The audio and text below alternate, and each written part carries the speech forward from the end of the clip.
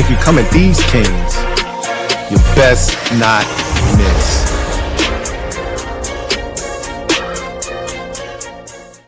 Shout out the game. Hey, we black, we back, and we not on time. It's good, everybody. It's good, y'all man. doing tonight? It's good. It's good. Sounds like us, man. Sounds like us. It's buzzing in these streets right now, man. Sounds like those coordinators that we looking to interview, all black. It's it feels like we're getting the black guys out of the way early, huh? Rooney. Get these black guys out of the way quickly, and then we can Shout get out to my dog Rooney, man. Shout out to the blacks. Shout out to the blacks and the Rooney Rule, man. Shout out to the Roonies, man. What's good, everybody, man? Wow, what a difference a week makes. Huh? What a difference a week makes. Hey, that young boy coming back too, man. He is coming back next year. Yes, sir. No, sir. No, for you, absolutely. It just got real. Game just got real, man. That's a good game on right now, man. It's the Fiesta You Bowl. already know is that he nasty when he wearing fronts, tops, and bottoms. Mouth full. You already know he a demon, bro. he on demon time. Tops and bottoms. Hey, Ed about to come on and give the full Lunda Wells scouting report and pitch his client for the job, man. I'm not for London. London's a wild dude. He wears a full Texas Ranger outfit to the games, man. He looked like Trevette for real from Walker, Texas Ranger. We requesting interviews. Those interviews don't start till this weekend. We haven't actually interviewed anyone yet, right? Yeah. Nope. No. Correct. Pure request. Everything is a request right now at this current juncture. Yeah. And I mean, his situation is interesting because he's a tight ends coach for the Cowboys who, he helped develop Dalton Schultz, Jake Ferguson, 4th round tight ends. I can give him a 2nd round tight end and develop if you want to come over here and do the same thing. But we tried to bring him over as an offensive lines coach, which is what he used to do back for LSU. Nope. And the Giants, I think he was tight ends coach maybe as well. Yeah, he was Evan Ingram. Yeah, so I mean, we're interviewing him for offensive coordinator, but maybe we hire him as a positions coach because people look at him like he's like one of the best in the business at tight end development. It's just the fact that he's never called plays before ever. Like, not even in college has he ever called plays. This will be his first time ever calling plays in his life. Yeah, no, you can't. And that makes me nervous. Yeah, no, it feels like a lazy Cowboys hire. It's like another Cowboy, of course. Like you said, he hasn't called plays. Buddy. Dan Quinn guy. It just that would be a downgrade to me, honestly, to go from Cliff to Lunda. Oh yeah, and there's so many better options out there. So many better options. So that'd be a lazy. And like you just had Joe Witt Jr. who never called plays. Another Cowboy. Like I know you want to help your buddies out. It just feels like a buddy Dan Quinn type of move. It's just too buddy Dan Quinn. But I get it. I think he's trying to help Lunda out because that can kind of boost up his resume for the future. The fact that he gets to interview. But that would be a super, super underwhelming hire, though. Yeah, we checking boxes. Tight ends coach. Yeah, we are checking boxes. We're checking boxes out here. I mean, but he is a home run tight ends coach hire. I mean, we still have somebody currently hired there. We have a vacancy at defensive line, but we have a guy right now still currently a tight ends coach. Hey, that boy Ed can't wait to get London in here with Lawrence Cager. Hey, they brought Lawrence back on the futures contract. So Lawrence is back. Congrats. Ed, congrats on that commission, man. Thank you. Yeah. Thank you. Look, it was either what is it, 3.5 or is it 4%? Something like that. It was either the reserve future or he was going to be on here at the Defenders, but he made it to the reserve futures. So I'm excited for the future of Lawrence Cager, man. Hey, that's what's up. Hey, now what we gotta get to, because you guys weren't here on Tuesday to give us your thoughts on everything that transpired on Tuesday, as far as the 2 firings and 3 2 coordinators being moved on from, and then I think the biggest surprise of them all was the offensive line firing of Bobby Johnson. So, Ed, I guess you start us off, giving us your perspective on all of that transpiring and what your first initial thoughts were, and what do you see going, on here, and then Enrico, you can just chime in after Ed kind of gives his perspective on everything. Yeah, so I mean, of course, I guess I'll start off with the tweet from Mama Jackson on Sunday, and she said, "I'm excited to see Jaden and KK for year 2 or year 3 or whatever." Yeah, year 3. 3. Yep. And did Diana Rossini come up with the article before or after that? I think she came up with the article before. That was before. I say the 2026 Diana Rossini hitting different. Oh yeah. She out here striking this year. She said, "Put some respect on my name." She's on one. Coming out hot. Yeah. So after that tweet, I was like, okay, does Jaden's mom know something? So that means he's coming back. And then we get the press conference with Dan and Adam, and then they just don't endorse this man at all. They don't say anything bad or anything good, but they just don't say anything. Right, which is more bad, you know, because you could have said, okay, Cliff did a good job with Mariota. Jaden was out multiple games. There's so many ways you could have said something positive. Even if you didn't want to bring him back, you could still at least say, like, hey, with the circumstances, Terry being out, Noah Brown being out, Debo Hill injury, you had to play with Robbie Chosen, Chris Moore, Luke McCaffrey, et cetera, backup receiver, practice squad guy here and there. They could have at least said that, but they didn't say that at all. Nope. So the writing was on the wall after that. And then we come up with the article that they parted ways, which they didn't part ways. They fired him, to be honest, but they say that to be nice. Yep. And then, of course, we could transition to we'll probably talk about the Jordan Schultz rift and all that and the disconnect, which is very interesting too. There's a lot of layers to that, in my opinion. I don't think that's a nothing burger. I think there's something there. Obviously, is Cliff's agent who put that information out. Absolutely. So everybody needs to be clear on that. It's not like somebody who technically is in the building giving that information. This is from somebody who was in the building, but they're not anymore. So, because people are panicking about the whole leak thing and all the leaks that we've seen in the previous Washington regimes. I don't think it's as bad as that because, once again, this is coming from a guy who is now gone and fired. Yeah. So to clarify, there are no leaks in the building because all the information that Jordan Schultz has ever gotten has come from people outside of the building, from agents. So let's be clear about that. Right. So that's a positive outlook at it. So they want to go into a different direction. They probably don't want to do the no huddle up tempo, the RPOs or shotgun formation. They want to do more things under center, which is what they possibly want to do. I thought Cliff did a fine job. I don't think he got fired because he was just bad. I think they just had a difference of opinions and the whole meddling with personnel. That's something, that's another layer to it, which is super interesting. But I thought Cliff was fine. Him and Jaden had a good relationship. 2024 did happen where he had the best rookie season of all time. Should have been a unanimous rookie player of the year and all that, MVP level player, Pro Bowler, all that, NFC Championship. A lot of that doesn't happen without Cliff. Yes, a lot of it was Jaden, but a lot of that doesn't happen with Cliff. Yeah, I saw that hit too. A lot of that doesn't happen without Cliff and his play calling and making him comfortable with the college offense. You could, if you want to call it a college offense, then stop it. Cam Taylor-Britt couldn't stop it that Monday. He couldn't stop it. So it still was productive. Were there times where he should have adjusted? Yes. Were there times the defense adjusted, like the Vikings game where he didn't throw the ball. I mean, he didn't run the ball on the goal line. I think that was the breaking point with he tried to pop up. I'm sorry. He tried to pop up like he was good. Yeah. That man over there trying to check to see if he got bleeding. Carson Beck trying to get his receivers killed. That's like the third dude he didn't set up, man. Sorry, Ed. I did not mean to cut you off like that. That man looked like he's spitting up blood over there, bro. Yeah. No, I see Michael Irvin in the background trying to help him up too and hype him up. Oh my. Yeah, he's probably gonna give him some stuff to wake him up a little bit. Hey, chill out, Ed. Chill out, Ed. Cocaine's a hell of a drug. Michael Irvin on that one. But yeah, no, I think the Vikings game was really the breaking point where he didn't adjust.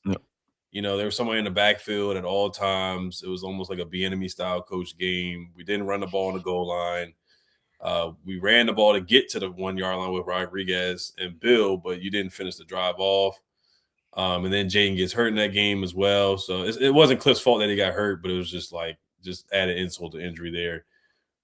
But yes, if they have a move up their sleeve to bring in a guy who is better, who was fired today, then it all makes sense. If they had a hunch that Mike McDaniel was going to be let go, which I know we'll talk specifically about him later, but if that's their plan, then they'll look like geniuses. Now, if he goes somewhere else and goes to one of the 7 or 6 vacancies, and they don't end up with him, they don't end up with Stefanski or one of the bigger name experienced offensive coordinators, then it will look like it's a downgrade. So it's a risk, but if you can end up with one of those guys that look like an upgrade, like I said, Stefanski, McDaniel, one of those guys, then it looks like an upgrade. So they just got to be careful. It's got to work, though. It's got to work. And then Joe Witt Jr., yeah, I mean, he should have been fired in the middle. They should not have demoted him. They should have fired him, in my opinion. But once again, it's another buddy thing where they kept him around and let him stay. It's like you should have just fired him, really, because he was awful. Yep. Rico. Yeah, I mean, it's a lot. Like these past just couple of days alone have been a lot. Starting with Cliff Kingsbury. Well, I mean, really, Joe Witt Jr. is not much to Ed's point. He should have been gone. And I mean, I would admit, though, I feel like he was dealt a horrible hand, but we've seen, especially with my research that I've been doing other defensive coordinators, like even Patrick Graham, even to his case, the Oakland Raiders defensive coordinator that we requested to interview, haven't interviewed yet. I went down his depth chart between the injuries and the lack of talent through bad personnel decisions, bad drafts, bad free agencies and stuff like that.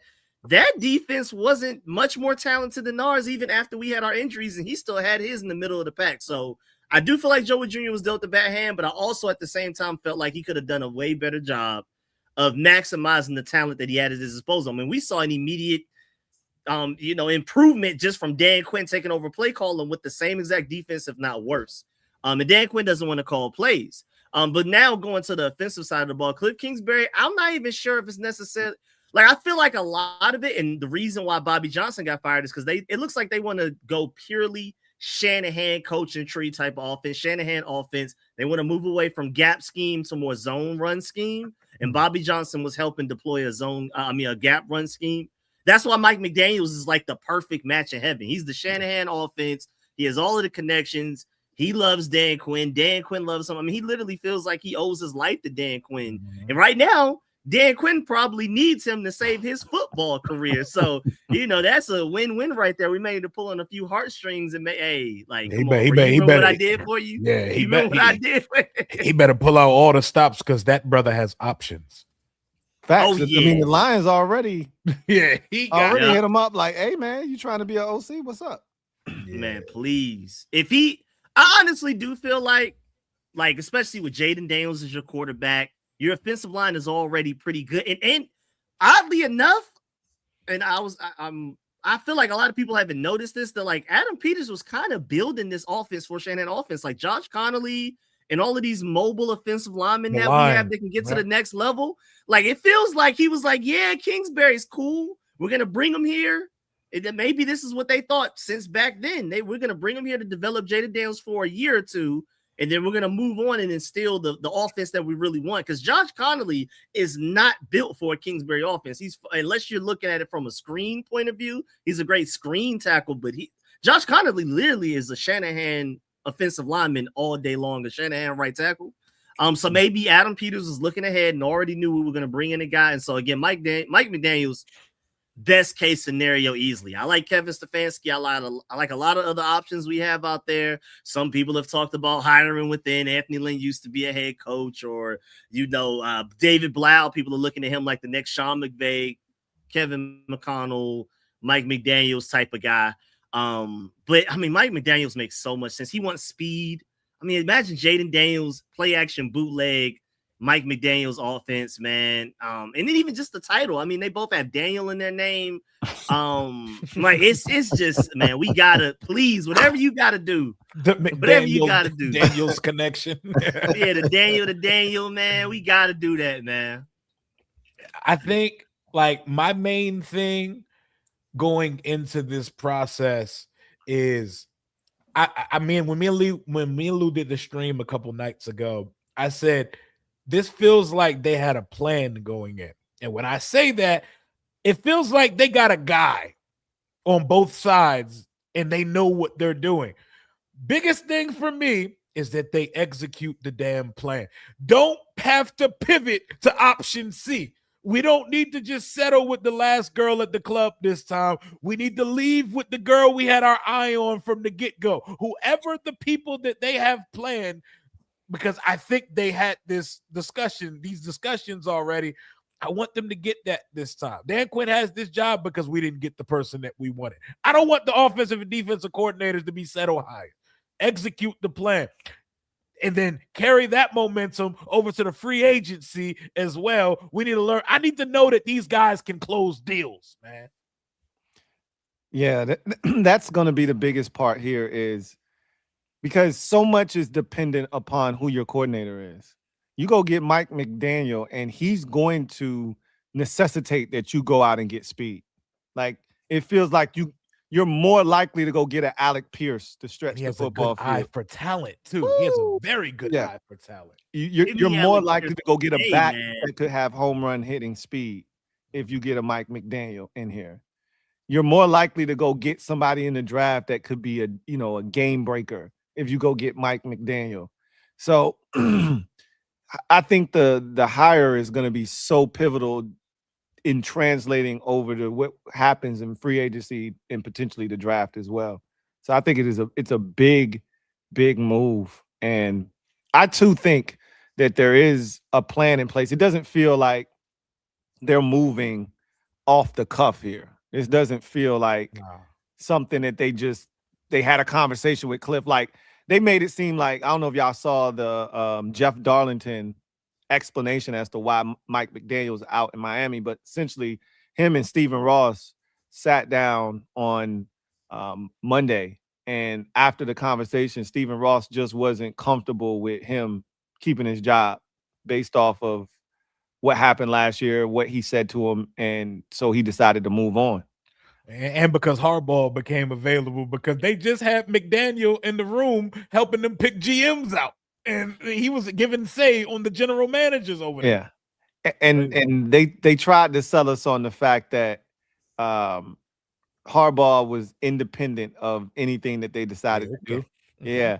I'm with you. Like, until Harbaugh got cut loose, it seemed like they were moving forward with him. And the crazy part is, Miami's not an attractive job. Like, if I'm Harbaugh, I don't want to go to Miami. Why the hell would I want to go there? Like, there's so many more jobs that would be more intriguing than Miami, because you don't have no quarterback, and you're not in a position to get a quarterback. Yeah, Miami's kind of beneath him. But that's where OGs go to retire anyway. True. You're right. You're right.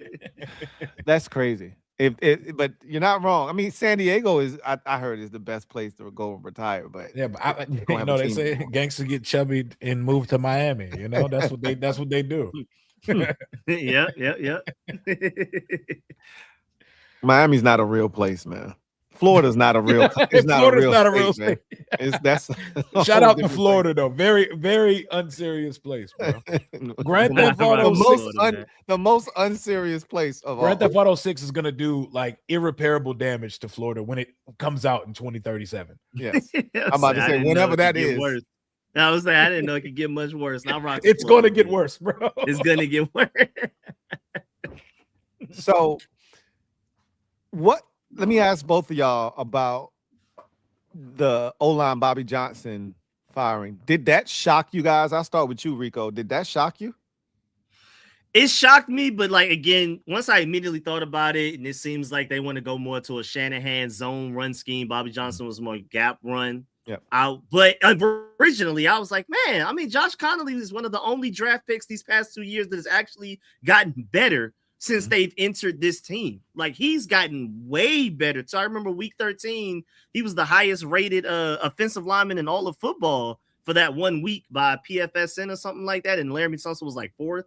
But I mean, he's been getting better and better every week. And then it just, bring in a new offensive lineman. If you don't hit a home run with that, I mean, who knows if he can revert back to factory default setting. I just felt like Bobby Johnson was getting more out of this offensive line than even the talent necessarily. I mean, Chris Paul to just come out of nowhere and finally look like a real starting left guard. And even when Brandon Coleman did play, he looked pretty good as well.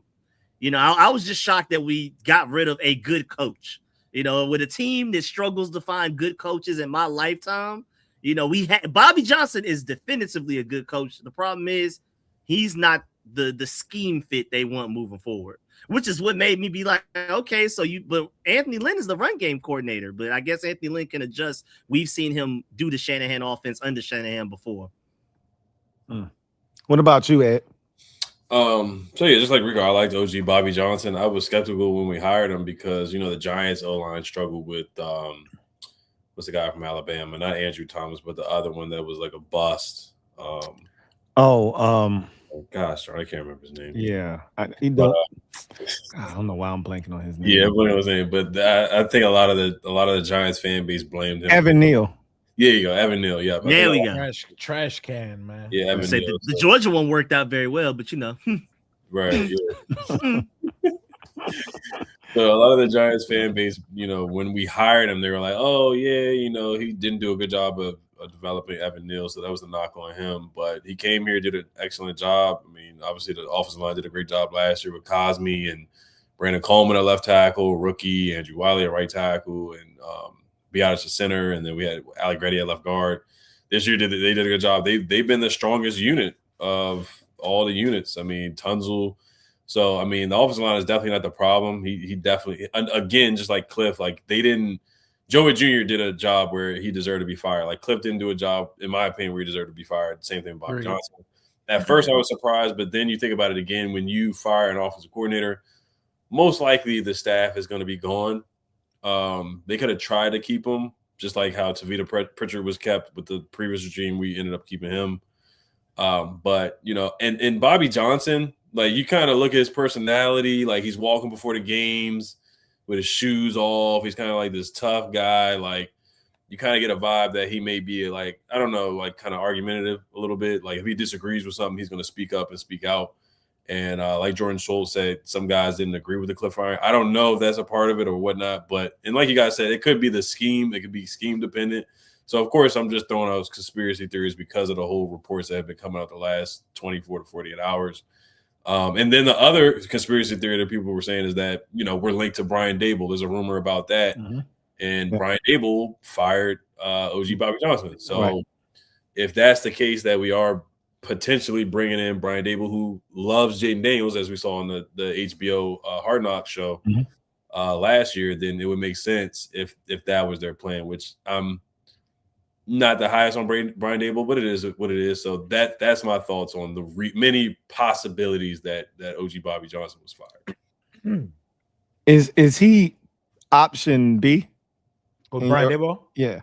I like Brian Dable. That would be it. That's not really a pivot to me. That's a good offensive coordinator. Yeah. So well, clearly option A is for you is Mike McDaniel. Yeah. Correct. I'm already bracing for impact that Mike McDaniel has much better options than coming here. And I'm not sure the power of friendship is enough to sway him from taking a significantly and there are more jobs that are going to open up, bro. Buffalo about to open up and they're going to need a coordinator and a coach. The Eagles offensive coordinator job is going to open up. The Lions job is a very, very enticing job and probably hard to turn down from an offensive coordinator. But hey, he loves Dan Quinn. I'm rooting for it. I hope it. My fingers crossed. But I think Brian Daboll is a lot more realistic at this point. Yeah. I think if we get Mike McDaniels, is going to be more so of Jaden Daniels. Like, I mean, even like Mike McDaniels looking at the Lions, they have a lot of great pieces, but he may be tired of. Yep. Yeah, he may be tired of like a quarterback that's so scheme dependent. He may just want a guy that can make plays outside of the scheme. Please, and Jaden, if we get Mike McDaniels, it's Jaden. Period. Yep, I love Dan Quinn connection, but it's Jaden. Yeah, for sure. 5. Yep. That's what I was basing it off of. You guys had sent the Jonathan Jones tweet to the chat, and it basically said that we will be able to secure a better offensive coordinator higher than some of these teams will head coach hire because of Jaden Daniels. And opportunity to really bolster your resume, having a quarterback like that play well for you will really fast track you to getting a head coaching job. And, while there are a lot of opportunities that are going to exist, there's a quarter of the league right now looking for a new head coach. It's crazy. Even to add to that, there's 3 teams that don't have an offensive coordinator right now: us, Detroit, and Tampa Bay. So that's 11 teams that don't actually have an offensive play caller. And to Rio's point, you could see Pittsburgh and Buffalo both can their head coaches, which would open up 2 more head coaching jobs, which would bring the number to 10, and it would be 13 offensive coordinator vacancies at that point. Oh my God. So a third of the league. It could get really dark outside, and it would really be hard to see him because there's not enough. Fast, boys. Act fast, boys. Exactly. It's not enough supply for the demand, right? It just feels like Mike McDaniel would have to get a head coaching job if there are that many openings. There are not that many good candidates this cycle. So it feels like it's a long shot. But my thing is, if he ends up not getting a job or not being enticed by one of these, you better be first in line. Yeah. You better be first in line. It almost feels like it would be irresponsible of him to just take a job quickly, though. Like, he has options. Like, he don't have to rush it, but we need answers, and our timelines may be very drastically different than his right now. Unless he really loves Jaden and the whole relationship with Dan. Another thing I would say about Dable is everybody's concerned about protecting Jaden as a play caller. We saw what happened with Dart, with him running into the tent, to the blue tent, and all that. So what would he do to change it up? Because you saw what happened with Dart, where they were running him, and you got to use Dart's legs too. You got to use Jaden's legs too. So that's the question mark with Dable. I think he is going to use Jaden as a runner a little bit, but it won't be to the extent of Jackson Dart. No, it's not going to be to that extent there. I'm not concerned about Dable from that perspective. A lot of people are starting to try to pull the jacket for Dable, like, hey, he only had 2 top 5 offenses, and that was with Josh Allen. I'm like, that's my point. Like, when you give him an elite quarterback, he can produce. You know what to do with it. Right. Yep. So I'm like, I'm fine with that. Like, I'm not. He's a good quarterback developer, man. I think him and Jaden would have not only just a good relationship. I think they would be a good fit for each other. Dayball's on the short list for me. I mean, everybody's been showing them clips. Pre-draft. What are you doing this play? Throw a touchdown. Yeah. Dayball was coaching for his job too. Like, of course I'm gonna run this, but I don't care about his concussion. I'm trying to stay here, bro. Like, he's trying to win ball. Get out the tent, bro. I'm not trying to turn the key card in yet. Hey, that was wild though. I ain't never seen anything like that. That man went in the tent and tried to go. They had to take him. They had to forcibly remove him from the tent. This man was. I don't think I've ever seen a head coach go in the tent. Go in the tent, bro. They had to remove him like a bouncer taking somebody out the club, man. Get out, bro. What are you doing?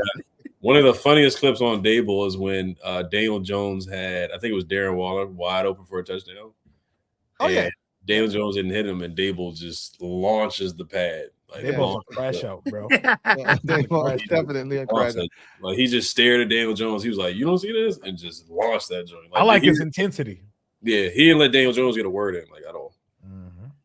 Well, Daniel Jones is very demure, though. So he one of them dudes that'll let you yell at him like that and won't do a damn thing about it. So Dayball will be knowing who he can pull that shit off. I ain't gonna lie, man. I wouldn't mind seeing Dayball lighting a fire under Jaden, man. That should be kind of lit, bro. Yelling at him and just like that fire. A little bit of a yelling match, but it ain't toxic. It's just football things over here. He come out and throw a touchdown off the boot next possession. Hey. We need some of that over here. So Jaden does seem like the type of person, not necessarily arguing, but you got to try him. Like, you got to, you don't look like you could throw a touchdown right now. That's the type of motivation. Oh, say less. Watch me. Yeah, I would say that seems like the type of stuff he responds. Doubt. He responds to doubt. Jaden would definitely respond to a little bit of, You don't look like you came to play today. I don't know. You don't look like you into it right now. Yeah. You don't look like you really like this right now. Yeah, challenging him is definitely Yeah. a great motivating tactic for him for sure. He has such snark. The last thing I will say, Dable, he did say when we played the Giants actually, and we Neighbors had that crazy game. He said, I think he said like he asked Malik Neighbors like on his input like during the game, like what did he want and stuff like that. I mean, of course, he was going up against like Ben St. Juste and Michael Davis, but he was asking Malik, "What did you want to do on this play?" Stuff like that. So that's kind of like cool input. I also know this, and not to continue to beat the horse of Brian Daboll, but look, Malik Neighbors in his rookie season had about 80 targets in the first like 9 weeks of the season. And I know they have like the most talent necessarily surrounding him. Yep. But like, could you imagine getting a coordinator that actually feeds his number one wide receiver? Yep. Terry would love Brian Daboll. They would love McDaniel, or if we get McDaniel or Brian Daboll, Terry would see a target share he's never seen before. And that would be the dream of all the Terry stands out there who believe if Terry had a coordinator that actually prioritized him, what he could do and the numbers he could put up. Now we could put that discussion to rest if we actually got one. So it's going to be interesting to see what they ultimately do. Any thoughts on the two guys? We made some jokes when we first came in about the two guys that they've been rumored to be looking to interview to start the process off on each side of the ball. Patrick Graham on the defensive side, and on the offensive side, the what's his name? Patrick Graham, London Wells. London Wells. Any thoughts on either one of those dudes? Everybody I've spoke to that like Raiders fans, they love Patrick Graham, and from everything I gathered, people speak highly of him. His players love him. Max Crosby loves him, but that ain't enough for me. Like, he seems like a competent guy. He's an Ivy League educated guy, so he's definitely qualified for the job. But I wouldn't hate it. But that's not what we're looking for here. But Rico did a very good video deep diving Patrick Graham. He did a really good. If you haven't watched Rico's video yet, make sure you tune in. Like 30 minutes of deep diving Patrick Graham. I'll let him appreciate take that it from there, man. I mean, I'm right with you. It's like he shouldn't be the goal, but if we just saw tomorrow, Commanders have announced Patrick Graham as the defensive coordinator, I'd be like, well, at least this is an upgrade easily. Because again, he was dealt a terrible hand with the Raiders. I mean, they had Jamal Adams starting, bro. 2025. We're talking about Jamal Adams starting. We're talking about Max Crosby missing games. We're talking about Jeremy Chin when he was having a good season. He ended up on IR as well. Like, they had their fair share of injuries, just like us. They had their fair share of bad personnel decisions to where they didn't have a lot of talent. And yeah, that deep bomb was crazy. Wow. And I feel like he did a way better job than Joe Wood Jr. at maximizing the lack of talent that he had, whether it be due to bad personnel decisions, bad roster decisions, or injuries. So we will be better than we were last year. You can say that, but it's not like the goal. It's not the home run hire, but I would be okay with it. I don't think he's a needle mover, but I don't expect a needle mover defensively. So my mind is already programmed that we're getting a basic, like, it's not going to be competence. Yeah, it's going to be a competent defensive coordinator, but it's not going to be anybody that you're going to be super excited about. So Patrick Graham fits that mold for me. You could do a hell of a lot worse, but you can also do a hell of a lot better. Exactly. London Wells, once again, that would be an underwhelming hire. But no, I know he's like highly respected and all that. And you can point to Jake Ferguson, you can point to Dalton Schultz. And just being a part of that Cowboys offense, like every year they have a high power offense with Dak. I mean, you can say all the bad things you want to say about Dak, but they're going to always get their numbers and move the football.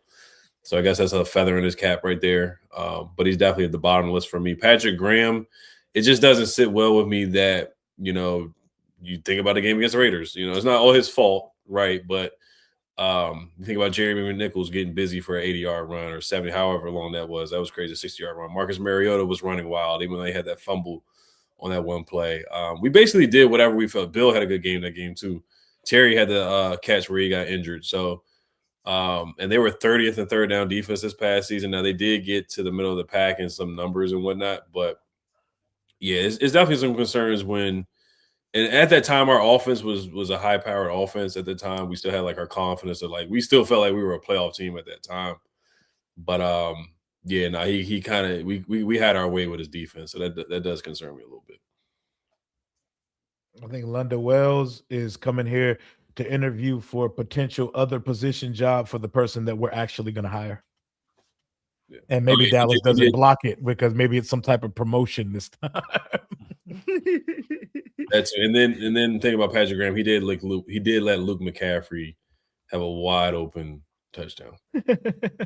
Big you know, and interesting enough, the Raiders allowed us to score the most points this past season in any game. So I know that's gonna have a lot of bad taste in people's mouths. But when he first got with the Giants in 2020, he had the 9th ranked defense, and then the 11th the next year. He first got to the Raiders in 2022. They were 27th, and the next year they were 16th. The next year they were 14th, and the next year they were 8th. So he's a steady improvement guy. He's not a guy that's going to come in necessarily. Your defense is immediately going to be elite that year, but they're going to get better.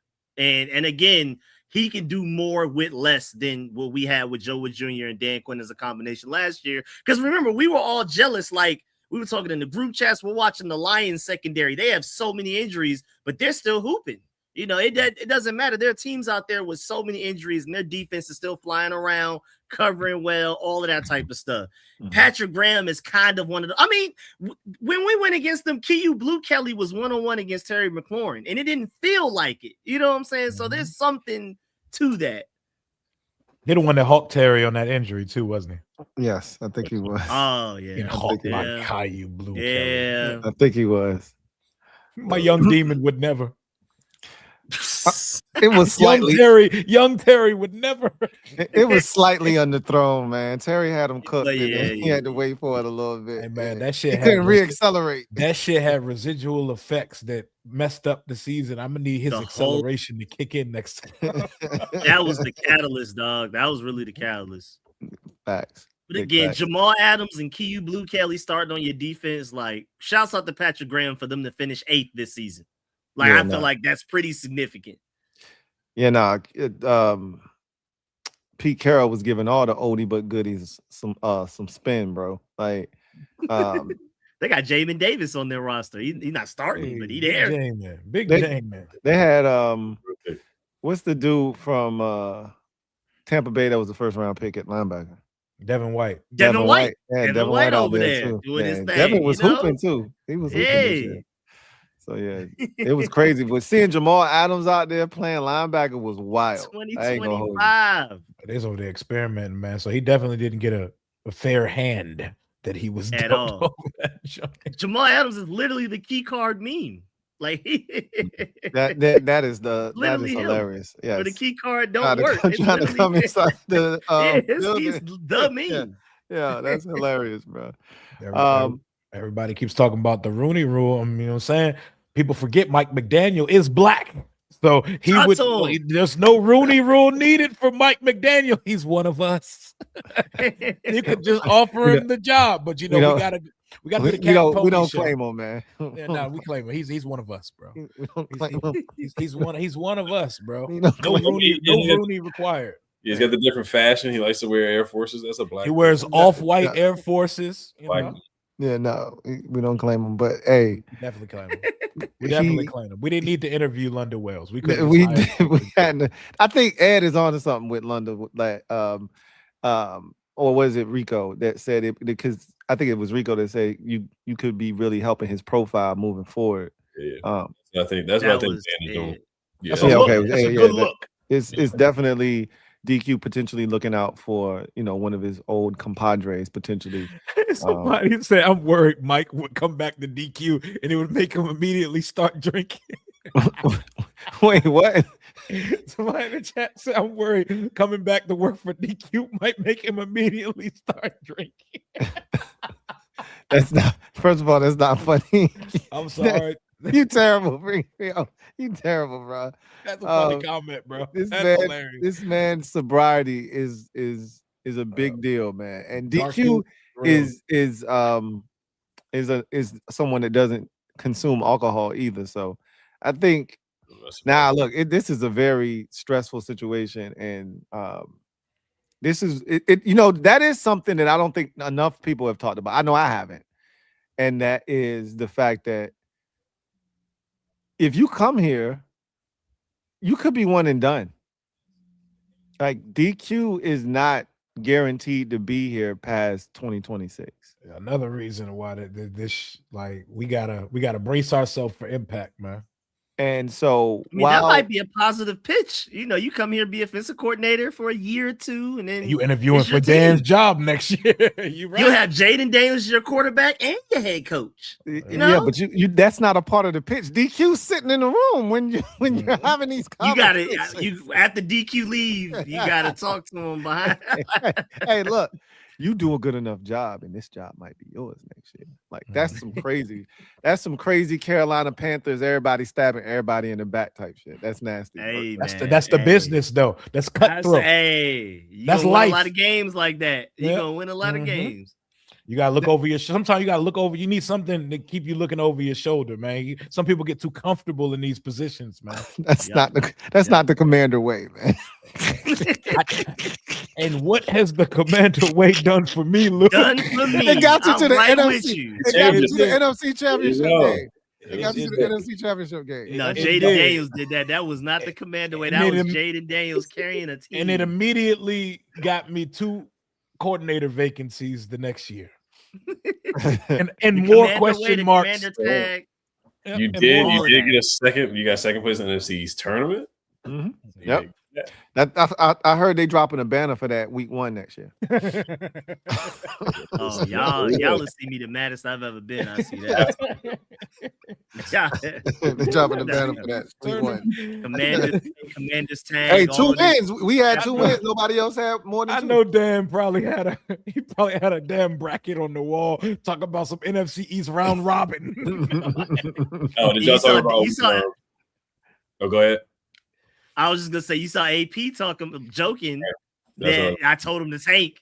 Right. That's you about to say it. That's you. I was just about to say the same thing. AP's joke. I don't think AP was joking. Let me tell you.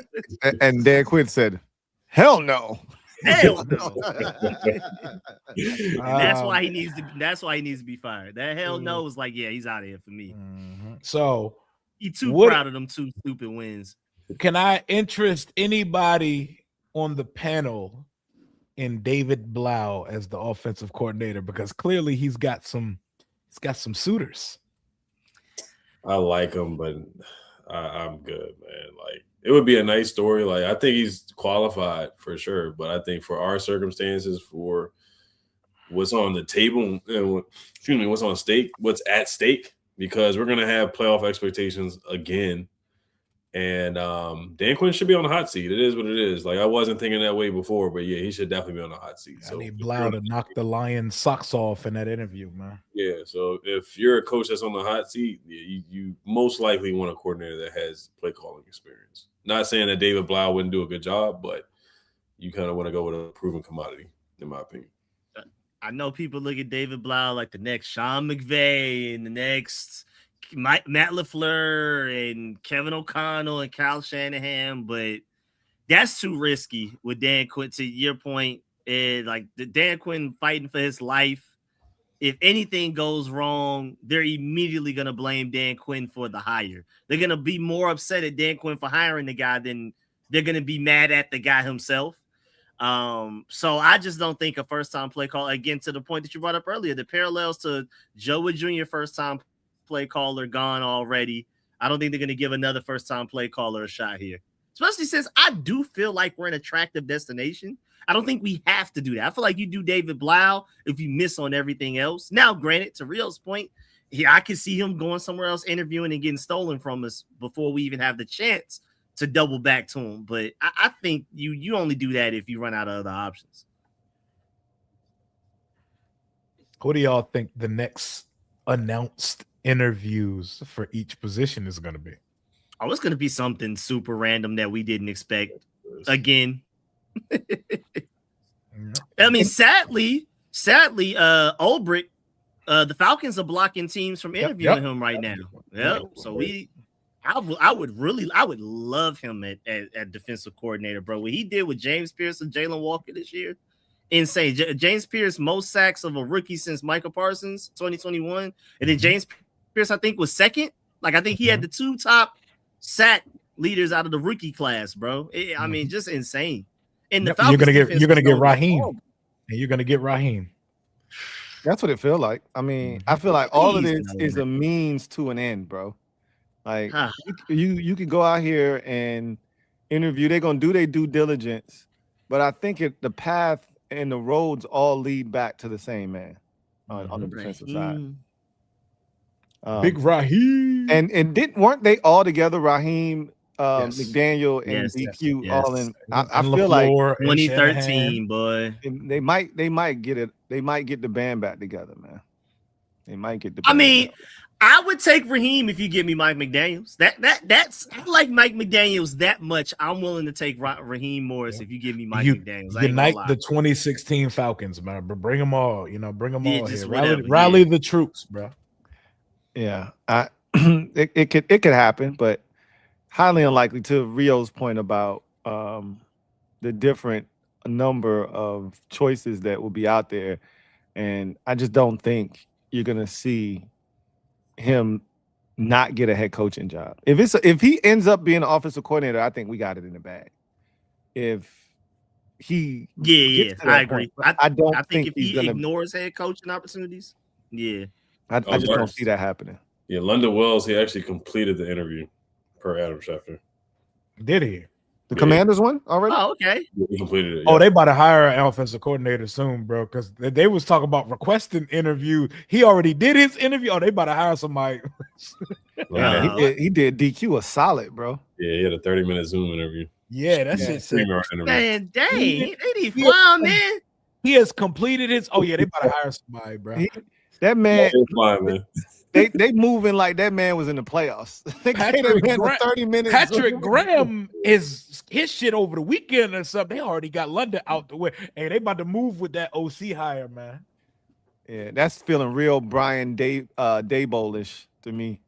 But that's we'll cool. see. Because that's cool.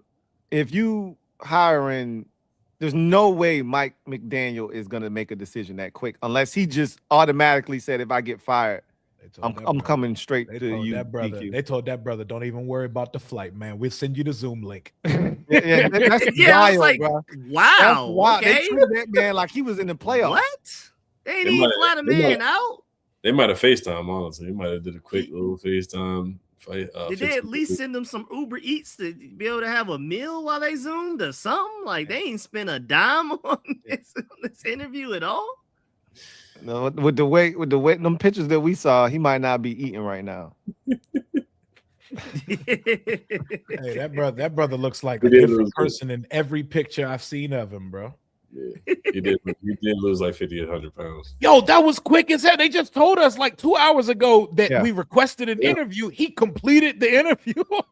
This was a 15-minute FaceTime buddy Dan Quinn 15 minutes. Since we've been live. Since this live stream, he did the interview.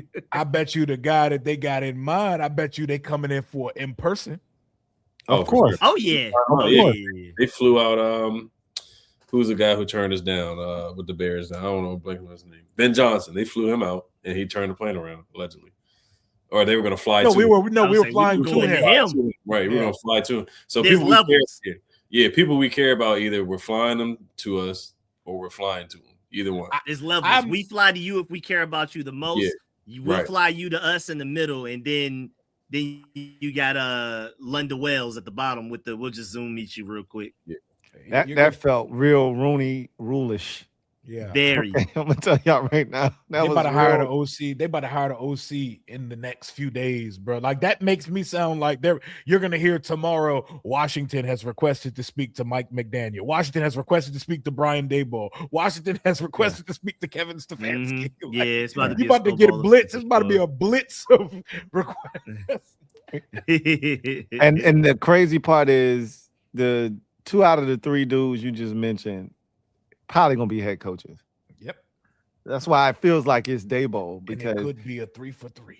Yeah, because nobody wants Daboll as a head coach. Because as a head coach, that's right. Remember the kicker fiasco where he didn't elevate a kicker? Like that's a ding against him for that, not doing that. They lost that game against us. Y'all don't think Buffalo would take him back with his experience for Allen? For with sure, McDermott? they would take him back. back. McDermott's getting fired if they lose to Jacksonville. Yeah, but I don't think they would hire him as a head coach. Head coach, yeah, not as a head coach. But they would love to have him back as the offensive coordinator. And then the whole that would be a lot of bald on the sideline. Yeah, that's a whole lot of a lot of shiny head. Bowling alley lane head ass. Wait a minute. Lord, what are we talking about right now? Brian Daboll and Dan Quinn. The stadium gonna be shiny. Hold on. That wasn't that crazy. That wasn't crazy. Hold on, Rico. Rico said that's a whole lot of shiny head, Rico. That's crazy. I mean, is that crazy? It's gonna be a bright stadium. That's crazy, bro. Shiny head is wild. I don't think that's that crazy. Man. What's that bald song that's been going viral? It's like bald. It's literally gonna look like 2 cue balls down there, man. That's definitely crazy. Speaking of songs, have y'all heard the Carolina Panthers dude that be making songs? I did hear that. Hey, Rio, don't send us that shit no more, man. That shit was trash. Don't send us that shit no more. Hey, that joke wasn't a slap. Hell nah, that wasn't no bop. That wasn't a slap. I thought it would be like a left hand up kind of song, but it wasn't even like that. No, it was even worse. Same type beat, man. Same type. It was even worse. Yeah. And I like the left hand up guy. It made left hand go platinum. It made left hand up sound like a platinum song. Nah. That shit's garbage. I found myself and my son in a music video over the last couple days. There's a YouTuber that does reaction videos, Knox Hill. Apparently, I know who he was from reaction videos. I didn't know he rapped. And a bunch of people in our Commander stream the other day that was like, Rio, you and your son are in the Knox Hill video. Apparently, someone was shooting a video when we was tailgating at the Raiders game. I'm in the video. I'm dancing to music and everything. First of all, I'd never heard that song before. 2, I thought this was like NFL film, just recording people at a tailgate. We just rocking to something, but I was like, oh, I'm in a music video. Hey, shit, we might have our field goal kicker. We scouting Bain. We might be scouting our future field goal kicker right now. Our future field goal kicker, he plays for Michigan right now. That boy nice. This Canero dude right here, man. That boy from Michigan. That boy hit like 750-yarders this year, and he was like the most accurate kicker in Michigan's program history, bro. We might need to take one on the 7th round. Moody hit the 56. Moody hit that 56. Yeah, I'm rocking with Jake right now. Oh, no, we're rocking with Jake, but that don't mean we can bring a kid in to remember what I said about looking over your shoulder? Some people need to look over their shoulder. You need to know that there's a shadow there awaiting if you decide to be on bullshit. Did that video have you throwing the football? was that the footage that they had or what? Well played.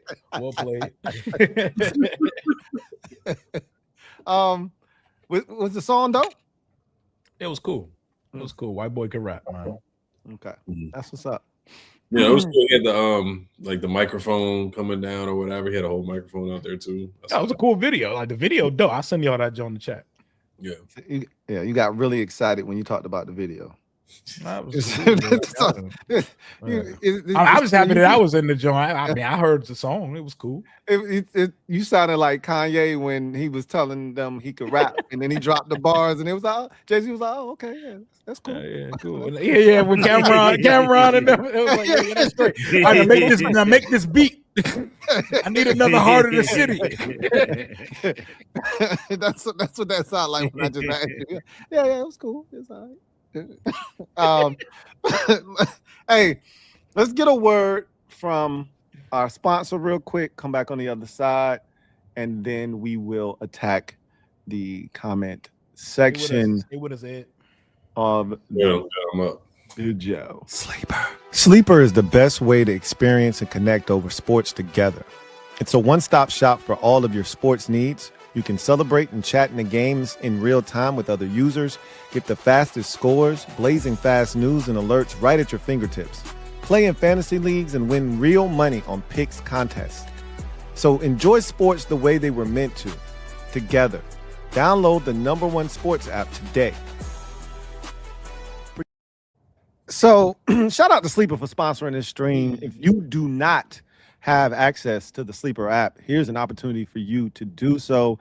There's a link in the description of this video. Click that link. It'll take you to where you can download the app. Make sure that you are in an area where Sleeper is available. Once you do that and you verify that you are who you say you are, use our promo code KINGS25 to get you a 100% match on your first deposit up to $100. That's right, a dollar for dollar match. Sleeper has been killing it over the last 3 weeks. Basically, every day it's a new 100% boost or 60% boost or 75% boost. They just been murdering the game, trying to give away money. If you are not a member of the Sleeper family, you don't know what you're missing out on. But here's an opportunity to become a member of the family. Thank you for blessing us and sponsoring this stream, Sleeper. So I wanted to ask you guys your thoughts on the first half for Rueben Bain Jr. if you've been watching the game. What have you guys seen from him in his first half? He gets active. Seen a guy that's gonna kill that 3-cone in that short shuttle and probably do nothing else at that combine. Yeah. Well, we were talking about that before we came on here. This dude's motor is relentless. Like you said, he turns the corner like nobody's business. And I think the thing that I saw tonight that I wasn't necessarily really focused in on the first time I watched him play, but I really honed in on it tonight is his hand usage. He uses his hands really well to defeat blocks and turn the corner and flatten. So I've seen him double team tonight. I've seen 3 guys on one play lay hands on him. So he is a guy that is completely the focal point of the Ole Miss protection. And he is definitely a guy that I'm intrigued by. But again, I can't get past the measurables. That's going to be it's a hard thing for me to overlook. And with RICO'S statistical data on that, you can't just dismiss that as if it's just a random stat. It's a real thing, and college is vastly different than the NFL. These NFL tackles, they don't play with undersized dudes. They put them in the ground, bro. They put their dick in the dirt. So if you come in with these short-ass arms, these tackles have 34, 35-inch arms. They just going to keep you at bay. So he'll be interesting because he can play. He can hoop. That's what I got from the first half. Yep, he has a good motor. He just nothing about his body says NFL edge, but he's a game wrecker. I think he's gonna be a dog in the league. I just don't know if it's gonna be coming off the edge for someone's defense. Somebody said, and I think I already brought this up with y'all, but somebody said Brandon Graham. I see it. I get it. I see it. And I'm gonna be honest with you. Brandon Graham is not worth the top 10 pick. Y'all disagree or agree with that? Oh, I agree. Okay. So, I mean, Brandon Graham's a really good football player. I would not hesitate to take a Brandon Graham in the second round. I wish Johnny Newton was Brandon Graham. You know what I mean? I wish Johnny Newton was Brandon Graham. Oh, we'd be lit right now. But I don't want to spend my first round pick on Brandon Graham. Not at 7. So Johnny Newton breakout coming in year 3, though. You heard it here first. I would love to see it, bro. I would have coach defense. I would have felt so much more confident about that had Johnny even had a pulse on Sunday. I didn't even know Johnny played. Did Johnny play on Sunday? There goes Johnny. That's the Johnny Newton we know right there, boy. He said, once I get hot, you got to cool me off. He cooled you off. They cooled your ass off. All right. Yeah. But they cool him all the way off, man. Yeah. Oh, man. That's hilarious. CGM87. Thank you for the super chat. Greatly appreciate you. CGM87 writes, Cam Taylor-Britt gonna spend 5 days in jail, a dorm cell, for reckless driving. If coordinators are nepotists, higher DQ will be all but done in DC. Oh yeah, speaking of the jail thing, so Marshawn Lattimore, I don't think we got a chance. We ain't even talked about it. So he was arrested, as everybody, well, not everybody's heard, but he was arrested on concealed weapons or something like that. So I mean, either way, it didn't matter. Like, he's gonna get released. I mean, this might speed the process of us releasing him, but I'm not. It's crash out Marshawn. I mean, but people are conflicted over saying that he shouldn't have been arrested. So, I wasn't there to speak on it, but it's just news that we have to talk about. Speaking of somebody who brought up jail, he wasn't there. I think he was there for less than 24 hours.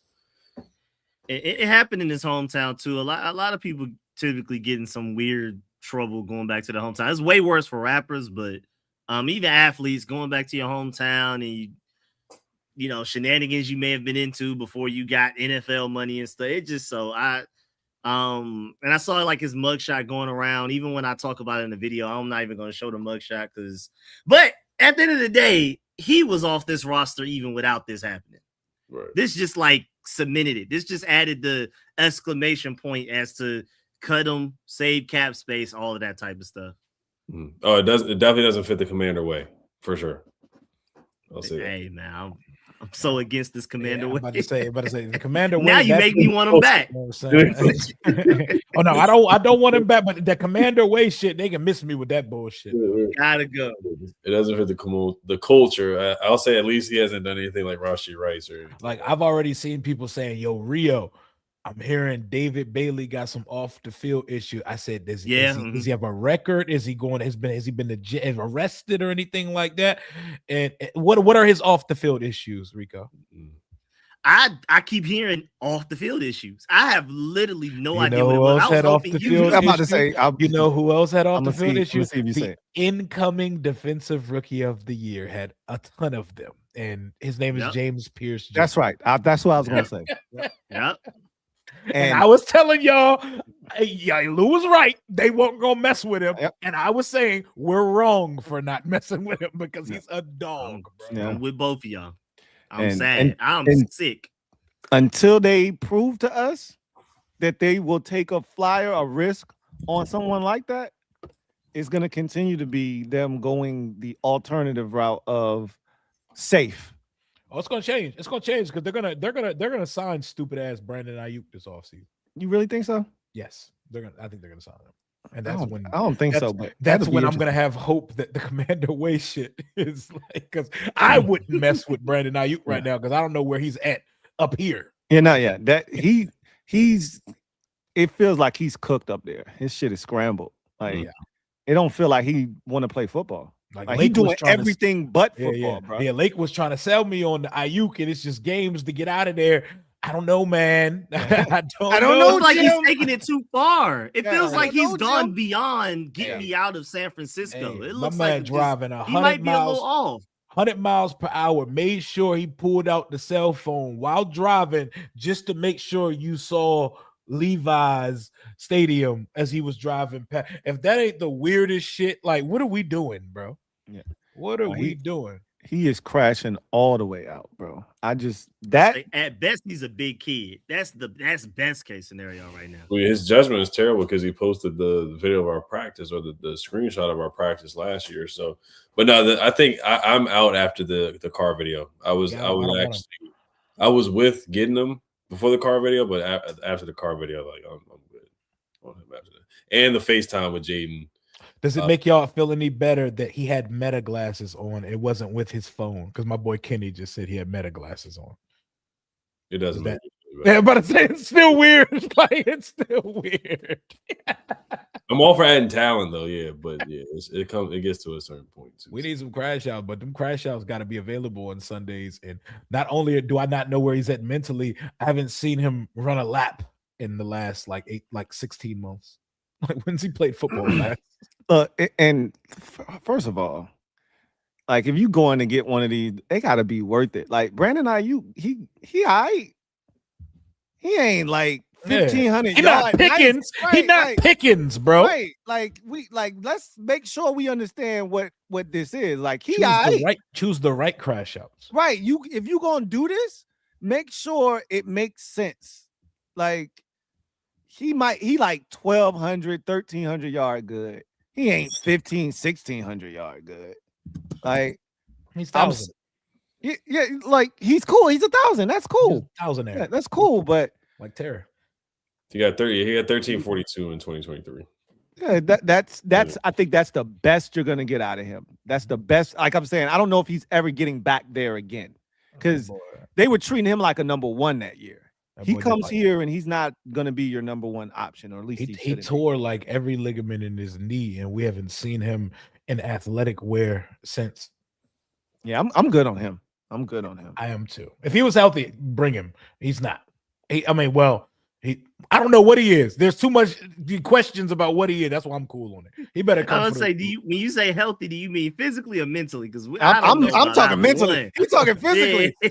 Both of them. Physically. Both of them. Here, like BOAF. Both. Both. I like some screws loose up here though, but I don't know. I don't know if you're still a football player. I have too many questions. JD Sports Talk. Thank you for the super chat. Greatly appreciate you. Writes, Dart's play dropped after Daboll was fired. Big facts. Correct. Significantly.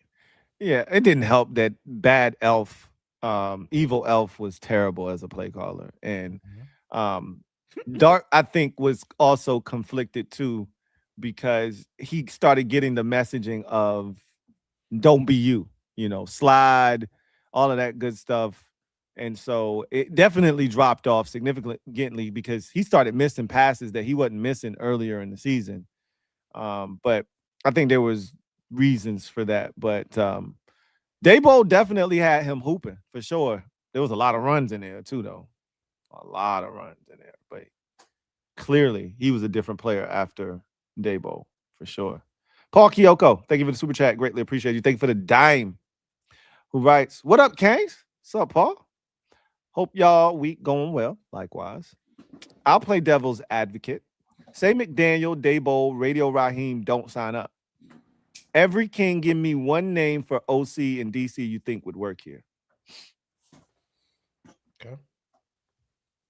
That's so we're gonna try to keep something. Are we gonna all try to be different so we can pull different names out of the hat? Let's start on the offensive side. We'll go offensive and then we'll go defensive. We'll go around the horn. So one offensive coordinator that's not named McDaniel or Daboll that you think they would bring here if they couldn't get those two. You said would or do we want? No. Do you think would work here? So would a guy that you think would work here? Okay. Nate Schielhaus from the Rams. That would, however you pronounce that German-looking ass name. Yes, that's the guy that they're saying is on the track for head coaching. So he might have a lot bigger. He might have his sights set on bigger things than this. But yes, him. He comes Mike LaFleur from me. Mike LaFleur.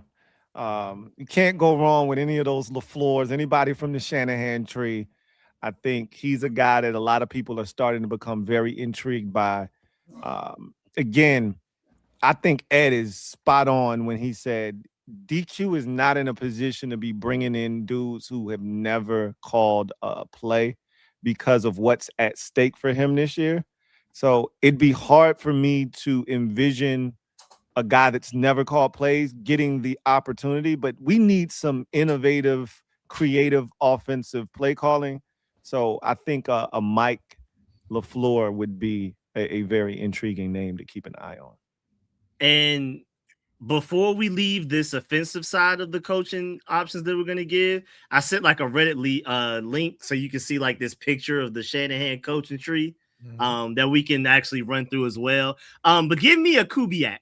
You know what I'm saying? I prefer a Clint if the Seahawks lose immediately, but I'll take it up. I'll take a chance on a Clay. You know what I'm saying? Give me a Clint about to get a job. Oh yeah. No. Yeah, he got five. He got five lined up, bro. Well, yeah. He's getting a job. What's the other one? Clay Kubiak. Yes, sir. Yes, sir. Give me a Kubiak. Shanahan's and Kubiaks, they used to be growing on trees. Literally, this man Rico just sent us a tree. You said the word tree. He just literally sent the tree out. This is Let's say crazy, you can bro. show that. We could go Got through the little whole offensive descendants just hanging around every coaching staff. Like every staff's got to have one. hey, what's that voice again? Everyone's got to have one. Every staff's got to have one. Oh man, Got to keep a Shanahan around, man. Look at this shit. And we had so many of these guys run through Washington at some point. It's sickening. yeah, this is crazy. Like 80% of this shit has been in DC before. I mean, one of them is right here. There's Anthony Lynn up there chilling. Yeah, top. I just started from Kyle Shanahan. And his and shit went don't down. look. His shit don't look nothing like theirs. Anthony Lynn shit don't look nothing. Like Hey, shouts out to Shane Steichen, but yeah, it kind of stops there. yeah. His shit don't look nothing like. I didn't even know. I didn't even know Liam came off of the McVay tree. That's wild, bro. It's dangerous. Now it makes sense though, bro. Yep. That he's so Shane nasty. Waldron. Yep. And now they're gonna poach. They're gonna poach that Liam Cohen room for Spencer Whipple and Grant Udinsky. Those Grant Udinsky. Grant Udinsky. He sound like he putting together all Eastern European team. all bomb squad or some shit. Udinsky. And these boys get busy. These are the guys that are next in line to be getting interviews and shit. Like, what is a Shielhaus in a Udinsky? Like, you sound like you about to do some real diabolical shit here, and it ain't football. So you said a spell, furniture. Hey, when you look at them, like they definitely they passed the look test of what you want your offensive coordinator. Yeah. They definitely look like they do this shit. Yeah. My man Lunda don't look like he an offensive coordinator, bro. Not the picture you said, but neither of them. He look like he's supposed to be on what was the name of the channel we had growing up that used to have the rodeo bull shows and shit? I can't remember the name of the channel. It's like 56. Yeah. This is wild, man. I did not know Liam Cohen was from the Sean McVay tree. Bro, this is insane, bro. Don't forget Bobby Slowick, the run, the little small year run he had. Mm-hmm. Oh no, remember he was hot. He was hot in the streets. Yeah, I'm saying he had a run. Yeah. He had a little run. Him and CJ him and CJ was not rocking with each other. Yeah. Oh. Yeah, Kevin O'Connell on the list. Yep. We already knew Kevin was going to be like that, though. Remember when we wanted him because he made Dwayne. He made Dwayne Haskins look good in those last two games. Hell yeah, we already knew Kev was like that. Yeah, we know he was on that track. Goddamn, Ron's stinking ass was the one that was getting jealous and shit. Yeah, we knew Kev was like that. Yeah, he wanted Scott Turner. It was either Kevin O'Connell wanted to leave and Ron wanted Scott Turner, and Kevin wanted to go. The rest is history, huh? All right, so Ed, do you got an offensive dude? If he doesn't get a head coaching job, I do like Kevin Stefanski. I mean, he's got the track record. You know, he's done a lot with less. You know, he had that 1 year with Joe Flacco, Mark Cooper, Nick Chubb, made the playoffs. They were third in rushing one season, so he's got the track record. But he's definitely going to get head coach interviews for sure. That's like the biggest concern. He's definitely getting a head coaching job. That's a 2-time NFL Head Coach of the Year award winner. Recently, bro. That's insane. He's getting a job. Yeah. Like that's not an if. It's where is he going to be employed in 2026? Yeah, because if you can win in Cleveland, of all places, it just makes two different quarterbacks. Yeah, Deshaun Watson, a bunch of guys. Like if you can win in Cleveland, he probably will get a job. But I would love for him to be OC if he does not. If there's a world where he doesn't.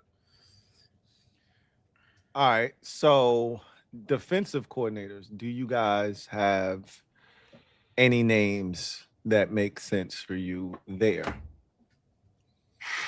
It ain't gonna happen, but Jim Schwartz, I'm gonna put that out there in the ether because I would love that.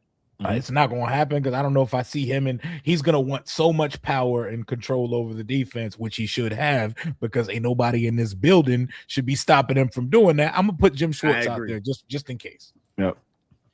And even though Brian Flores doesn't feel realistic, but I mean, you got to think with him suing the NFL still like right now, he probably is never getting another head coaching job. It's just whether he wants to leave the Vikings to make a lateral move elsewhere.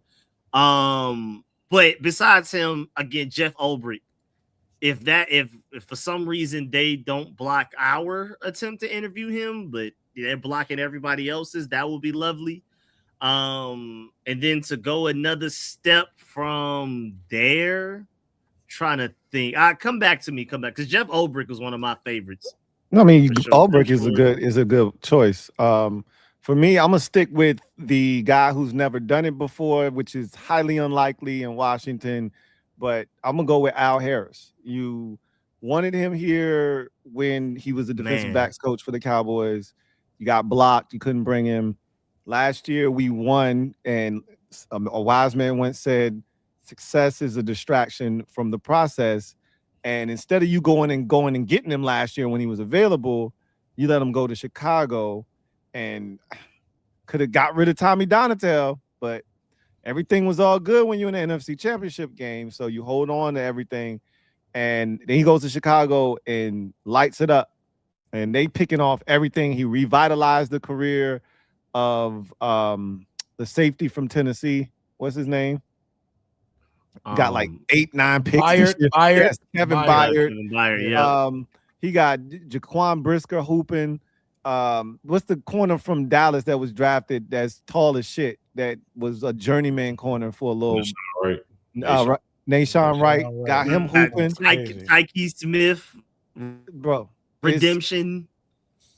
It's crazy how they taking the ball away over there. So I wouldn't mind seeing him get a crack at it. And I think that's a guy DQ could work very closely with to put together a scheme. But again, I don't see that being the case. He's going to get somebody who's established, who's done it before. I'm not gonna lie, y'all took everybody what I was gonna say. Jim Schwartz is the top of the list for me. Mm-hmm. You guys know I've said like Matt Patricia and Wink Martindale before, but I guess I'll go with somebody else out of the box. So I did just do some searching. Texans defensive passing game coordinator. His name is Corey Undlin. Now he hasn't been a DC before, but anybody from the Texans staff is a go for me. If you can poach anybody from that staff that's been able to force turnovers and get those guys going, they do have talent. They have way more talent than we do. Mm-hmm. But anybody from that staff. But like I said, you guys, Jim Schwartz is the top of the list for me, like by far. He's my number one guy. Yeah, Al Harris is up there too. Al Harris definitely would get our corners right, like liking nice things. Like he would get our guys to take the ball away for sure.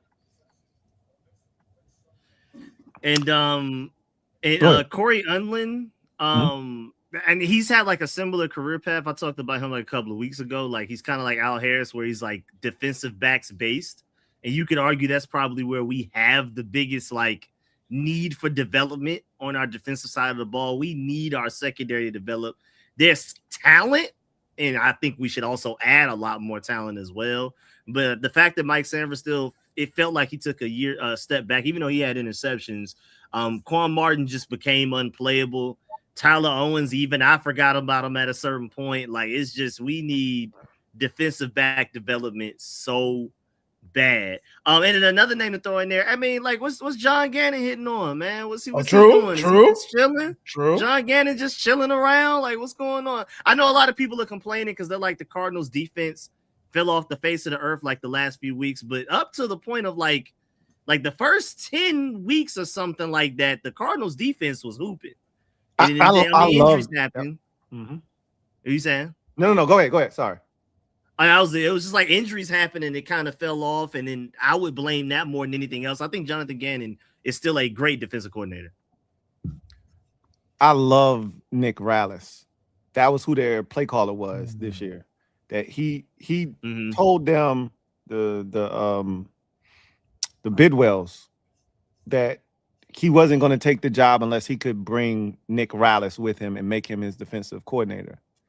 And he's like 34 years old. And I was so impressed with what the Cardinals were doing early in the season before injuries started to take effect and they started losing a bunch of games. That defense, they play well. given the circumstances. And they don't have any superstars over there. Like, if I ask the lay fan, name me 4 Arizona Cardinal defenders, you probably can't do it. And Peterson. What you say? They're gonna say Patrick Peterson. exactly. One name will say for years. It will be 20 years later. You'll still say Patrick Peterson. Yeah, there you go. Like that's I got you, expect. Will Johnson and Walter Nolan, because I wanted both of them. That's that. And Buddha. And Walter Nolan ain't played for the first 8 he already weeks hurt of the season. Yeah. You know. So it was amazing what he was doing out there. So that's a name that I love, Nick Rallis from Arizona. So that'd be a nice one too. That was a good pull, Rico. Paul Kyoko, thank you for the super chat. Greatly appreciate you. Double up. Who writes? Also, even without OC and DC not selected, each king give me one offensive and defensive free agent you want here. Also, he says, also, are you all sold on edge in round 1? It all depends on who's on the board when we pick. But yes. Yeah. Rio is trying to sell me on another dude. I haven't watched him yet. From what you say, Texas A&M? Cassius Howe. That's Texas A&M. Rio, your camera's frozen on my screen. Oh, is it me? Is it just me? My joint tripping? Oh, there you go. It just fixed. Oh, you good now? You good? All right, bet. I was talking about Cassius Howe as the after David Bailey. That's my next favorite edge in the class. He's like that. Yeah, I gotta watch him. I haven't seen him, but Rio hasn't steered me wrong yet. So if he tells me he's like that, then he's like that. So I got to check him out. But yes, edge definitely feels like, again, the reason why it's so hard to talk about the draft in January is because free agency comes first. And they could go crazy in free agency at defensive end. And all of a sudden now, you could still feel like, hey, we could do something in the draft, but it's not as glaring a need as it is right now. So it's hard to say that's what it's going to be. But here, as we sit here on January the 8th, yes, edge feels like round 1. So one offensive and defensive free agent. We're going to do just what we just did. We're going to go around the board. We're going to start on the defensive side this time. Give me one free agent that you are intrigued by, that you would want the team to pursue this offseason. Anybody got one? I know one. I don't want to take anybody. I got a few. I'm struggling. I'll say I'm struggling to narrow it down, so I prefer to go last before I steal somebody else's, man. I got a few. I'll start then. I'll go. Reek Woolen is my first dude. Boy, that was one of my top 3. Like literally number 1 on my top 3 list. Woolen, if you're gonna try to play this man coverage and you keep talking about wanting corners outside, Reek is a dude that I just really feel strongly about. I've liked his growth and development. I know he's had some issues at times in Seattle, but I think this is a dude that has immense potential. He's still relatively young. I think he's 27 years old, if I'm not mistaken. So there's still a chance for him to really be going into the prime of his career.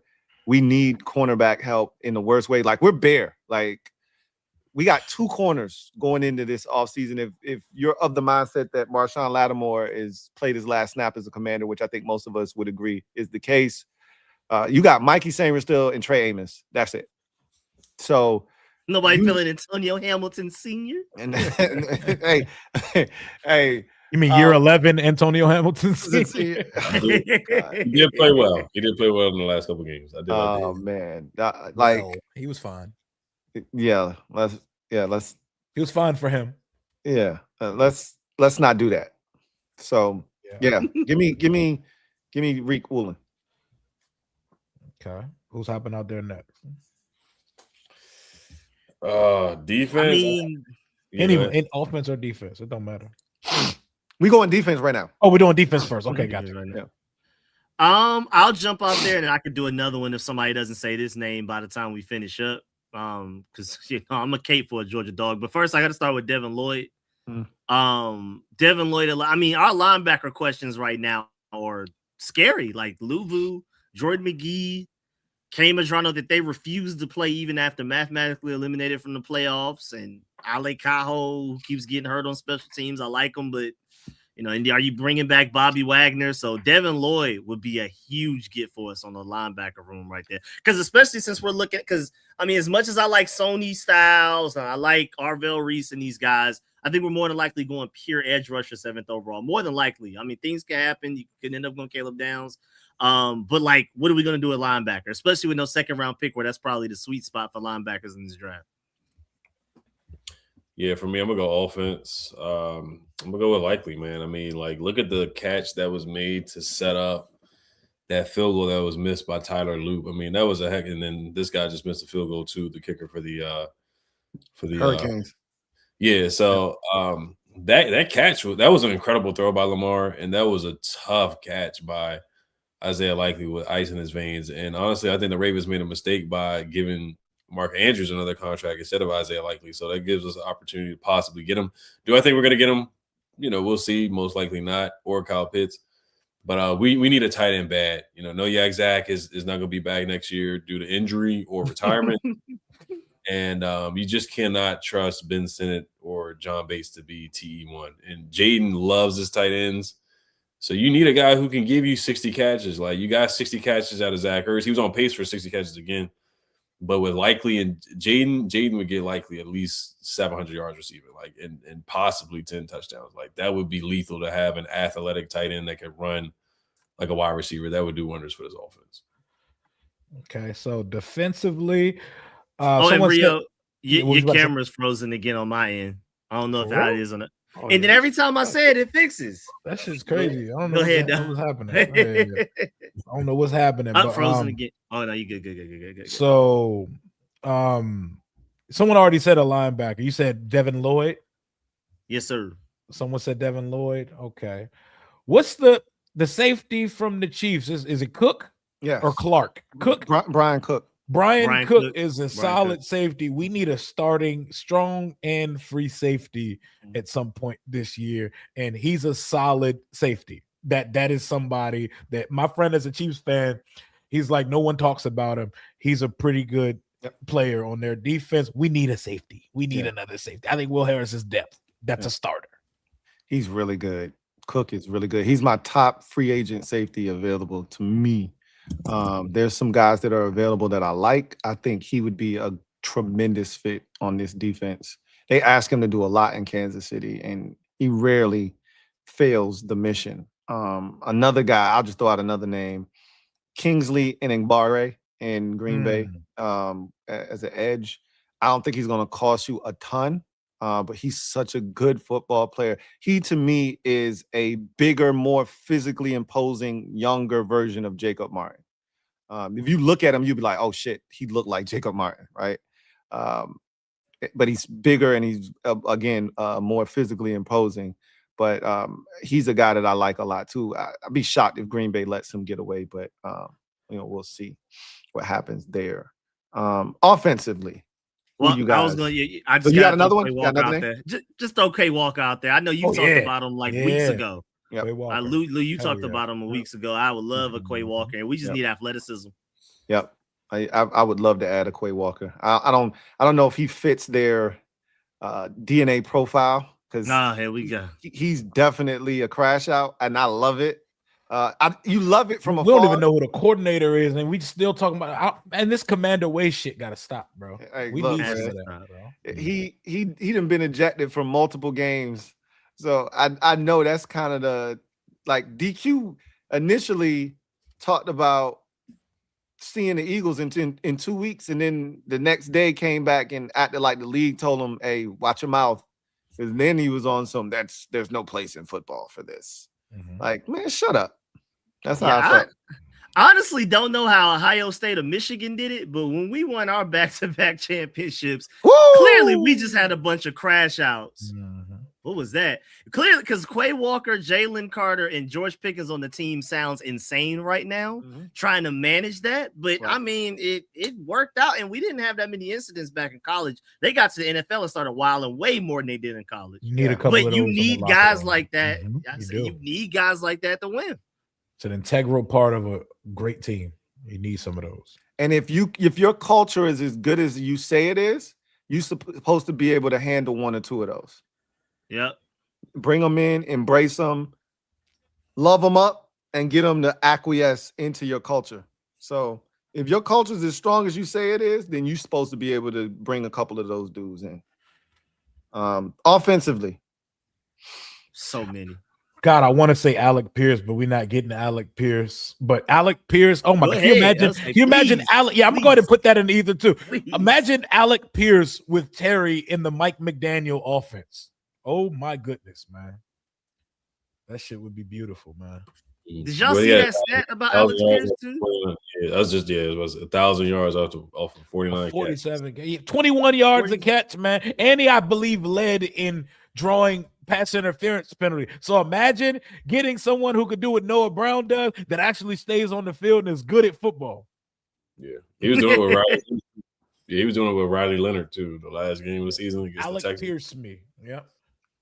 Easily Alec Pierce, bro. He because he had 1,000 yards of 47 catches. He's the first person to do it that quickly since Deshaun Jackson or something like that. And I think every other 1,000-yard receiver in the NFL had at least 70 or something like that. He did it in 47, bro. Please. Alec Pierce. He missed it? Yeah, he missed it too. Oh, yep. He missed it too. Crazy. We jinxed him. Yeah, Tyler. Have you ever seen a football touch that many hands and not get picked off before? No. That was wild. Something we would do. That looked like us trying to get a pick, or maybe the Jets. There's so many options. Yeah, there's so many ways to go. Are we just gonna cancel out George Pickens before I say mine? Yeah. He ain't get out of Dallas. We would all love to have. Yeah, he ain't getting out of Dallas. He'll get franchise tag before they let him out. All right, the next for me got to be it was going to be between one of those two running backs, but I'm going to go with Kyle Pitts because I think we can survive with the running back room we have right now. I don't think we can survive without a Kyle Pitts or an Isaiah Likely or something because who's going to catch passes out of the tight end room next year? Tyler Conklin and Ben Sinnott. You go with that Tyler Conklin shit. you had somebody on my stream earlier today talking that Tyler Conklin shit. Matter of fact, it was last night. It was like, so we're going to sign Tyler Conklin. Rio said, we're going to sign Tyler Conklin. I was like, get out of here. Whatever. I like Tyler Conklin, though. Shout out to Tyler Conklin. He's not awful. Yeah, shout out Please give me Kyle Pitts, though, man. I would love just off of pure athleticism, man. And I think he's only going to keep getting better and better, bro. We have enough blockers. Ben Sinnott is an elite blocker, but we don't draft you in the second round to be a blocker. We need a receiving tight end, bro. Jaden Daniels needs a receiving tight end. You saw how much he threw the ball to Zach Ertz when he was healthy, and Zach Ertz not going to be here next year. And even if some crazy reason was, I don't think he's going to be ready by September. So we need a receiving tight end, please. Yeah. Tyler Conklin, he's the new Nick Westbrook-a.k.a. No. Oh no, please. Yeah, he's better than Nick Westbrook-a.k.a. He's shown he's done more in his career than Nick Westbrook. Y'all be hating on Nick Westbrook-a.k.a. Yeah. How did he do this year? I gotta see how Nick did this year. Yeah. Nick ain't do shit this year. I can save you the trouble. Nick ain't do a damn thing this year. I forgot who he even got signed to. The Dolphins. The Dolphins, okay. Mm-hmm. So Mike McDaniel ties then. It makes sense. But defense for me, I was just looking at Nashawn Wright is actually a free agent. So say if you do get Al Harris, that's a guy he'd probably bring over. So you get a corner that has shown that he could take the ball away. So we need corners bad, like we talked about. I mean, we really only have two guys on the roster at this point that you would even think about bringing back at this point. So you have no depth, and then you make a opponent. Yeah, that word be kicking ass though. Don't even trip. That shit be kicking my ass. It's one of them ones. That shit be whooping my ass. So yeah, I wouldn't mind taking a flyer on Nashawn Wright. I don't know how much money he would ask for since he's more known now. But I mean, it shouldn't be too much where we had to break the bank. We need to sign a running back too, and I know everybody's trying to like twerk back at Rachaad White because he keeps twerking to be a part of this program here and play with Jaden again. I'm cool on that. Give me Kenneth Gainwell, or if you want to spend a little bit more, Travis Etienne or something before we go to Rachaad White. You know, Rashad White's fine. Ew, you want Kenneth Gainwell? Ew. Kenneth Gainwell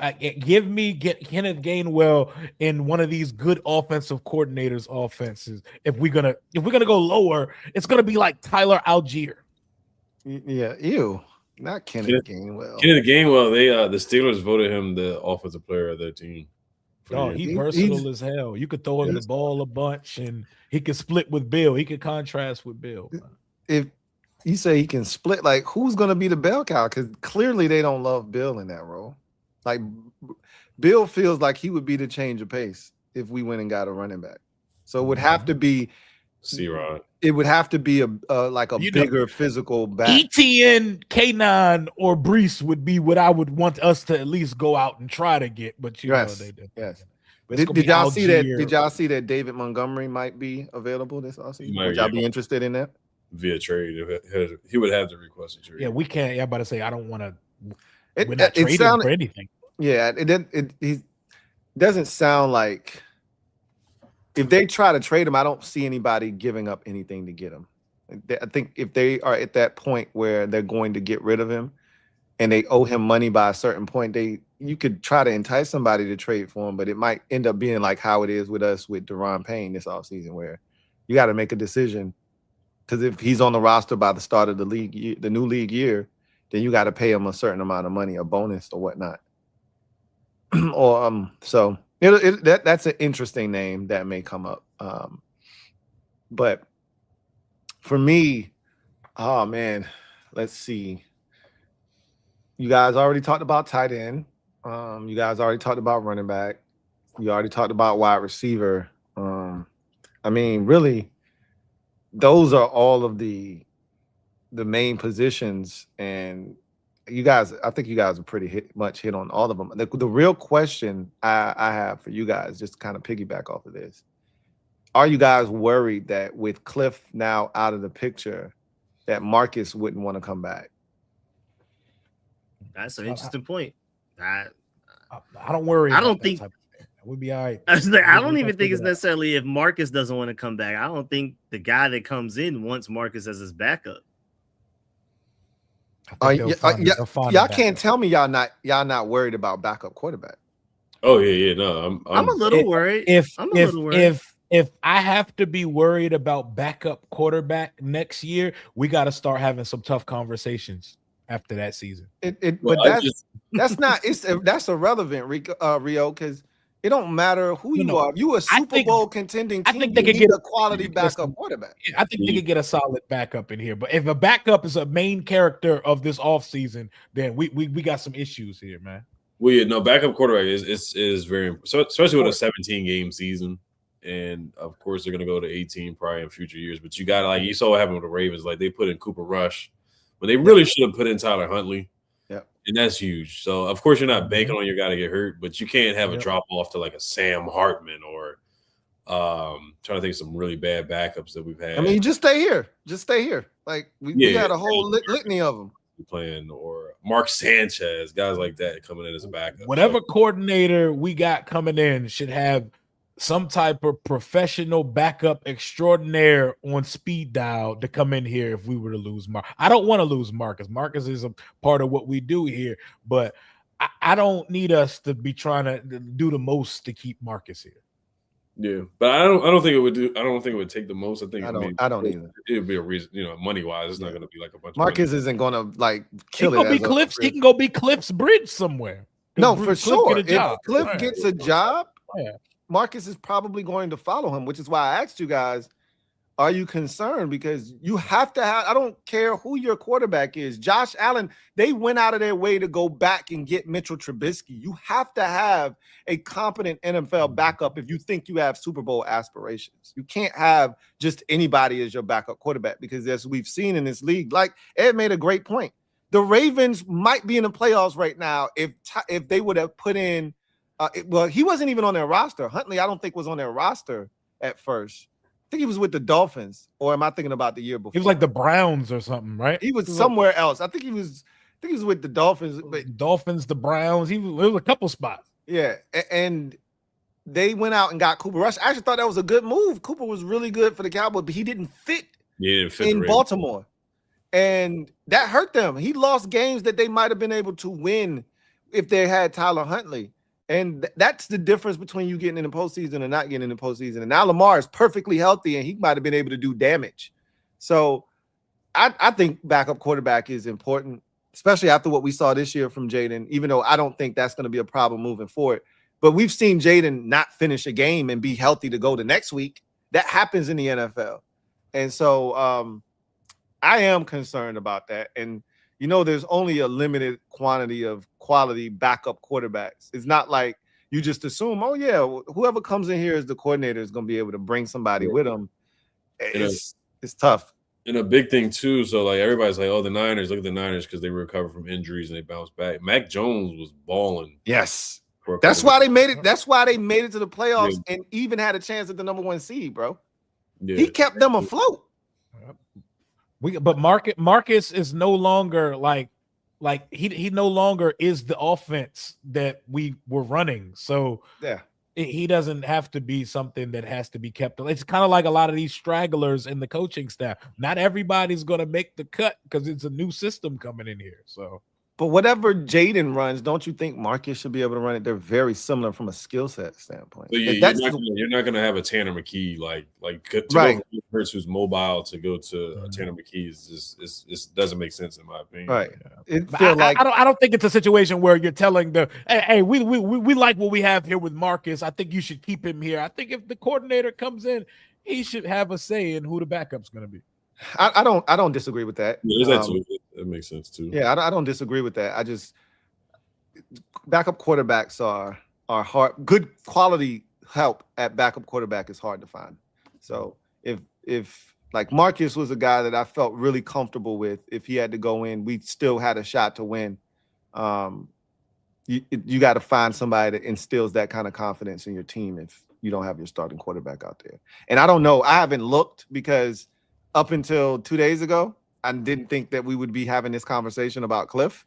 So I never looked at the backup quarterbacks that would be available in free agency to even see if that was something that we would need to do. But that's probably somewhere that I need to start looking at now because Marcus, there's a realistic possibility that Marcus is not back and that wherever Cliff goes, Marcus follows him. So. Yeah, it's basically Tyrod. Malik Willis is a free agent, but he might fool around and get a starting job. Man, I'm about to say, yeah, he gonna get a bag somewhere. Atlanta. I'm so happy for my boy. Do it. I keep seeing people push it for him to go ahead to Atlanta. That'd be cool, man. Yeah, Atlanta. They might have to. Michael Penix. I'm not gonna say move on, but that's another conversation. But Penix is his injury problems are way worse than Jaden, in my opinion. And he came into the league with him, bro. We talking about who left 3 college seasons with injuries. Yeah. This is 3rd time tearing the ACL, right? Crazy, yes. Yeah. It doesn't help that the offense looked better without him too. Like Kyle Pitts looked very unlocked when Kirk was on the football. Hell yeah. Jaden Doffelmeyer. Did everybody get an offensive dude? Did you get an offensive dude, Ed? Yeah, I said likely. He started with an offensive dude. Yeah, I said likely because you cannot go in there with Ben Sinnott. I'm telling y'all. I know y'all ain't trying to hit the ship. I'm telling y'all they about to throw Ben Sinnott out there as team. Man, Lou, you want that shit? I don't want it. I don't want it. I've been pushing the Isaiah Likely. Kyle Pitts shit for the longest, but I'm telling you that I can't say nothing because I'm forcing Conklin on us, so I can't really say shit. Hey, look, you damn sure are, but that's because they do some F shit like that though. But listening to them at that press conference on Monday, it sounded like Adam Peters was trying to tell us that they feel like he could be TE1. When they specifically asked the tight end question, this man brought up Ed's boy. Like if you bring it up, if you bring it, yes, he literally brought him up as well. He named all 3 of the dudes that are still here, and then he brought up your boy, and I'm like, are you serious right now? Yeah, no, that's a no. I want to ask you guys when Jordan Schultz came up with the personnel because they said even in 2020, yeah, I saw the interception. Wow, they said Jordan. Well, we can't use Jordan Schultz's word as gospel, but Cliff's agent's word when he said personnel disagreements since 2024. Like, what players do you think speculation wise, did they even have a disagreement about to the point where Cliff was frustrated? I think so. I had Candy on last night, and she said that, and I agree with her. I've kind of said this to myself. I've said this as well a little bit, but there's some truth in what he said, but there's also some there's some sensationalism in what he said as well. Like, because you make it a little salacious, like the phrase meddling. That shit sounds really invasive and aggressive. It's a buzzword Yes. that this fan base cannot stand to hear, bro. Yep. Yes. It riled. Look, there's trigger words. There's triggers for this fan base. And that word, like that word being put in there, because how many times have we heard of Dan Snyder meddling, right? Yep. That's a buzzword for this fan base. And so him throwing it, he knew what he was doing. He knew he was throwing that stick of dynamite in there, and the shit was gonna blow up. He executed that perfectly. Perfectly. Man, Josh Harris asked out loud, why were we drafting Ben Sinnott? How are we gonna get him on the field with Zach Ertz out? Maybe we need a little meddling from Josh Harris. That's what Candy said. Not from Harris. Candy said DQ should have been meddling more. He won't meddling enough. Because, and that's why I'm like, that whole report is the part that was true was that there were some philosophical disagreements. Like they wanted Jaden in a more pro style offense. They wanted Cliff to run the ball more, right? Like in certain situations, we all had those same complaints about Cliff, though.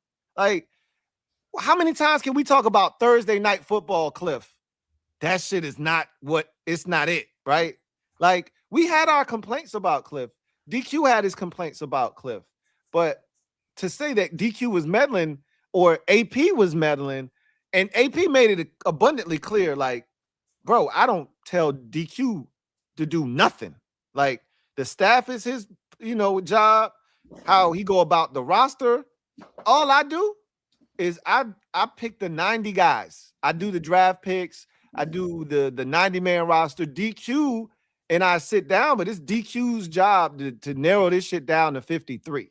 Like, he made it clear that I don't meddle. I don't get in those affairs. We talk every day. You could tell they talk every day. Yeah. You could tell. I don't think meddling would apply unless it's Josh Harris doing it, because AP runs the entire damn football operation. So if it's as aligned division and collaborative as they say so, AP can put his say in about everything. That's right. On the football side. AP should be saying shit about the new stadium, but it's not meddling, because meddling is putting your business in where it's not supposed to be. Josh Harris don't need to be saying, hey guys, you got to play Ben Sinnott. No, he doesn't need to be saying any of that.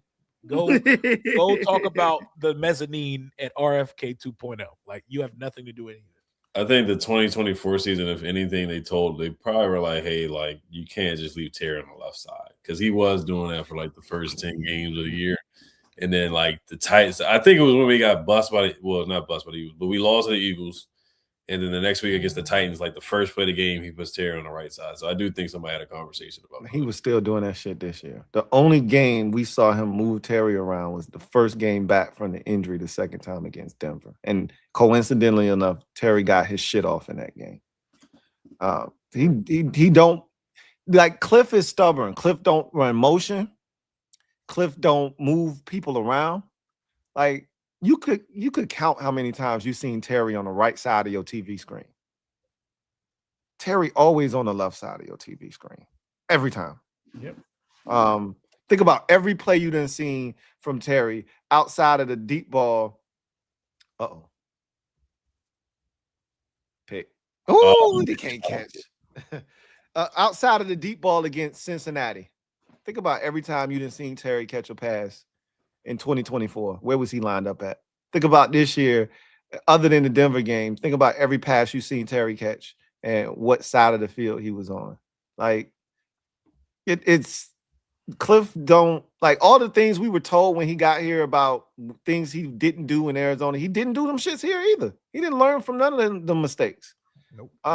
Ultimately, I don't buy into anything Jordan Schultz says about the meddling and all of that. Like, there's enough truth in what he said to make so you can't call him a liar. but he was definitely pushing buttons to try to get a reaction out of people, and it worked. Mission accomplished. And I think the beauty in what he did was he set it up because of the whole Terry situation. He was the one that was getting all the information from Terry's agent, so it made it look like, well, he's credible because he had all the information with Terry. And then you have this situation. We talked shit about Diana Rossini, but she was correct. That shit came to pass, bro. Because she said that shit on like the Saturday. It was the Friday or the Saturday before the Eagles game. Like Friday. Yeah, because I think I did a video that Saturday or something before the game, and then I was dismissing and shit like, man, Diana Rossini, y'all know, y'all take this shit with a grain of salt, right? And then what? 2 days later, Cliff gone. So it's but there's no leaks, and that's the shit that's crazy is that they try to put things like there's leaks, and if things don't change, if they don't get aligned, they're aligned in that building. Like, we might not like the shit that they're doing, we may not agree with everything they're doing, but they're aligned in that building. That's one thing that I don't agree with all of that. Or was anybody upset when Cliff said, I need my guys in training camp, and whatever's going on, y'all gotta squash it, Figure that out. He was right. I think most of us agreed with him. Right. We were upset at the fact that Terry wasn't here and that Adam Peters and them couldn't figure out a way to get it done. And Adam Peters even admitted at his press conference on Monday that he made mistakes. He was like, if I had to do it all over again, I would have initiated with Terry a lot sooner, try to get it done faster. He effed up. Yeah, show us you mean that shit. With Laramie. Oh, yeah. We can't do that again this year. Yeah. That's show. Ain't no agent in a Honda Civic that we got to worry about following around at practice this year. You got to negotiate directly with Big Alopecia, man. Y'all got to get that done. We got to get to it, and we need to have let's get that over with. We don't need the left tackle in a holdout situation, Peters. Let's not do the San Francisco way anymore of making people wait till September for contracts. Yeah, and thank goodness he acknowledged that. He said we're going to do it sooner rather than later. He knows. Yeah, let's not do the San Francisco shuffle again. That shit is nasty. Tons will get busy. So facts. And he even said, I hate that we won't have a second and a fourth, but I would do that shit over again in a heartbeat. And I agree. Like, to have your left tackle for the foreseeable future. You know what is really refreshing? We went years. What was Brandon Sheriff? The 14 draft or the 15 draft? 14? 15. 15?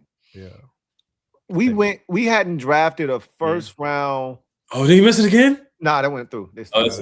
Wow. Yeah, so much for this dude, man. We talked him up and then we put the kibosh on him almost. Damn, he hit the upright again, and that shit was nasty. That was a knuckleball.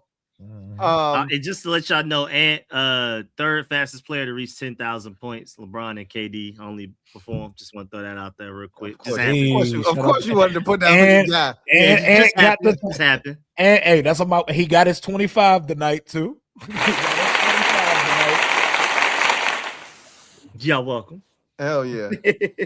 I finally put him down for some threes, and he obliged, man. Shout out to Ant tonight. Yeah, my shit still cooked anyway. I just need Keontae to be Keontae in the second half, and I might get me some money tonight. Yeah, and Keontae, and he's struggling tonight, bro. Yeah, he's wilding tonight. Yeah, he's scaring me. Yeah, he's scaring me a little bit. Need him to turn up because even AD and Cooper obliged, and those were two people I shouldn't have put on here, but they already got what I need. So yeah, it's gonna be interesting. Question. What was I about to say? I was about to ask y'all I said the offensive line, they invested in the offensive line. We hadn't invested a first round pick in the offensive line since Brandon Sheriff. What was that, 15? Yep. So you're almost talking a decade. It is insane. So to go out trade for Laramie Tunsil, to invest the first round pick in the opposite tackle, you spent money on securing the services of Sam Cosmi for the foreseeable future, you've done a really good job of building the offensive lineup. And that's a big part of competing in this division, because we see what the other teams in this division have as defensive guys up front. So I like what they've done. I like that he doubled down on the Laramie Tunsil trade. He's going to sign him. He's going to sign him. I think he's going to take care of this one rather quickly. I think he learned from his mistake. That's all we can hope, I guess. Jaden Doffelmeyer, thank you for the super chat. Greatly appreciate you. Thank you for the dime. Jaden writes, "What up, Kings? What's up, Jaden? Good. I think Good. AP's plan was always for Kingsbury to be gone by year 2. He was banking on him being a head coaching candidate and bringing in a Shanahan disciple in year 3. I mean, that's a hell of a foresight if that's the plan. If you came into this thing saying, I don't know if they did. They was thinking that much. Nah, I don't think they was that far ahead, man. I think you get way too much credit. That's tremendous foresight. If you like, here's what we're gonna do. We're gonna kill it in the first 2 years with Cliff. He's gonna get a job, and then we're gonna get a Shanahan in here. Yeah, I don't think that's what he was set up so perfectly, guys. if he was thinking that way, shit, he's a genius. But it didn't work the way he thought it was gonna work. But it almost did. We almost got Cliff up out of here after year 1. But yeah, I think you give him way too much credit. What y'all think? That sounds great. I would love that type of foresight and vision, but that shit sound like it came with a crystal ball. That would be fire. But I mean, here we go. Maybe that is how it played out. CGM 87, thank you for the super chat. Greatly appreciate you. CGM 87 writes, could see double up. Let me double you up first. He says, I could see Dable assistant head coach and Lunda OC. Hard pass though. Yeah, no, I'm good on Lunda being the offensive coordinator in any capacity. Brian Dable being brought in as a Dable would be Dable just coming in to be just an assistant head coach. Yeah, that'd be weird. That's wild. Yeah, that's wild. Yeah, that's very weird. Yeah. He can get that title with offensive coordinator. Yeah. Then they kick Brian Johnson the hell up out of here. Isn't that his title right now? Yeah. Assistant head coach. Hey, best of luck to you, my brother, if that's the case, man. Collateral damage, man. Do y'all think they done getting rid of dudes? No. On the staff? No. I think the OC is going to want to hit their guys, the new OC. Mm-hmm. So they probably will fire, or they're gonna force a couple guys. Same with defensive coordinator. Part ways. They're gonna try to force a couple guys. Man, I really like Ken. I really like a Bobby Ingram. Man, like I just want. Like, they're gonna try to force a couple guys. Bobby Ingram got an interview, I think, for the Penn State head coaching job too, or something like that. That's what I heard. Yeah. That's what I heard. I heard that. The new defensive coordinator gonna come in and say, "Y'all gonna leave these UCLA linebackers alone." Yo, they're gonna stop with that UCLA linebacker stuff. They're running the shit out of the ball against Ole Miss defense. Hell yeah. All right, that's a whole Georgia rant in itself. They are running the rock on their They never stopped us from gaining 5 yards on a run, and Mike Bobo just decided we just gonna dig deep in our bag and do whatever creative things he could think of off the top of his head. Yeah, that's shit crazy. I was not expecting them to be running the ball like this. Your boy got 16 carries for 110 yards. Mm-hmm. Yeah, I can't see Lunda being brought here as an OC. I really think they checking boxes right now. I really do. Dabo feels real. Lunda does not. Lunda does not. Yeah, definitely for sure. DMV G 90. Thank you for the super chat. Greatly appreciate you. Who writes, what up, Kings? What's up, DMVG? Says, is Louisville a starter in 2026, especially if they draft Bailey?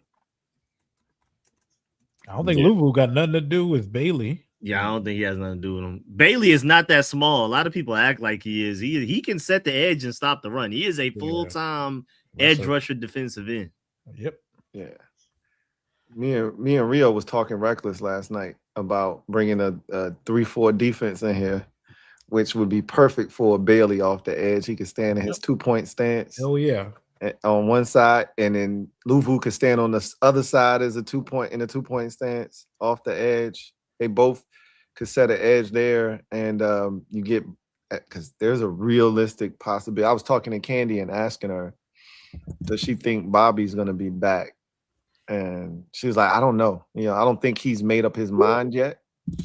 But if he wants to play, I think they want him back. Just so you guys are aware. So I don't know if you had plans of getting rid of Bobby, but don't make those plans just yet. Lou. I mean, we were laughing, but we were kind of serious. Like, I think he's coming back, honestly. He wants to come back, man. Like, yeah, if Bobby wants to come back, I think they want him back. So just so you guys know, what does the new defensive coordinator think about that?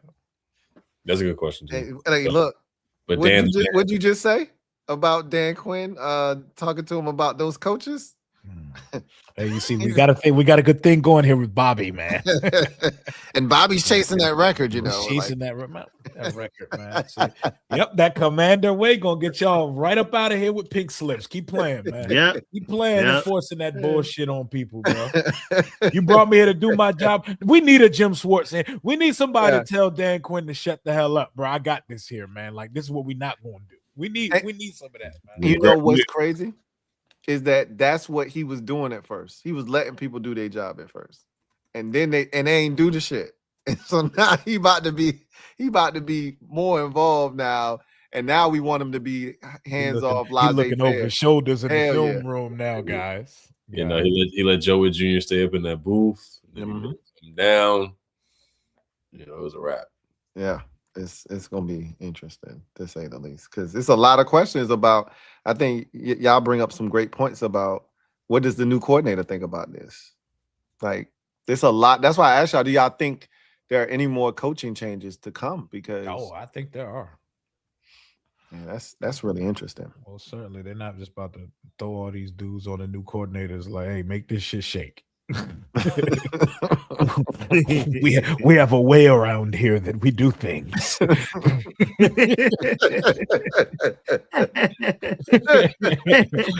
Remember, you're still a new hire. They've been here. Oh my God, that's crazy. That's wild. Paul Kyoko. Yeah. Thank you for the super chat. Greatly appreciate you. Double up. Thank you for doubling up with rights. If Newton and Payne are gone, who plays defensive tackle? Where Newton going? Yeah. How you getting Johnny out of here in year 3 of a potential 5-year deal? Like, Payne was real. Yeah. Payne gone. But Newton will be back. Javon Kinlaw, you act like Javon Kinlaw don't exist. That's one of your starting defensive tackles right there. Yeah, I don't know if Newton's ready to start or not, but you got Ricky Barber, Paul. So Ricky Barber had a good game. Ricky Barber. Hey, Rio.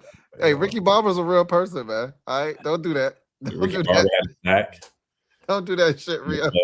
We're not talking about Ricky Barber in the off season, bro. We're not doing that shit, man. Not when there's optimism in the air. We talk about him. We'll talk about him week 3 of the preseason, about what guys are trying to potentially get on the practice squad or the final spot, still a spot on the roster. Ed, I'm rocking with you. Ed, I'm rocking with you, man. Ricky Barber out here, man. Let me see somebody. Let me see a 66 jersey in training camp and watch.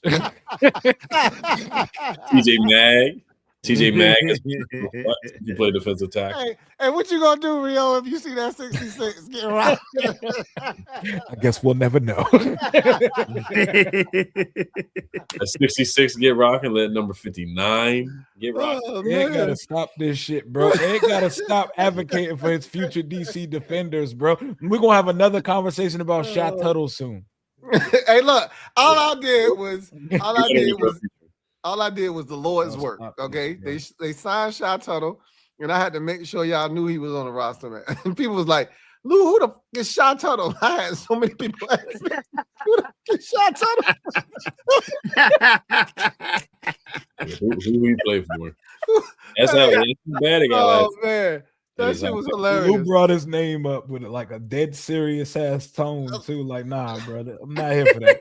I didn't come. You know here it's for that. bad when I ain't even had a freak athlete video. Like, who is Shot Tuttle? Like, when you say Shot Tuttle.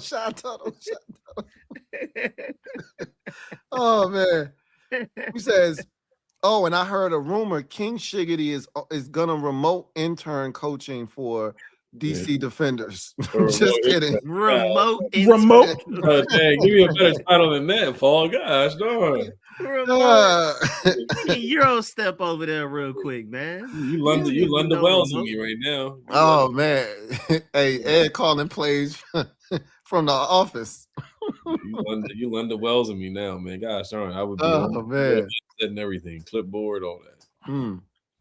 That's crazy. Hashtag we are Legion. Shout out to the Legion, man. Yes, we are. There's almost 750 of y'all holding us down right now, man. We really appreciate y'all. Yes, Big sir, ups. yes, sir.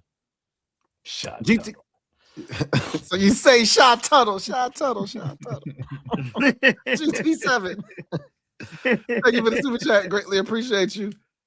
Salute, man. Really appreciate you holding us down. Thank you for the dime. Kings, would you want to hire Dabo as an OC after we swept him 2 years in a row?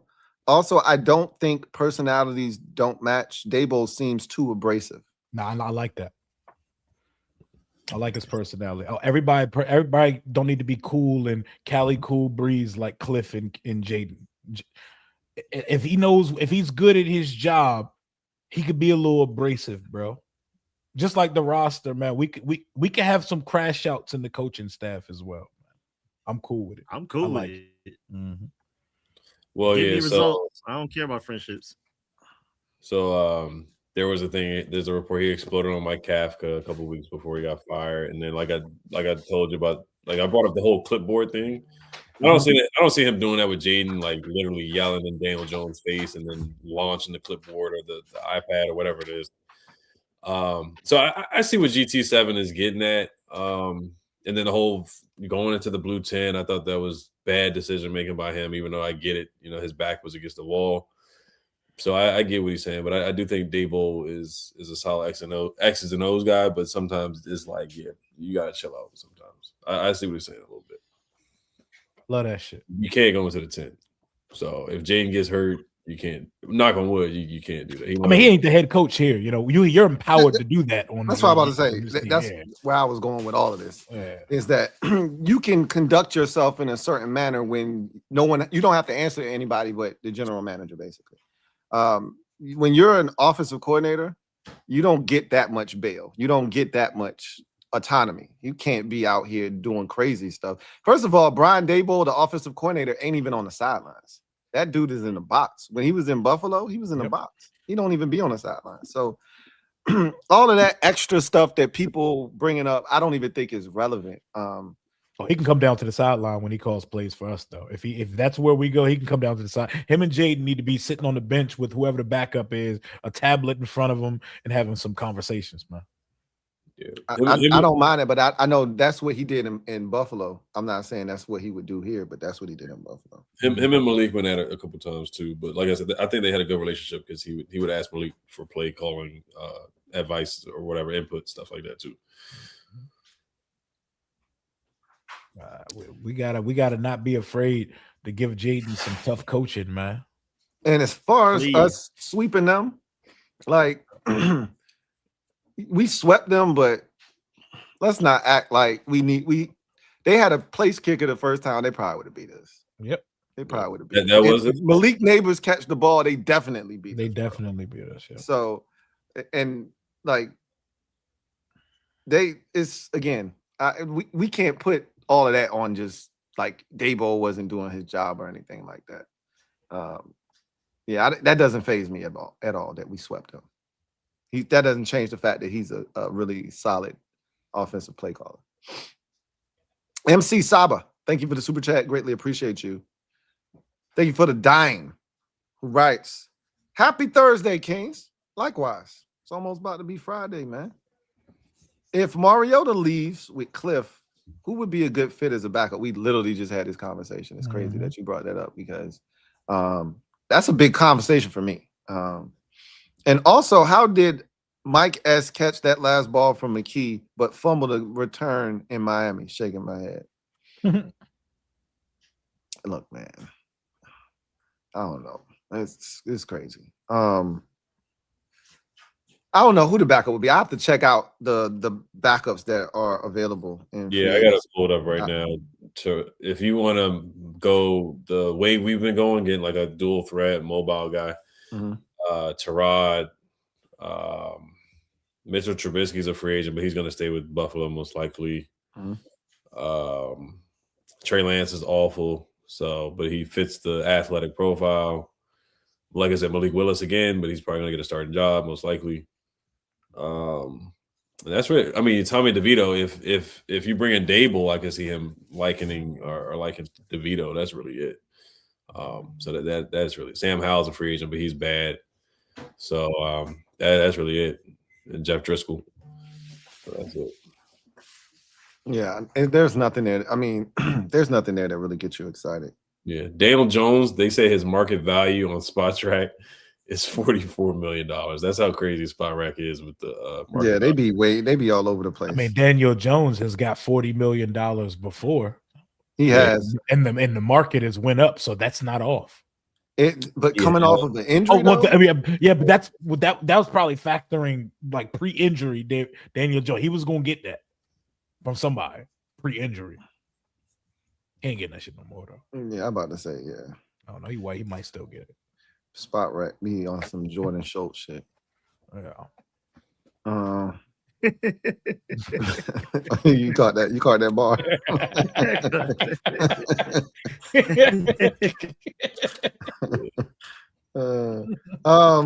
Magic Red, thank you for the super chat. Greatly appreciate you. Magic Red writes, like Rio said on the last live, the future of the NFL hinges on this OC hire. The kid is back on top in 2026. #impact. We need it. That's the type of time we trying to be on, man, in 2026, bro. That Jaden Brian Johnson magic in 2026. That's the type of time we trying to be on. Everybody just skirted past that. Nobody want. Yeah, nah. I ain't even hit it. I ain't even trying to hear that shit. I ain't even trying to acknowledge that bullshit that you on right now. I'm gonna go ahead and let you have that. I'm gonna act like you ain't even say that shit. GT7, thank you for the super chat. Greatly appreciate you. GT7 writes, Kings, what are each of your top 5 free agent wish lists? We was going over some. We was going over some of them earlier. Like, ask again after we get these coordinators in here. We probably have a clearer picture of that. Yeah, it's kind of hard, but I mean, the guys that I want are it's static. It doesn't change whether who's the coordinator. I want the stuff I want is probably unrealistic though. Like, I'm like a fan. I'm like any fan. You get to the off season, you got a bunch of money. You want to spend it, right? Like, I want all the high price, high dollar valued items, right? I want Alec Pierce. I want Kanine or Brees. I want Kyle Pitts or Isaiah Likely. I want Kingsley Enagbare. I want the corner from Seattle. Why I can't think of his name now. I just was talking about him earlier. Reek Woolen. Yeah, Reek Woolen. Like that's the type of time I'm on, bro. I want all the high price shit that I know we not getting all of that. We might get 1 or 2 of those. I'll settle for Rashad White. I'll settle for Tyler Algier. Like, I'll settle for those things. I wouldn't be mad at any of those items, but at the end of the day, there's a lot of stuff I want. Are they gonna go out and get it? Is the question. That's the real question. Go ahead. I mean, it's like there's tiers because like Breece Hall will be my favorite at running back. Can't get him, Kenneth Walker, and you can't get him. Maybe like ETN. Can't get him. You just keep Tyler Algier. You just keep going down and down and down. And corner, especially Tariq Woolen, has to be my favorite name. I mean, I'm pretty sure most people's favorite name. It's not only just the talent, not only the ceiling, but I also think he's a great fit. Especially, I mean, granted, we'll see what the defensive coordinator wants to do when he gets here, but a Dan Quinn-led defense would love a Tariq Woolen. Absolutely, like, I mean, that's probably Dan Quinn's favorite free agent that's available right now. I mean, you could just bounce around receiver. Yeah, I think Alec Pierce is my favorite easily. Again, ignoring George Pickens. But there's other quality guys out there that might be pretty cool as well. It just depends. And then linebacker, Devin Lloyd or Quay Walker are home runs both to me. Yep. Even as a Georgia Bulldog guy, I prefer Devin Lloyd, but I'd be really happy with Quay Walker as well. This tight end once again. It's just such it's a security blanket for Jaden. We need a bad, and like for me, it's mainly because of the guys that we have on the roster too. That's a huge part about it. I just don't trust the guys that we have to move forward with those guys. Yeah, likely, and then another running back. I'm thinking just more offensively. And this running back free agent class is actually pretty good. So there's a couple guys that you could sign that I think we all would be pretty comfortable with, like Breece Hall and Kenneth Walker, guys like that. I even like Rico Dowdle. I wouldn't be mad at that either. Like there's a couple guys you could. How about Javonte? Would y'all be cool with Javonte Williams? I like Javonte too. I thought he had a really good year. He had a good bounce back. They ain't letting him out of Dallas. Yeah, they're not gonna let him leave. But that's really interesting if he were to shoot free. If Seattle did some way somehow let Rashid Shaheed walk, like that's somebody I would be pretty happy with like next to Terry, somebody who has speed, because I definitely had interest when he was available via trade, but I knew we weren't going to trade for him. But if he does somehow get out of Seattle, that's a low key guy that I feel like got a lot of free agents, man. Somebody's going to get out of there. No, you're not wrong. They can't get back. They can't have everybody back. They're going to have to pick. Like Josh Jobe is a free agent. He's actually starting over Reek Woolen now. Yep. So like Reek is probably going to hit the market. Like they can't have everybody back. So they're going to have to pick and choose. Boye Mafe is a defensive end for Seattle. That's a free agent. Like they can't have everybody come back. So, and to Rio's point earlier, Brian Cook he's one of my favorite free agent, players on the defensive side of the football. I think there's a number of different directions you could go. And he fits to me what they're looking for defensively. Very versatile safety, physical, hits guys, can play coverage. Right back. He can do a lot of things. So I personally think that would be a guy that they should target as well. Mr. Deacon, sir. Thank you for the super chat. Greatly appreciate you. Mr. Deacon, sir, writes, Ulbrich is my favorite for DC, but I also wish they looked at the college level. Bryant Haynes from Indiana is intriguing to me. Wish we thought outside the box. Well, it's not over yet. They might interview him. We'll see. I doubt it, but it's not over yet.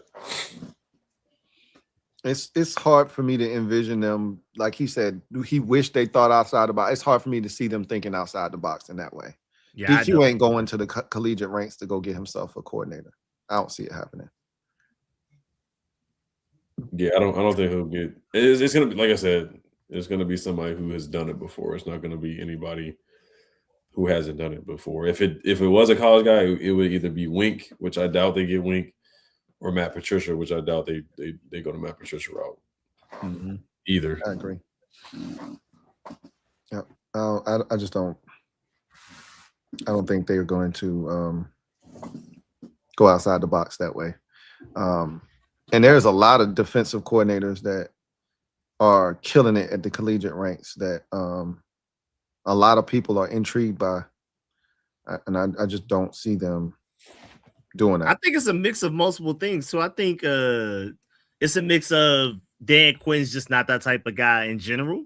Mm-hmm. And then also, like we've all talked about, Dan Quinn's coaching for his life right now. He's not going to take a chance on somebody. He's going to bring in somebody that has shown they could do it at the NFL level at a very high level.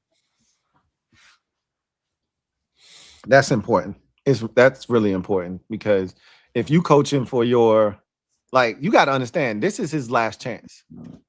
If it don't work here in Washington, he's not getting another head coaching job. He's an all-time defensive coordinator from this point forward in the rest of his career. So he's gonna do everything in his power to make sure that he's giving himself the best chance to maximize this opportunity. And I think getting guys with experience in the league is going to be important to him. So that's why I don't think you're going to see him, go outside the box potentially. How many you need from Keontae, bro? We got to get you there. I need him to hit. I need him to hit 2 threes. Oh, he ain't hit none tonight. Yeah, he's off. He's over. He's over. That's what's killing me, bro. I needed him to hit 2 threes. I need him to get to 20 points and hit 2 threes, and I'm not sure we're gonna get that. I'm speaking it into existence, bro. We getting you a Dubsky tonight. Hey, man. Oh, yours dead right now? Oh, I'm dead. I've been dead. It ain't no slate tonight. It was only 3 games. It was 4. It was 4, and then the Boston one. I mean, the Bulls one got canceled, so it ended up being 3 games. The game got canceled? Yeah, so it was too much condensation on the court. Oh, it's not because I was wondering why I saw 3 voids pop up. Yeah. Like, whoa. Right. Nah, you didn't do nothing wrong, and dudes ain't not play. They literally had to cancel the game. Okay. They postponed it to another time. So yeah. We gonna get you them points, bro. Don't worry. Hey, one of us need a win, bro. We've been taking L's, man. We've been taking L's. We've been taking hellacious L's, bro. In the worst ways, like, bro. This shit ain't even real. How we've been taking L's, bro. We going through it over here, bro. It's gonna be a good playoff weekend, though. Oh yeah. Yes, it is. Hell yeah. Yes, it is. Controversial calls. Thank you for the super chat. Greatly appreciate you. Controversial calls writes, would y'all be interested in David Monty with Bill? So David Montgomery? If he's a free agent, if they gets cut. That would be nice. We ain't got shit to trade for nobody. If they take the B-Rob 6th round pick, I would do it. But they probably wouldn't take that 6. So let's just go with the premise that they cut him. Would y'all be interested? Yeah. A lot of teams would be very interested. A lot of teams. He would be our lead back too, and that would be a perfect compliment. Yeah, without question. Yeah, C-Rod would probably be out of the mix. Oh yeah, C-Rod gone. You get David. C-Rod gone. So I've been trying to, man. Shout out to C-Rod, man. I've been trying to get rid of this man for the last 3 years, man. Shout out to C-Rod, bro. You know how many people that came in my neck for trying to get rid of C-Rod? He's a survivor. Yo, because he has a cult following. Oh my God. We stay with a cult following with a running back, bro. You know how many people have told me that we should be building the running back room around C-Rod? Like that shit. I could believe that. Yeah. Them the same people that was probably trying to tell you that the dude that was here, that Jared Patterson was a beast. Them the same people that was telling you Jared Patterson. Just locals, man. He's a local. PG County's on RB1. PG County's on Jared Patterson. Hey, good to see him still in the league too, getting a check, man. He in LA with the Chargers, still out there finding a way to stay in the league, man. Shout out to Jared Patterson, man. Michael Wiley still in the league too. Is he really? Yeah, he was on. I saw his name pop up on a practice squad. It was one of those. It would just be talking about Shy Tuttle, man. Like, if you say Shy Tuttle. Shy Tuttle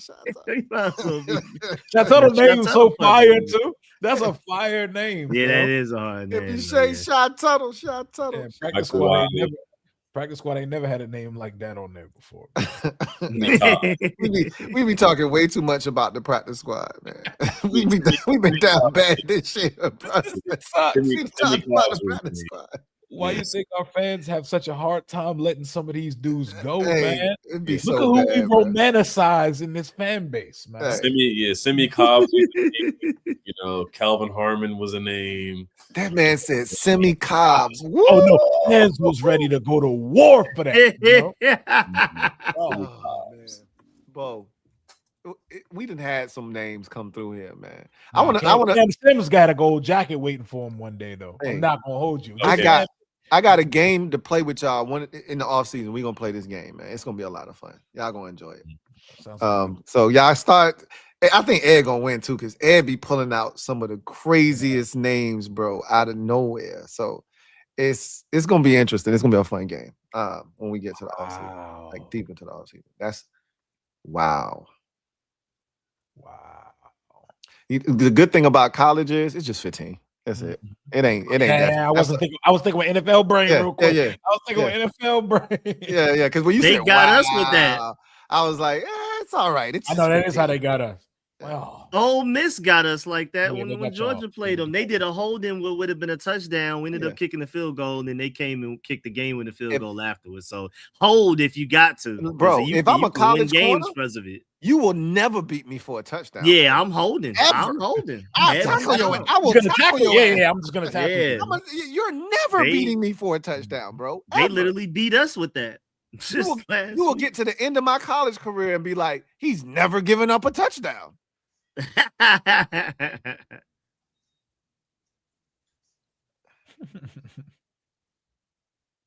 think Miami still win this game. I'm about to ask y'all who y'all think gonna win the game. I think Miami wins this joint. I'm still leaning Miami a little bit. I think Ole Miss gonna walk it off with a field goal. I think Miami about to go down here and settle for a field goal, and then Ole Miss gonna go down and they gonna kick another one of these 53-yard field goals for the win. This gonna come down to the last. Miami better kill some of this here clock, man. The way they running this ball, I don't think they're gonna kill it because they're gonna eat up so many yards. Look at this run. They gonna eat up, and then he went out of bounds too. And you know the college clock is crazy, bro. It is. Like you get the ball back with 47 seconds. That's an eternity in college. Yeah, hella wonky. It's an eternity. Mr. Deacon, sir, thank you for the super chat. Greatly appreciate you.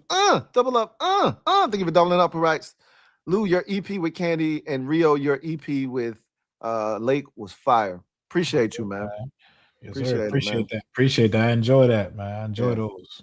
For sure, man. It's always good to get the insight of somebody that's around the squad that can give us real insight as to what's going on behind those closed doors, because people like Jordan Schultz don't really got the pulse of what's going on in the locker room and what's going on in the building. So it's always good to talk to people like Candy and Lake, who actually in there, see these players, talk to them, and really know the real scoop.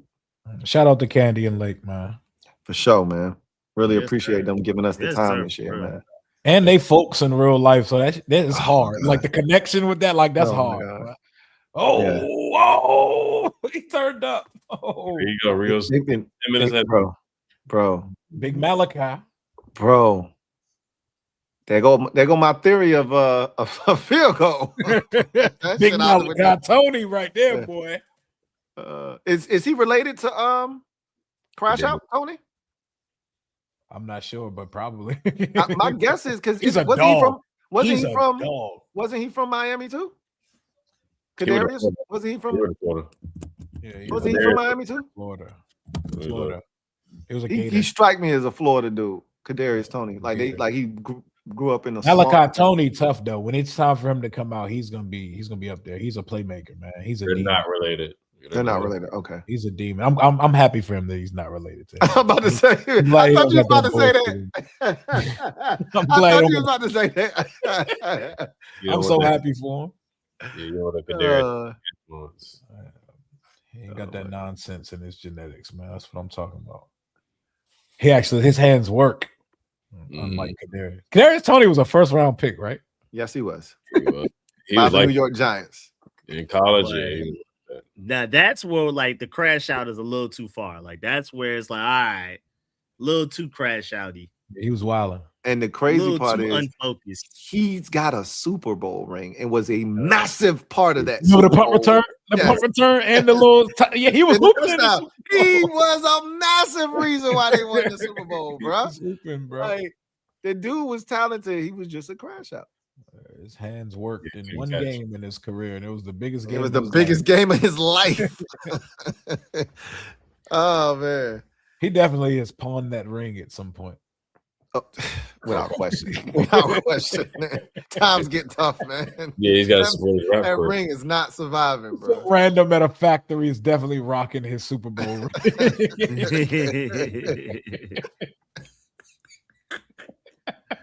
Like, Thank you for the super chat. Greatly appreciate you. Who writes, we need McDaniel. See, look, black people, there's no S on the name. Okay. McDaniel. We got to stop this, bro, I man. struggle with that. Yeah, Rico was doing it, and I was letting him have it. I let him rock. I let him rock because that's family. It's definitely Mike McDaniels, man. He put the S on that jank about 8 times straight. Samuels, Walmart's, Targets, Heats, Magics, bro. We love putting us an S on some shit. Hey, look, man. I'm like, we gotta stop. It's McDaniel, bro. It's no S. McDaniel. Man, he might as well just go ahead and fix it.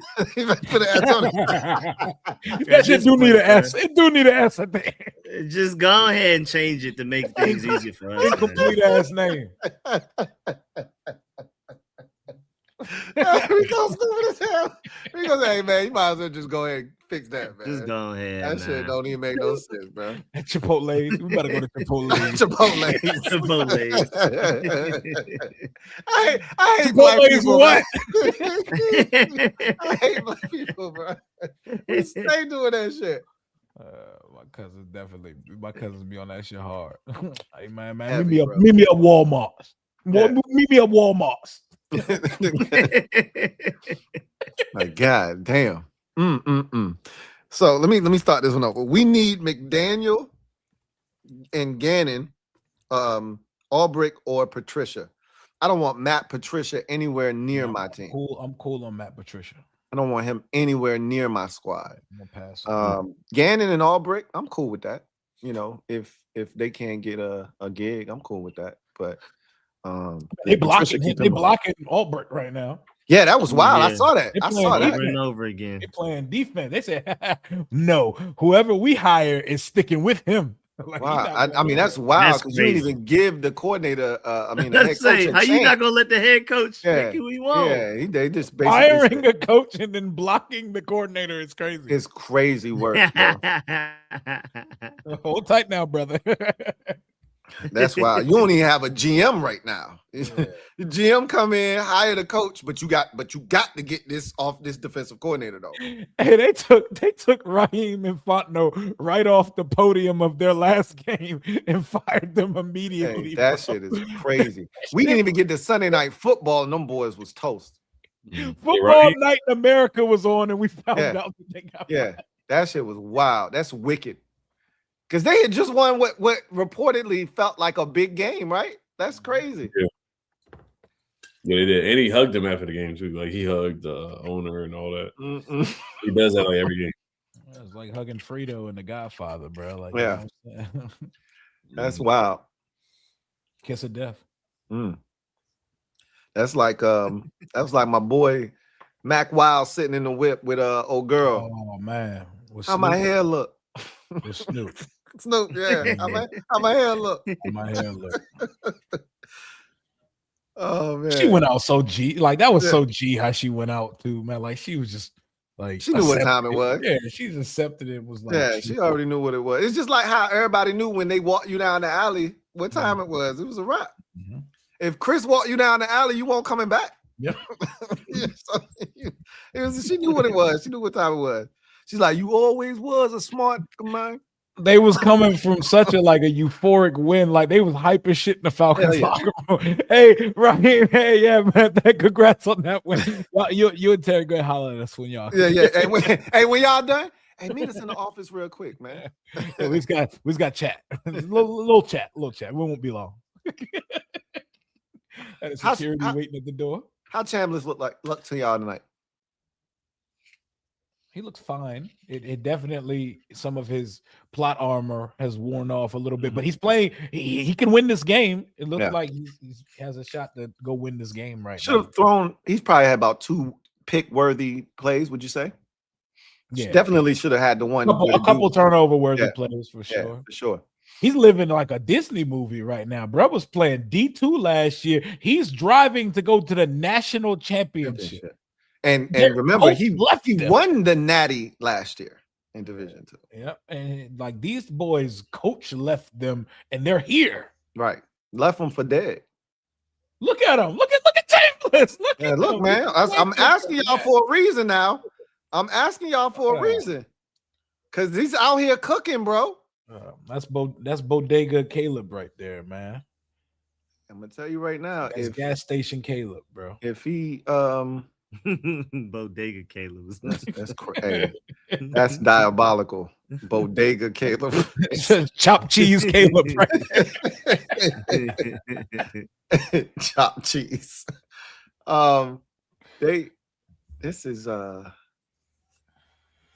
This is crazy if they come back and win this game. It's a fun game, man. I don't know if anybody beating Indiana, but this is fun. Yeah, I agree. You go for 2-2 if you score this touchdown. Nettie, that boy don't play, man. That's the kind of OC we need. One of them dudes who don't have no life. Football is it. That man looked straight into the camera and was like, I'm going to win. Woo! Wow, this is a fun fourth quarter. Bain was trying to turn that corner too. Got to go for 2. Chambliss, boy. This man is out here trying to be the second quarterback off the board. First quarterback off the board if he don't get that waiver. That boy hooping. Okay, Miami. Let's see what Carson Beck going to do. He about to throw a pick like shit. You only need a field goal, brother. You only need a field. God, I hate college kickers though, man. Yeah. I hate kickers, period, bro. Yeah, I know, but college kickers are even worse. College kickers are even worse, bro, because it could be like a 26-yarder, and that shit ain't no guarantee in college, bro. They'll kick that shit to the tunnel. They'll kick it to I'm talking that ball will go in an angle you've never seen a kick go in before. Their 2-point conversion ain't from the 2. Shit, they had the 3. Got him. Ooh. Okay. Yeah, Chambliss. Okay. Yeah, big Chambliss. Okay. All right. Field goal won't get you beat. All right, we got us a ball game, folks. Go ahead into that class, brother. Go ahead into that class. Look, man. Rock this high to the NFL, man.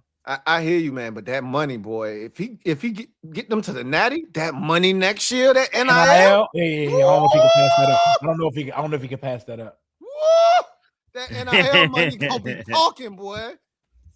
That NIL money gonna look different. Mm-hmm. And you're gonna be the man on campus, bro. You be in college and have fun with it, man. Yeah, I know why he's trying to go back, bro. Yeah, bro. I get it. I'm gonna go to the Jets. They out here saucing up dudes. I seen somewhere Bleacher Report. They ain't shit for this. There was like somebody's. They put out a name.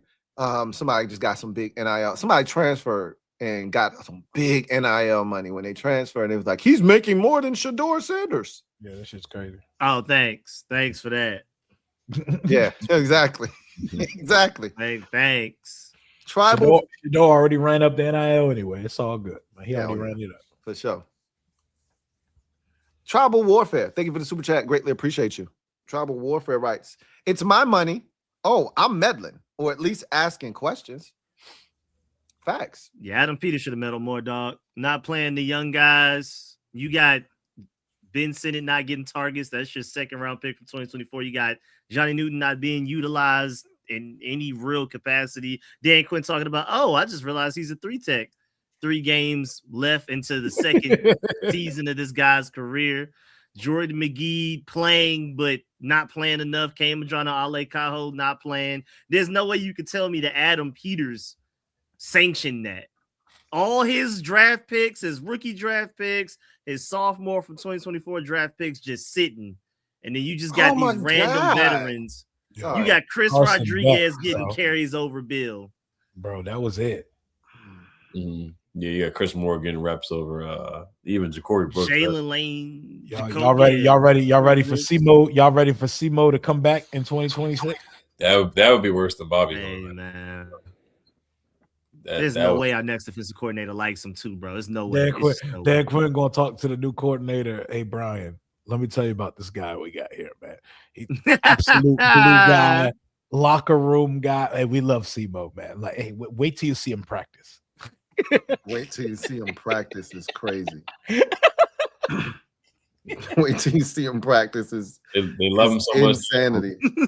They returns now. Like that's how much they love him. How much they love that man. Wait till you see him practice. Listen, I don't know what to do with that, dog. All right. Rio, you need 1-3, bro. Keontae got 1. He got 20 points. No, he said he got 1-3. If he Oh, had he one got more, 17. He got 7. So one more three. if he one more three, and you got both of them. That's a casher. How much time left? Like 4 minutes?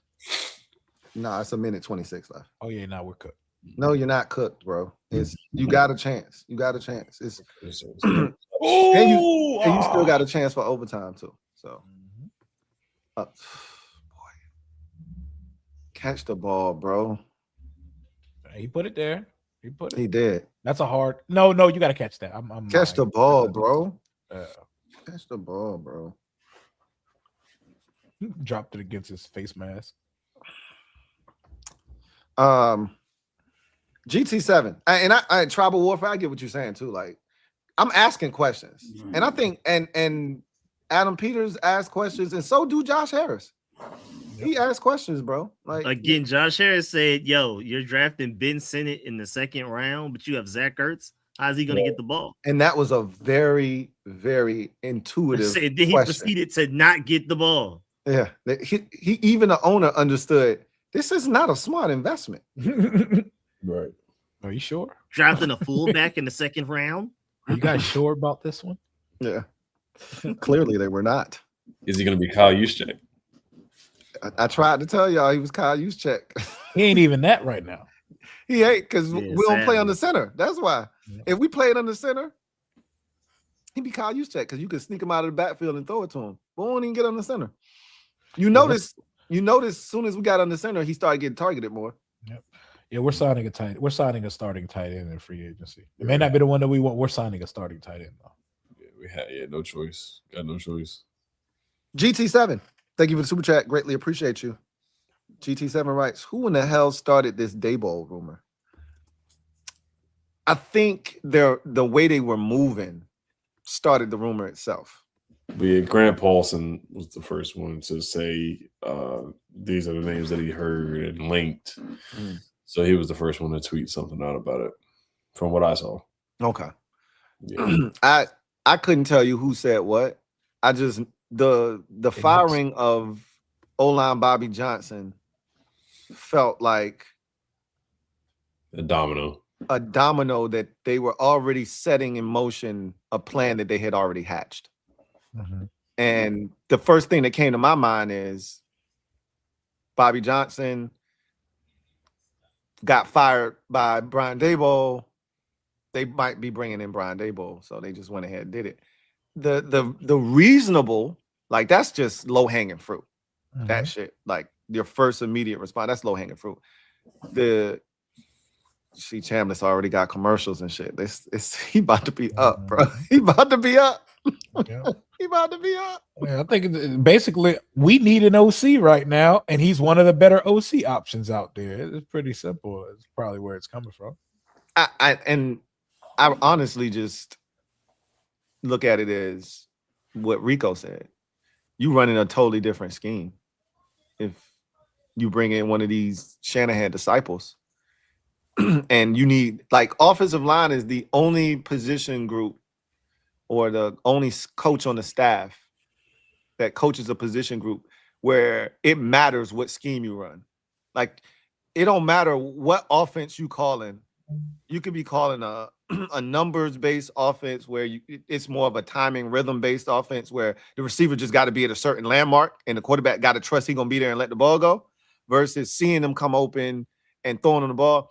It don't matter. The coaches, the receiver coach can coach the receivers to do whatever that coach wants them to do, right? Mm-hmm. But offensive line, if you coach a gap scheme, if you coach anything in between the tackles, a power scheme, and now you got somebody running this zone blocking, it's two totally different types of coaching the offensive line. So it made sense to move on from O-line Bobby Johnson if you had that in mind. But I think Daboll was the low-hanging fruit. Oh, they fired Bobby Johnson, and Bobby ain't done shit wrong. Who thought the offensive line was an issue last year? Or even the year before that? We were giving him praise and credit. One of the better position coaches that we have. Yep. Yeah. So the only development I've seen from an Adam Peters draft pick yet. Yep. So yeah, I think that's why the Daboll shit really came from was that people just it's easy connecting of the dots. Like, okay, they got rid of Bobby Johnson. This shit don't make no sense other than they bringing in somebody like Brian Daboll who fired him in New York. But I mean, that's how rumors get started, and then them shits grow legs and take off running. So, hey, Miami really about to go down here and kick this field goal. And not get in the end zone this time. Because that wide receiver screen shit ain't working no more. Don't trust kickers, man. You better dial some shit up, man. Don't trust kickers, bro. How y'all going back to class for the rest of the year to be students? Let's see. They gotta get some pressure, man. Beck been back there building a house all damn day, bro. Oh yeah, he's comfortable. Out of bounds. He ain't getting no feet in. Nah, they gave him that. They giving him that. Show me the replay. Oh, Malachi, there's no way. Yeah, show me the Carfax. Oh, he almost that heel got to be out. That heel is out. He did that. God, he went up for that. One hand though. Oh, he's an animal, bro. Yeah. That was nasty. He out of bounds though.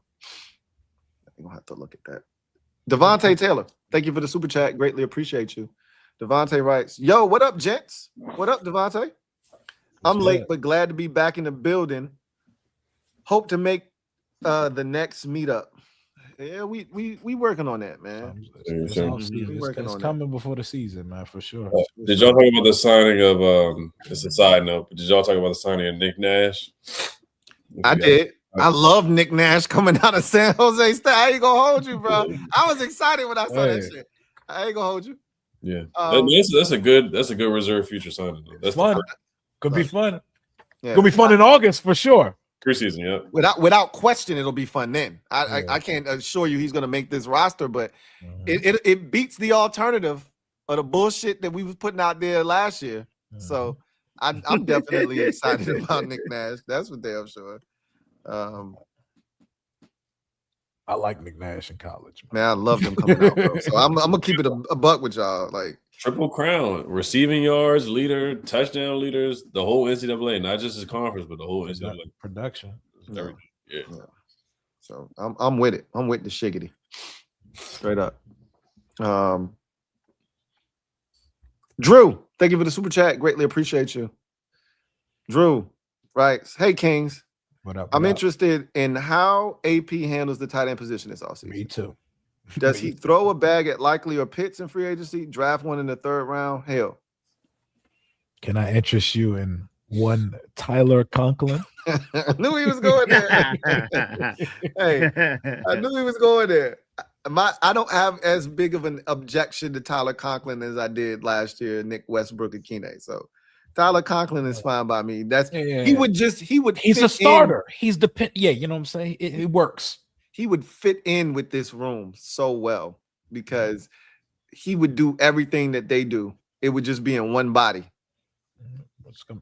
And you wouldn't be excited about what Tyler Conklin does. I like some of these athletic guys. Man. Yeah, this past year, I guess, because Gadsden's their starting tight end, right, for the Chargers. Yep. Yeah. Okay, so he was number 2, so he didn't have a lot of production. But the year before, 2024, he had 51 catches for 449. That, I mean, none of the guys on the roster are going to give you 50 catches. So if he does come in and do that, I mean, it's not bad. He's going to be cheap. I mean, he's not ideal, of course, but 50 for 400 something yards is not terrible. It's better than what you have. I'll say that. And we're not having Tyler Conklin conversation. And it's not even like the numbers thing. It's like how you project that person, because Likely hasn't exactly lit it up, but we know what Likely is capable of if he's the main guy in a room. Same with like Chiggy Okonkwo from the Titans. Like I would be that's the next step down for me. And Njoku's a free agent too. I mean, his health is concerned, but he's talented. I mean, you can't deny that Turpin. I'll take that Turpin though. Chiggy Okonkwo, bring him, bro. Yeah, I'm not mad at Njoku either. He's super duper talented. It's just the health. He's super duper talented. Remember, we wanted Njoku the first time. Yeah, the first time when he was a free agent. And he went back to Cleveland years and years ago, man. Yeah. It would just be feel crazy. It feels crazy to want him now. It would feel like such a new experience to see us go get a Concord likely like a 25, 26-year-old tight end coming off their rookie deal. It makes too much sense. Cade Otton crazy too. Cade Otton is really good. I like Tampa Cade Bay Otton. ain't gonna let him walk. I can't see it. Man, I can't see that happening. They could. They're gonna have another coordinator, right? Yeah, they new are. Offensive coordinator coming in. Yeah. Noah Fant isn't bad either, but the Bengals. He gotta be getting up there in age though now, right? I'm cool. He is 20. He's 20, so he's under 30. Yeah, old. So he would not add to the age. Yeah, I'm good on him. I'm good on him too, bro. Yeah, I'm good on him. And then, but there's options, and it's a very good draft class as well. So, yeah, I don't see us drafting the tight end, but you never know. No, at all. I wouldn't draft a tight end. I don't think they're drafting a tight end, and tight ends don't cost a lot in free agency. So, like, this is why I think a lot of teams are going to hold on to their tight ends. If you don't have anybody you have to use the franchise tag on, and you value your tight end, you can just slap the franchise tag on. Tight ends don't make a lot of money in the league. So if Tampa Bay want to hold on to Cade Otton, for instance, and they can't come to some kind of deal that makes sense for both parties, they can just slap the franchise tag on them if they wanted to. I'm not saying that's what they're going to do. I think Atlanta might do that with Kyle Pitts. I do believe that that's a possibility for them. But again, you know what's also really interesting? Somebody brought this up on my channel. I didn't even think about it. Now that they're getting a brand new GM, Kyle Pitts might become expendable. Yep. Because if it was their former GM who drafted him, I'm not letting Kyle Pitts leave after the season he just turned in. But now, if I'm a new GM and I'm coming in there, oh, hell no, I didn't draft him. He can carry his ass. So I'm like, Pitts might hit the free agent market after all year talking about they ain't going to let him go. They ain't going to let him go. And we better be interested in that case. Yeah. Yes. I would love to pair Kyle Pitts up with Jaden. Oh, yeah, for sure. Mercedes Lewis is 41. Why you even bring him up, Ed? Why you even bring him up, Ed? Age. Hey, they got to do something, man. I swear this man is back here going through 6 progressions. Yeah. There is nobody even remotely. They have no pass rush. He's super cozy, bro. That is nasty what they doing. They got to fix that. They're going to score a touchdown. They keep messing around. They're going to score. Let them score a touchdown. They are doing nothing to affect the quarterback. GT7.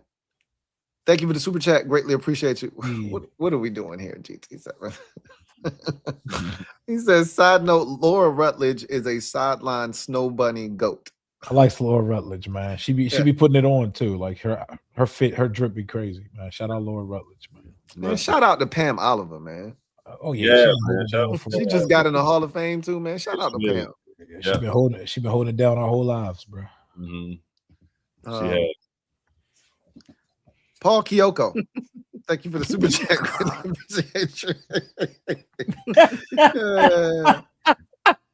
Stupid. Y'all dumb as hell. Oh, man. Paul Kyoko writes, oh, I heard Rio got to 21K on his channel. Bravo. Hey. Hey. Yes, sir. Yes, sir. Appreciate y'all. Hell yeah. Shout out to my guy. That climb, bro. It'd be slow, it'd be hard, but man, it'd be so worth it, man. Love it. Love the ground. Love crazy. Between the 4 of us, we over 100K together, man. How many channels you see out there where we combined for 100K subscribers, man? Like, talk to us nice, man. Yes, sir. Hell yeah, man. Everybody's in the 20K. Let's get it, man. Mike H. Thank you for the super chat. Greatly appreciate you. Mike says, picture Mike on the sidelines with those aviator glasses on. Money. That's what we want, man. That's what we hoping for. Big Mike McDaniel. Hey, what's up? Hey, Rio, get your boy with these cutoff sleeves, man. Come on now. What we got going on here, man? Tell him to get his Caleb Williams specials going. Get them shits off the field, man. Big Rydell. Them shits out of here, man. Let me see what they about to do. Miami, y'all better go for that. Y'all better go for that W. Yeah. But no, we gotta have Mike McDaniel with the joggers, the high yeah, them shits be tight too, boy. The whole Mike special. Get out of there. Ho. Big Beck energy. Okay, Big that's Beck. a walk-in. Yep. That hurts. Yo, that boy playing the game of his life, bro. Yeah, he look like a young Carson Wentz. I'm telling you, man. He ain't even like that, bro.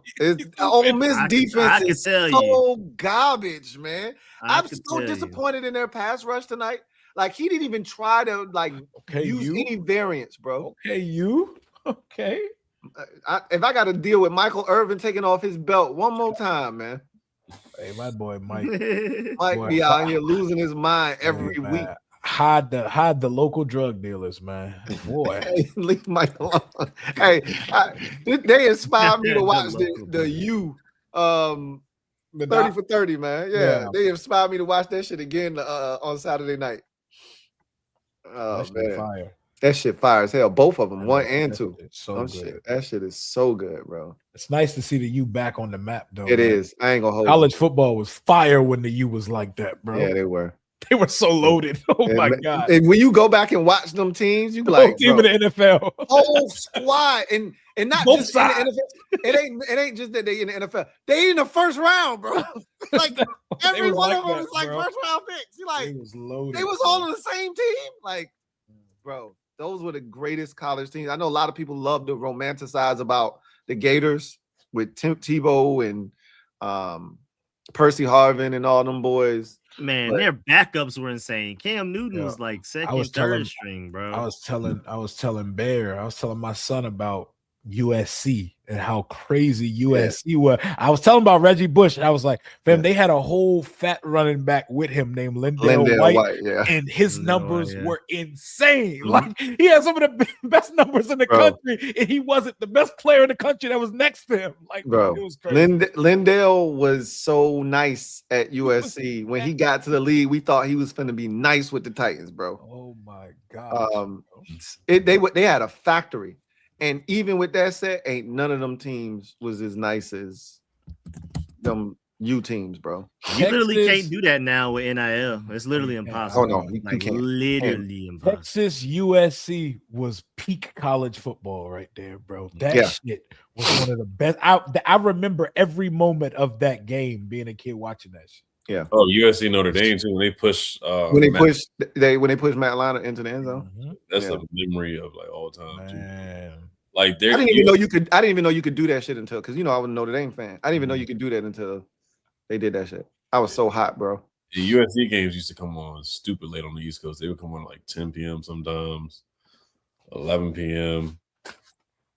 Oh, okay. I forgot they're down 4. I was about to say, oh shit, they about to be in field goal position. Nope, I forgot. Y'all are down 4 with like no timeouts. The beauty of it is with college. The beauty of it is that the clock stopped for them to reset the chains. He gonna spike this ball with 12 seconds left and keep your timeout. Boop, 11 seconds. You can get another one of them type completions and call your timeout and take a shot at the end zone, bro. Matter of fact, you can get another one of them completions, spike the ball, and save your timeout. Get another quick completion, and you got a real shot at the end zone. Hell yeah! Because college is crazy, bro. Yeah, we've been streaming for 3 hours. I'm gonna be honest with you. I thought this game was gonna take 4 hours because college games be insane. I didn't even know we were on for 3 hours. Another good ass catch. All right, get up. You gotta call your timeout. You getting a real shot at the end zone here, though. Yeah, he did really good. Yeah, you're getting a real shot at the end zone here, bro. Yeah, it's not a Hail Mary. This is like a regular. No, you're getting a real shot at the end zone here. Like, that was some good work to get those 2 chunk completions. Send everybody to the right side, man, and have Chambliss just take off. Just go for it, bro. Put your life on the line and get there, man. He is not like that. That's crazy. He's not. He is not like that, but that would be wild. Hey, dude is crying. Dude got his face in his hand. He is shedding real tears in the stands, bro. That's how you would be if the Commanders was one player away from getting to the Super Bowl. Your ass would be about to pass out. I felt like I was on another dimension when we won that divisional round game. I never felt anything like that. That shit didn't feel real. And just how much PTSD I have when your boy missed the field goal. Here it goes. Here it go. I'm thinking of ways of how we can still lose the game. See, that's that bullshit. Now they're gonna go down here, and remember they drove that bitch down the field. Yeah, we about to Washington this shit up. And then they're gonna kick an onside kick and watch they get that shit. We caught that pick. It was like my soul left Earth for a second. Yeah, you ain't lying, bro. That was a few hours. That was literally me with I felt the same exact way with that pick. And then I felt that way with the Ringo pick. Both of those picks. Like finally let my nerves be like, okay, I can exhale a little bit. Yeah, for sure. Like that, I was never comfortable until Jeremy Chin caught that pick. That's when I finally was able to be like, son, we won. And we jumping up and down. Cause he's like, Dad, I think we're gonna win. No, it ain't over yet. You know, you get mad. He don't know no better. Pushing your PTSD on the hill. Yeah, no, I can't be doing that, man. No, it ain't over yet, son. It's still a lot of time left. That should be funny, dog. I be crushing my son's dreams sometimes. We knew that optimistic shit. I ain't trying to that shit right now. But Papa, Papa, look. You didn't even try to hear that, bro. My dad is the master at that shit. They had a shot, man. They had a shot. Yeah, I don't like the fact that they actually ran like a Hail Mary. They didn't need to do that. Like actually run a play where you got somebody running across the field and trying to actually complete a pass. Like just throwing it in the air like that was crazy. And he didn't even do a good job of putting air under it and letting them run under it. I know Cam Ward, like, man, where was this? What is this report that Harbaugh's eyeing the Giants? Did you see the one where he was eyeing Cleveland? I'm like, what? Why would you want to go to Cleveland of all places? It's weird. No, you know who's the absolute worst on social media? Josina Anderson, dog. Oh my God, her she thinks she's like the Riddler of sports media. Like she says so much word soup of nothing, and none of it ever means anything. Oh, it's so frustrating. I follow her just to get re-upset at everything she tweets all the time. Shit blows me. And she swears there's like mystique to her when she tweets these things. I know she tweets them like, ooh. This one's gonna get him. This one's gonna get him. I hate that shit so much. I'm gonna kill him with this one. Now that I just told you to pay attention when she tweets now and look at the way that she makes the most simple scenario sound. No, her shit's definitely be like a thread. It'd be the worst. Her should be a thread. Like, bro, you got information or you don't, bro. Like, what are we doing here, bro? Yeah, she's always been like that though. So it's not a. It's what's in the bottom of the box ass tweets, man? Like, nobody got time for that shit.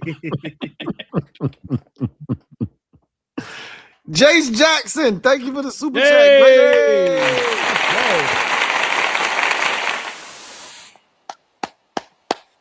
Big up Jace Jackson for the 50 piece. Really appreciate you. Thank you for the generosity, Jace Jackson, who writes, hope this offseason goes well. Really appreciate you, Jace. It's off to a very intriguing start. Crazy already. It's crazy already. We'll see if crazy turns into crazy positivity or crazy negativity, but it's off to a wild start already. It says last year thought that the PDSD was over. We all did.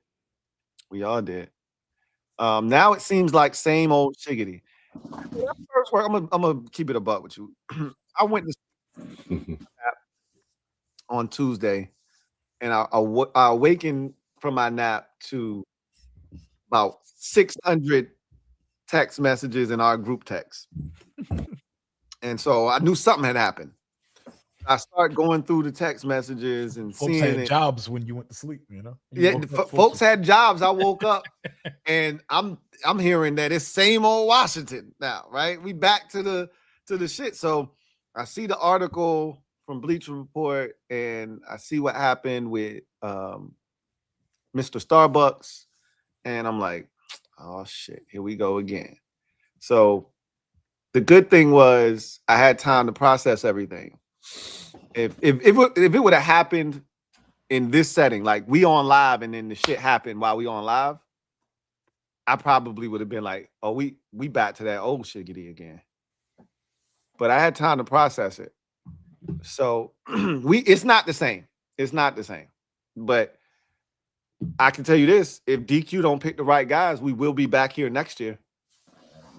We will be back here next year having these same conversations, except we'll be looking for a new head coach. I was about to say, hey, it's going to be more than what we in right now. We're going to be looking for a head guy. Yeah, we're going to be right back here again next year, except we're going to be looking for a head coach too. Home and away opponents out. Yep, we started. Y'all had a chance to take a look at that? Sure have. Let me put it up on the screen real quick. Looks a little daunting. You know? It is very intriguing. Very dangerous. Very There's a lot of Shanahan coordinators on that schedule too. A lot of Dan's kryptonite. Yeah, that's your boy. We saw with that Green Bay game before he left Dallas to become my head coach, man. Anytime it's a Shanahan offense, they putting up 30 plus on them. The one positive I will say is that all of the tough games, air quotes, are at home. So if you wanted to have a chance to beat Houston or LA or Indy or Seattle, even though we proved last year, it don't matter where the hell we play Seattle at. At least you get a better shot at home than going on the road. I would rather play at this point with the way that Mike McDaniel get down. I would rather play them at home now, bro. Yeah. They don't lose on the road. That's why I was like, they were better off losing to San Francisco and getting the 5th seed than winning and getting the. They're gonna get bounced in the first round. Watch, in the divisional round. Watch. I'll tell y'all right now. I bet I know who we playing internationally. I think I know what you're gonna say, but say it. Jacksonville. I think we're playing Jacksonville. I think it's a home game this time. Oh, is it home? Is it home? I think it's one of our home days this time. Oh, okay. If it's home, then I don't know. But I know if it's away, it's definitely Jacksonville because they live in London, bro. They're gonna like relocate them to London at some point. Yeah, no, it's I think it's a home game. Don't quote me on that. It may be on a away game. If it's home, it's going to be the Colts. I think it's going to be Cincinnati again. I would love Cincinnati, but I think it would be like the Colts, like, because that feels like a random ass, like 9 a.m. on a Sunday game, us versus the Colts at 9 a.m. Yeah, the Colts go over there a lot too. But yeah, the only reason I say Cincinnati is because it's a fail-safe in the event that something happens to Jaden again. At least you still have Joe Burrow. Yeah. You still have a main attraction. Whereas if you go over there and it's the Colts, you're screwed if you don't have 5. Yeah, we really went over in standalone games this year, bro. We absolutely did. It was 0-8. Oh, we bro. asked for that shit. We went 0-8. Bro, they are still kicking my back end from that, bro. On social media. Every time I get up there, I don't even be up there, bro. I'll go like 2 weeks without being on social media. And then I'll see I got like over 50 messages or something on my asked for this. Y'all asked for this. Y'all wanted this. They still kicking my back. I went up there today because of all of the rumor shit. And somebody still retweeted the video of me talking about and said some shit. I'm like, bro, they still kicking my shit in, bro. Yeah. I can't even be mad. We asked for that. Offer, big offer. He says, we get the OC and DC y'all want. Draft pick y'all want is a hit. What's y'all way too early record prediction? Y'all. I'm very far away from that. I'm scared. Yeah, I don't even know if I'm able to tackle that at this current juncture. I'm scared to give an answer. 10-7. I'm gonna throw out 10-7 because we better have a winning season next year, and it better not start with a 9. So got to 10-7. If we get everything I want, oh no, we up and we stuck, bro. We 12-5 again. See, everything I want. This is that dangerous shit. They knew what they was doing with this. You already about to set us up, and we ain't even seen who we signed or drafted. You know, we don't even have half a team right now. He gave us the scenario. He gave us the scenario of we get the OC we want, the DC we want, the draft picks we want are all hits. A dream. Like everything happens that you want to happen. Oh no, we win in 12 games again, bro. If everything happens, bro, you know how strong my belief in 5 is, and you tell me I get the coordinator, I get the coordinator that I want. We revamp this defense. We get the coordinator that I want on defense. You tell me that we hit home runs in free agency and the draft. What? No, absolutely, we're back.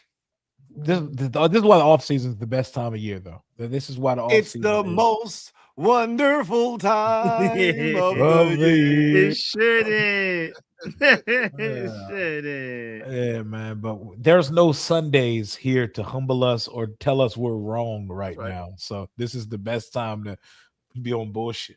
in 8 months in 7 months from now, I'll be standing on the table telling y'all that we ain't scared of nobody. We want all the smoke. We'll go to Kansas City and win. And Rio will be telling you, meet us in the parking lot at Levi Stadium for the Super Bowl. Y'all know what time it is, man. It was 7 months. You already know when that toast to the season Commanders King event comes. We're going to be talking reckless. So. Rico going to have us undefeated in the first 9 weeks of the season. Ed going to be the only realistic one up there talking with some sense. Like always.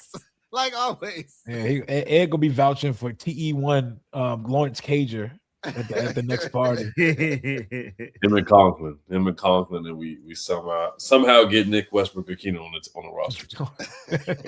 and Nick, and he gonna be telling y'all how Nick Nash gonna end up being the third best receiver on the roster. I like Nick Nash.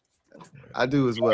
I got a good feeling about I look, I don't do the whole, futures contract signing, all that stuff. I don't do all that shit. I brought Nick Nash up like, yo, this one right here is really interesting.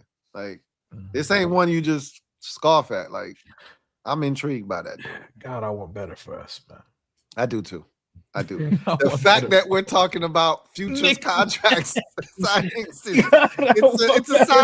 it's a sign of the times. Like, hey, we down bad right now. Make it stop. Make it stop. Lord, I'm tired. I'm tired, boss. I was so close to the mountaintop. Why are we back here? Yeah, I'm tired, boss. Oh man, I'm exhausted. Put us at the start of a movie. I bet you're wondering how we got here. Right now. It's a nasty BET movie too, bro. Oh, the worst. The worst. Oh man, Lion Ace.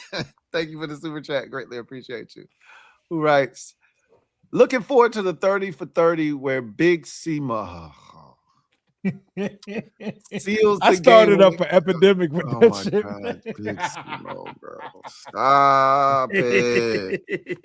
Seals the game-winning touchdown to clinch our division championship. Ooh, you're putting Semo back on the roster, but look at him doing great things now. Oh my God. I actually watched some highlights from that Chicago game. That was a really good catch by Semo. Heck of a throw, too. That was special stuff. That was as good as I saw all year from Chris Moore. Yeah, it was that was actually a really good catch.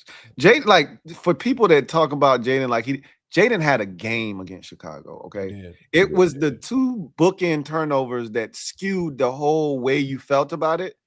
Everything in between that, was phenomenal. He threw God, 3 I hate it. touchdown passes. God, I hated that first interception. Yes. We probably smack them boys if Yeah. he don't throw an interception there. Yeah, we do. Absolutely, we do. And that was so uncharacteristic and not Jaden like. There was no reason to throw that bullshit. Actually, he made the right decision. He just threw it late. He threw it crazy. He threw it late and behind the receiver. If he leads him up the field, it's a touchdown. I don't know what he was doing right there. But he was so good. It's crazy because that one play, like throwing the football, was such an outlier from the rest of the game. He was locked in that night. And, oh my gosh. Blame the rain. Blame it on the rain. It's just them rainy days. Spend a lot of time trying to wash away. That game ruined us, bro. Oh my God. Teddy Jr., thank you for the super chat. Greatly appreciate you. Teddy writes, with the 2027 draft class being loaded, should we try to obtain as much capital as possible by trading some vets? What vets we got to trade? Paying like the only tradable commodity we got right now. Yeah. What vets you gonna trade? We had this whole conversation during the trade deadline already. Who we trading? What commodities we got that somebody else wants? Debo ain't on the contract no more. Brandon Coleman, maybe.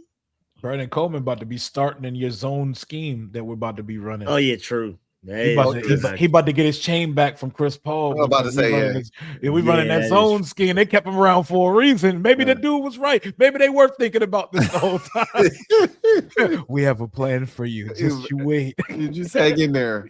Okay.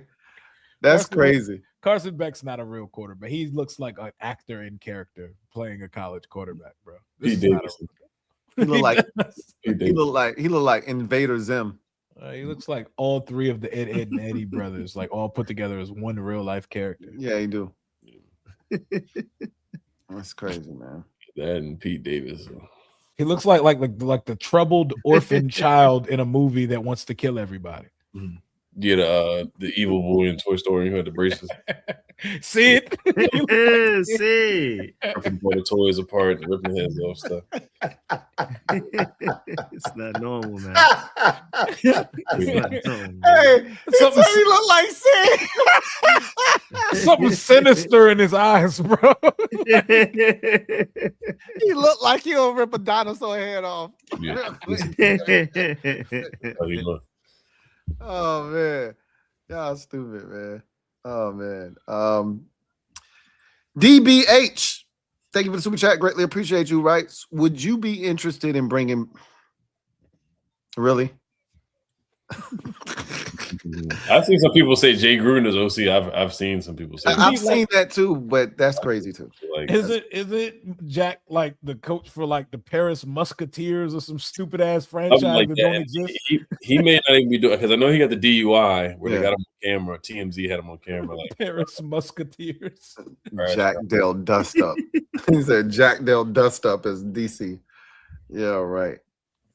People keep trying to dig Greg Williams out of wherever he's at right now too, and I'm like, I think the ship is past there. But I used to love him like 20 years ago. That was my guy. Is he still with the with your boys? He ain't with your boys.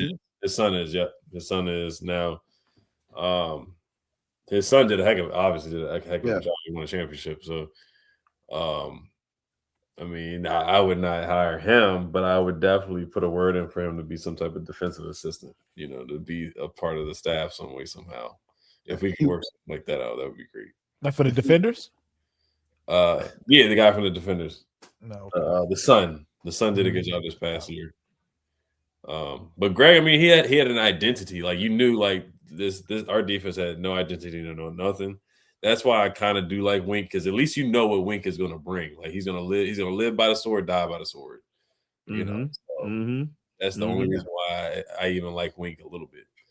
I was really low key hoping Todd got fired. I was like, I would love to bring Todd Bowles here. Yeah, that'd been nice. Yeah. Todd would have been maniacal. But they held on to him. LT, thank you for the super chat. Greatly appreciate you. LT writes 55 on it and to a Super Bowl and possibly Super Bowl repeat. Y'all sick yet? Y'all ain't going to the damn Super Bowl this year. I can't wait till y'all lose.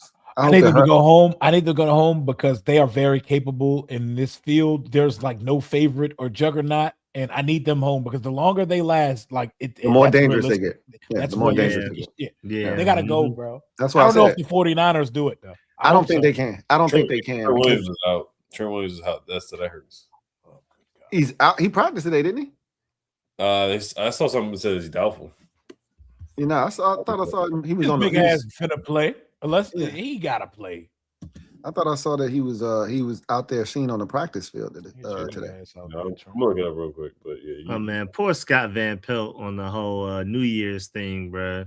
Shouts out to him for that pivot, bro. That was an elite pivot. What happened? Oh my god! Oh no, did you see the New Year's Day? That was an elite pivot, bro. Like it was on New Year's Day, the coverage they were showing like from Times Square in New York, and they were showing people making out.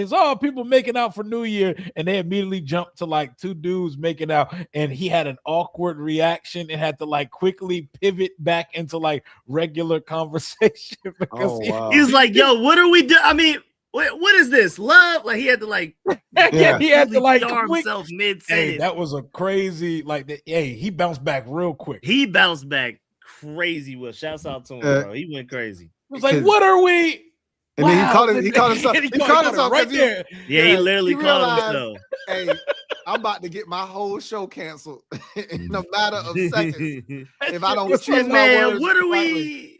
What is this? Love? Like he had to flip it. Bro. Hey, that boy love his job. That boy love his job. He good at his job. Hey, look, boy, most people real quick. Yeah, look, most people when they got caught, boy. They told him that he could come home and do his job. Yep. That man back in DC, they play go-go music going to the break. He be DMV as hell. Yeah, he was like, I'm not messing this gig up, bro. He be having whole segments where he just bitch about our teams in DC and shit. Like they be letting him get his shit off on there all the time. Yeah, so he definitely he must have finessed the hell out of that, Rico, because that's crazy. I haven't seen it. That's wild. It's insane. You gotta see it. Nah, it's hilarious. I bet he was cussing them out when they got off the. Oh yeah, he cussed them out. The hell y'all put on the screen? That's funny. Gearcell 1. Thank you for the super chat. Greatly appreciate you. Gearcell threw us a mean curveball the other day when we was up here. That shit was hilarious. With a normal super chat, I was like, "Wait, is that? I know that ain't who I think it is. That Gearcell with a normal." We was all going through it that day, so I felt him. Yeah, it was crazy because it's like you know how you be waiting for the hook and the hook just don't never come. I was waiting for the yoga pants to pop up in the sentence, and it just never did, bro. He didn't double back though and blessed us with one at the end. Like I got y'all. He says, "Kings, go Kings." Saw Noah at Dairy Queen wearing tampon blue sandals with tiptoe yellow yoga pants tiptoe yellow. and a BET crumble pie fade. Crumble pie fade. Tragic, like he feels sorry for him. Like he actually saw that. Like I want to know what justifies and makes the tiptoes yellow. Like where we go? Tiptoe yellow. I love tiptoe yellow. That's just yellow. That's tiptoe yellow. Tiptoe yellow. What changes the hue of the yellow to make it tiptoe? I love it. Indigenous brother. Thank you for the super chat. Greatly appreciate you. Who writes, my Hurricanes did it one more win at home and we the champs. Hey man, shout out to y'all, man. I love it. Shouts out, man. Shouts out. I'm about to pull my Miami snapback out next week. I'm about to watch the U part 2. Thank God for my Hurricanes saving my football season. Yep. I'm glad you had somebody to rescue me. All my teams was straight ass-tastic this year. All of them. Braves. The Grizzlies. Grizzlies. All of them. I ain't had nobody to save me. Mike H. Duke look like they're going to be basic. They're going to get to the tournament. I think they're going to lose in the second round this year. Maybe we get to the Sweet 16. Maybe. Feel like they're going to lose in the round of 32 this year. Josh Harris working now.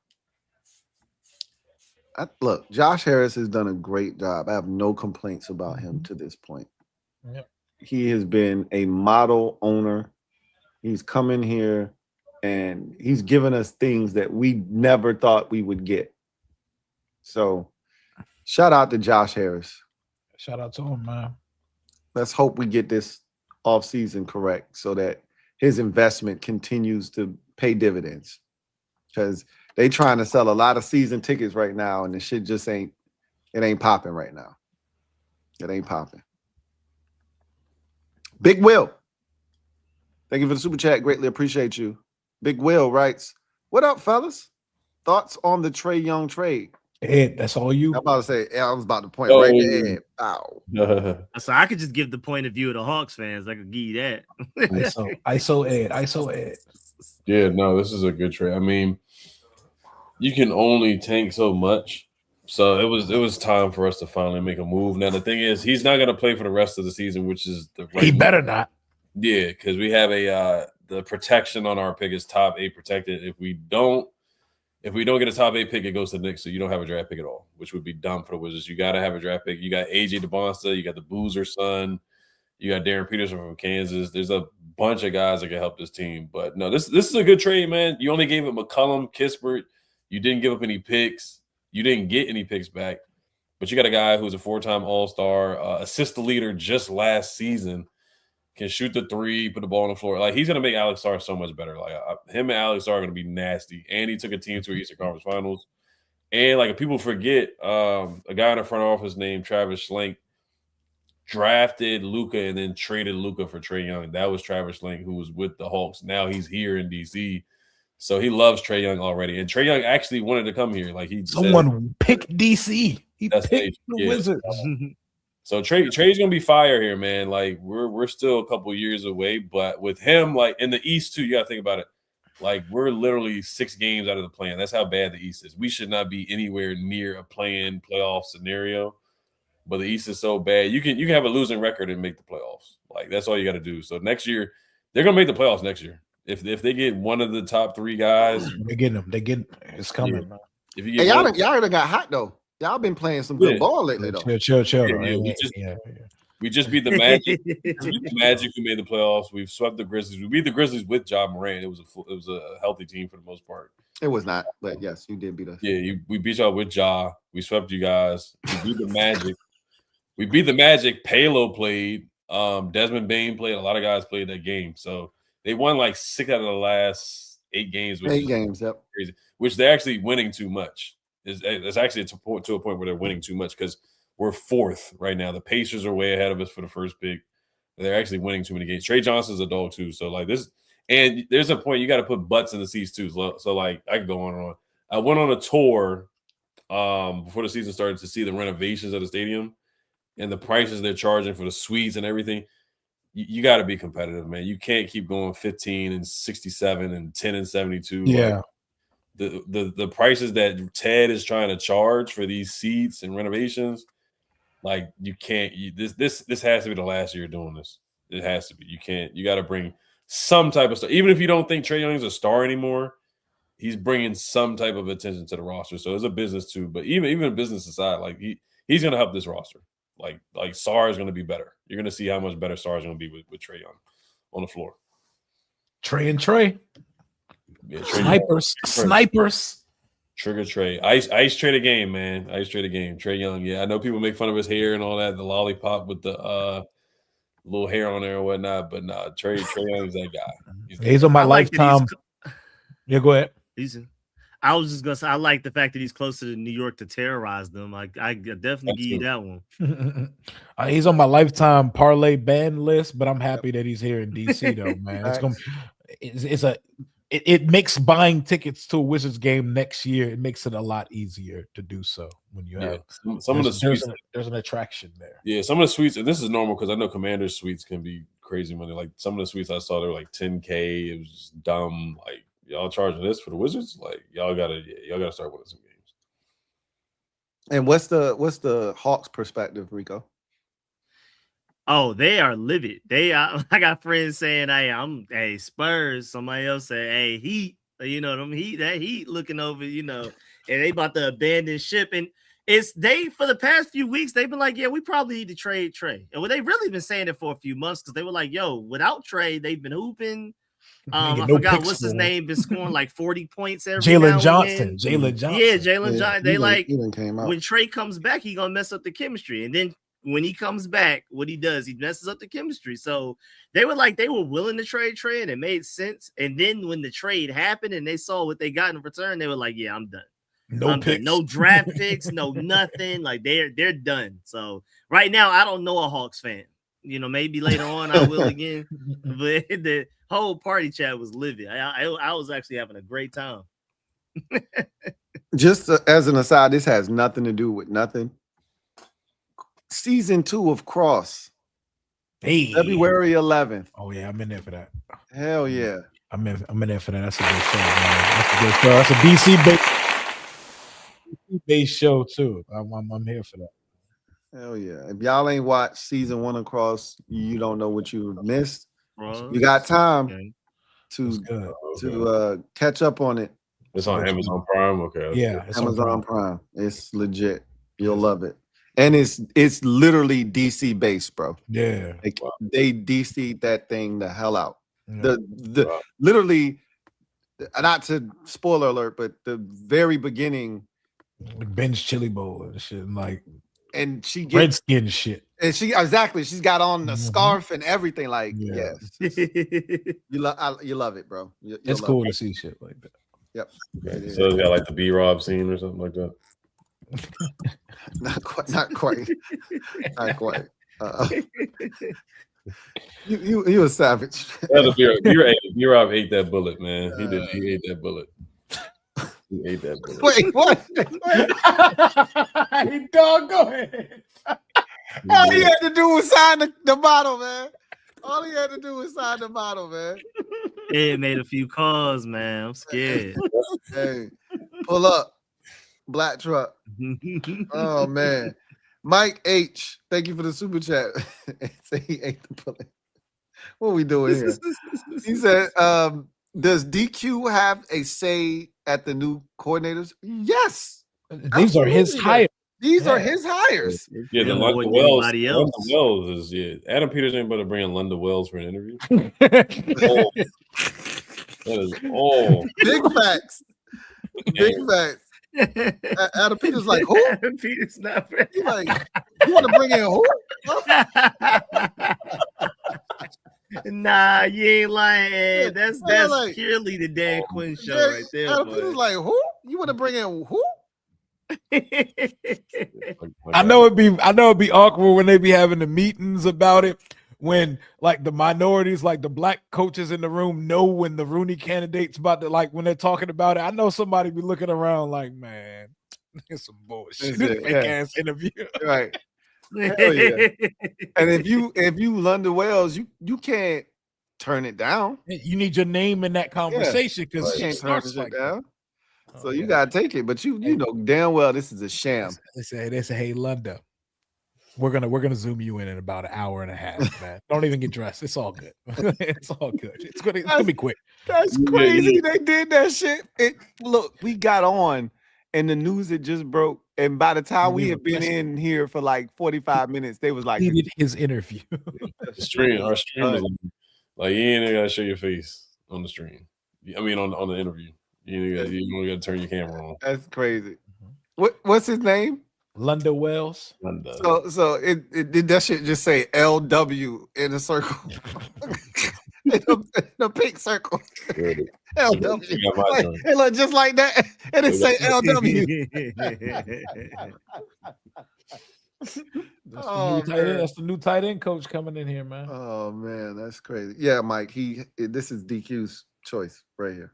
This is why we talked about either he getting fired or he about to be in a position to call some real shots. But this is a big one for him. Indigenous brother, thank you for the super chat. Greatly appreciate you. Double up. Thank you for doubling up. These games would have been blowouts if our OC would pound the rock instead of getting cute. But on to my Commanders. Who y'all think y'all want? Who do y'all want in the DC OC sweepstakes? I know y'all were running the hell out of the football tonight. I will say that. They couldn't stop y'all run game. I think we all want Mike McDaniel. As It the might be a offensive long coordinator, shot. yeah. Oh yeah. Yeah, I think all of the defensive coordinators that we want are either currently employed or we just don't think they're going to end up here. Getting blocked. Jeff Ulbrich. Jim Schwartz. Jim Schwartz is another one that I think we would be really satisfied with. I know a lot of people I've talked to, Candy was like, her dream hires would be Mike McDaniel, and this was before he got fired. She said Mike McDaniel and Brian Flores. So, and it's crazy because I keep hearing Brian Flores' name come up as if he's willing to leave Minnesota and they will let him leave to get a defensive Brian coordinator. Flores might get one of these head coaching jobs up there. I don't know. I mean, he's suing the league. I think that's the only problem. Yeah, I don't know if he's gonna get a. I would love him with like the Ravens. He might be job, exiled. man. Yeah, but yeah, you were probably right. Yeah, I was shocked that he got back in. Shout out to Mike Tomlin for getting this man back in the league, bro. I really thought they was about to Kaepernick his ass straight up. Yeah, for real. So shout out to Mike Tomlin for getting him back in the league. Joe Rockhead, thank you for the super chat. Greatly appreciate you. Joe Rockhead writes, "Sorry, Kings. I had to dash away and see the SVP New Year. It was like a one-hand catch, toe drag, swag, 2-point conversion with 0 on the clock to win. I gotta go watch this thing, man. It shit is hilarious. I watched that shit like 20 times. That shit I gotta You watch have it. to see it. I gotta watch it. I gotta check it out. His man. pivot was insane, bro. He's a professional, man. He was about to crash out. Yeah, he's a professional, and it's always important to note that people realize in real time, like you got to be able to appreciate somebody that in real time can realize, I better be very careful with the next 3 words that come out of my mouth. But this shit is over. This shit is over right now. If I don't say the right thing, because he was about to crash out. The way y'all describe it, he was about to crash out, and then he realized. Oh yeah, he was mad. He was heated. Yeah. And then he realized. He was like, "What are we?" And then immediately went into like a sentence that could also apply to what are we? Yeah, he understood the assignment. Like, this is about love. This is it's crazy. It's yeah, crazy. hey, what a. Hey, I gotta go watch it. That's funny. It's a hell of a way to describe it by Joe Rockhead. GT7, thank you for the super chat. Greatly appreciate you. GT7 writes, typically McDaniel meets the Rooney Rule. So yes, that's what Rio was saying. Like technically, he black. That boy got a black daddy. That boy black, man. We don't claim him. Yeah, nah. We claim him. We don't claim him. But yeah, he black. He technically he black, so he would satisfy the Rooney Rule. Bro. But that's why DQ is out here doing this, because it probably ain't him. It's probably Brian Daboll. I'm starting to feel like it's Brian Daboll, man. I think Mike McDaniel, it has too many options that are better than us, and I don't think that we gonna get that. So when you say that, are you referring to head coaching opportunities or just better opportunities in general? I feel like he has options before here, like as a coordinator. Job. Yes, and he probably will interview for head coaching jobs too. So because I don't agree with that. So name opportunities like coordinator opportunities that you would perceive to be better than. Because again, I think Detroit, Philly, when that opens up, after dealing with what he just dealt with with Tua Tagovailoa, I don't want Jalen Hurts as my quarterback. I don't want Jared Goff as my quarterback. Those are better situations than this, though. They're better situations, but he's not the head coach. He don't care about a better situation. He cares about a better offense. And but they got weapons for days, bro. Like they can't run his offense the way he want to run. Who's running the jet sweeps and who's doing all of the shit coming across the formation? All we have right now is Jaden and Terry. So who do we have to run his offense right now? You can go get some of these guys. Like the Eagles they don't have the cap flexibility. Like we can go out in free agency and get somebody, and then we can go in the draft and get somebody. Mike McDaniel could work with what the Eagles and what the Lions have, Lou. With the Lions, yes. With the Eagles, I'm not sure. And if Saleh gets a job, I could easily see him going with Saleh somewhere. That's a better. Again, it just depends on who the team is. And we don't what he look has as to attractive right now as we would have been a year ago. I think like John Jones said that, you know, we're gonna get somebody that has some cachet.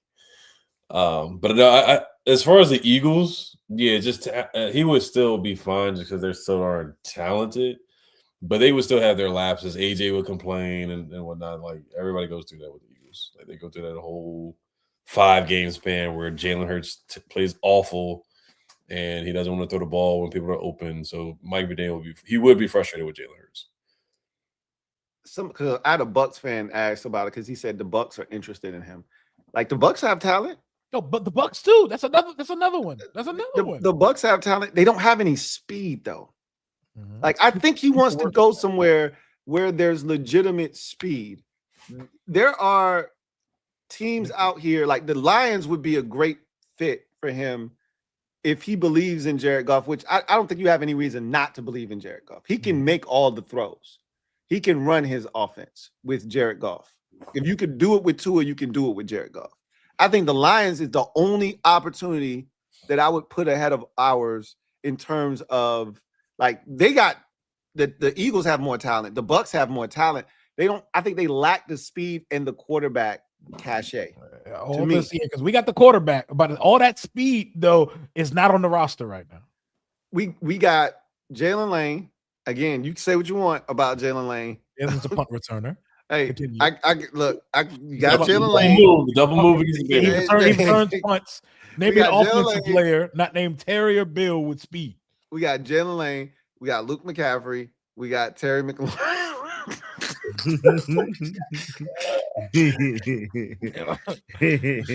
Mike coming in the interview. Tell me more about the McCaffrey kid. coming off a shoulder surgery too. Or a collarbone, whatever it was. You should have seen Rio face when I said the McCaffrey. Tell me more about this McCaffrey kid. Hey, he's faster than his brother. He ran a faster 40 than his brother Christian. He's faster than Christian. He's definitely faster than Christian. So we're cooking over here, man. If you can get the Lane kid to catch, Mike, let me tell you something. If you can get this kid to catch the football, it's a problem. If he can start cooking with the Washington kid in Miami, he can cook with Jalen Lane here, bro. Yeah. Like, I'm telling you, he can. We got some stuff. And if you go get him a Carnell Tate, or you go get him one of these receivers in the draft to pair with Terry, and you can still bring Debo back. He could do some things with Debo, bro. Mm-hmm. Like he could do some things, some really quality shit with Debo. Yeah, I know the receiver I like too. I like later in the draft, the Indiana receiver Cooper. Oof, he would go crazy in that offense. But bro, I'm gonna get my hopes up though. You could do some things. Like I think he's more in I think he's more, and I can't speak for him. I don't know what he's looking for, but I think he's hunting after a situation with a quarterback already. He probably feels like he can make the rest of the shit shake. Give me a quarterback, and I can take care of the rest. But I do think his influence where all the Jeremiah Love stands. I would say I don't think we're gonna get a run. I don't think we would draft him, but I think if we bring in McDaniel, I think the possibility there's a chance possibility goes higher. If you don't get anything in free agency, absolutely. Yeah. Because who would say no to that? Say no to what? Jeremiah Love in the first round. A lot of people would say no to. Our fans would mass mutiny. No. The consensus would be like they would hate that shit. Our fans would hate that. I would hate it. I think a lot of people would hate it. Our fans but I also think people don't know how good he is. I think people probably just like, there's no way it's another Jahmyr Gibbs or Bijan Robinson coming through or Aston Gentry. It can't be every year. There's just this. I feel like it's probably like fatigue, and then especially after Aston Gentry didn't play well last year. But now Jeremiah Love like that. Like if you have a rule against drafting running backs that high, he's the exception, dog. And not only is he good, it's Mike McDaniel. I know. Did you see what he did with Devin Achane? Yeah. Like, are you kidding me? He did the same thing with Raheem Mostert. You saw what he did, Raheem Mostert? We had Mostert put up 20 touchdown seasons and He shit. had Like Mostert in the end zone surfing every week, 2-3 times a game. 20 touchdown ass Mostert, bro. Come on, Bill man. and Love and Bill would be crazy. Our fans would be like, it would be hashtag fire AP all over all this shit until they see the plan come together. The only way I think it wouldn't be that is if they went so heavy in free agency that it was acceptable. If they didn't go heavy free agency on the defensive side, they crash out. Yeah, it would look crazy. Oh no, they crash. A running back in the first round. Our fans not trying to hear that shit. Yeah. Mike H, thank you for the super chat. Greatly appreciate you. Double up. Writes it's McDaniel. No S. No S, guys. No S. And if this thumbnail is accurate, you white. Come on, man. I need you. Come on, Mike. You know better, man. Come on, Mike.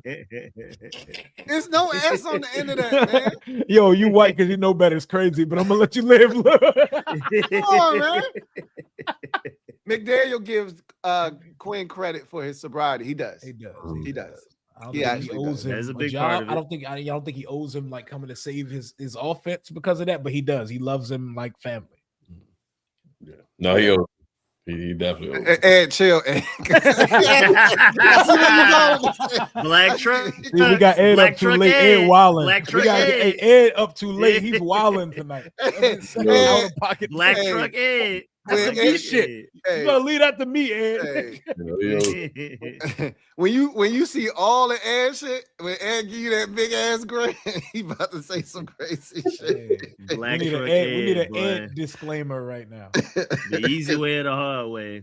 Hey, Ed was about to say Rob some ate wild that shit. bullet, bro. Like he got popped in the face with a punch or some shit. Hey, 4 weeks later, man, I give him credit for that. Seriously. That's a wild line, bro. He ate that bullet. I ain't gonna hold you. That's what I would say. That's not an Ed line, bro. Hey, y'all be sleeping on Ed, man. Ed is a different dude, he need to get a Snickers. He's wilding, bro. He's not himself right now. But y'all be sleeping on Ed, man. Ed is a gangster, bro. Just chill with it, bro. No, I don't see it coming. Ed is an entire savage, bro. Y'all just be sleep. That's all. Ed be sleep. Hey, he up tonight though. Oh, yo, he's super up. Yeah. So that Trey Young trade got him activated, bro. He out here. Francis, JD Sports Talk. Thank you for the super chat. Greatly appreciate you. Who writes Francis or Spencer Fano? Yeah, Spencer Fano. That's the tackle from Utah, I believe. And that's Utah, right? And Francis Maguire. I don't know how to pronounce that last name. So Francis M is from Miami. So these are the tackles that could potentially go as early as before we pick in the draft. Please do. Please, Utah Cleveland, got two of them. Miami got one, and I don't think people are as high as Caden Proctor from Alabama, but those are the tackles. It's the Utah kids and Francis M from Miami. I can't say his last name. Don't mind me. Which one's better than you? Please. I think the Miami kid is, but I don't know. They really like the draft people love the Spencer Fano person, though. I mean, look, I don't think Ole Miss has a pass rusher, but your boy was building a house tonight. So yeah. I don't know. Carson Beck was comfortable. He was real chilling. comfortable tonight. Mike H, thank you for the super chat. Greatly appreciate you. Mike H writes, just give the guy 10 million and run Shanny. Bro, I'd say whatever he want, just give it to him. Whatever it's gonna take to get him here, give him the check. Hey man, if you listen to Ed, man, you owe him a favor. So you know what I'm saying, you gotta hold that burden over him, bro. Hey, brother, who was here from you at your lowest, brother? I'm low right now. Reciprocate.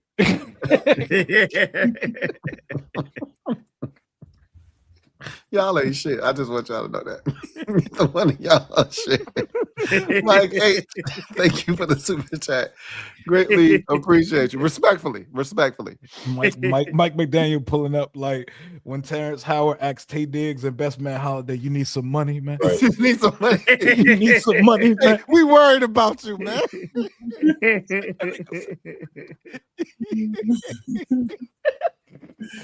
I do. That would be Mike pulling up to Dan Quinn. You need me to be the OC? Mike, I'm on my last legs out here, Mike. The fans don't want me. The streets don't love me no more, man. I ain't gonna lie, Dan Quinn. If you don't sell out, bro, Dan Quinn, you might need to cry when you talk to him. Please, Dan Quinn. Cry.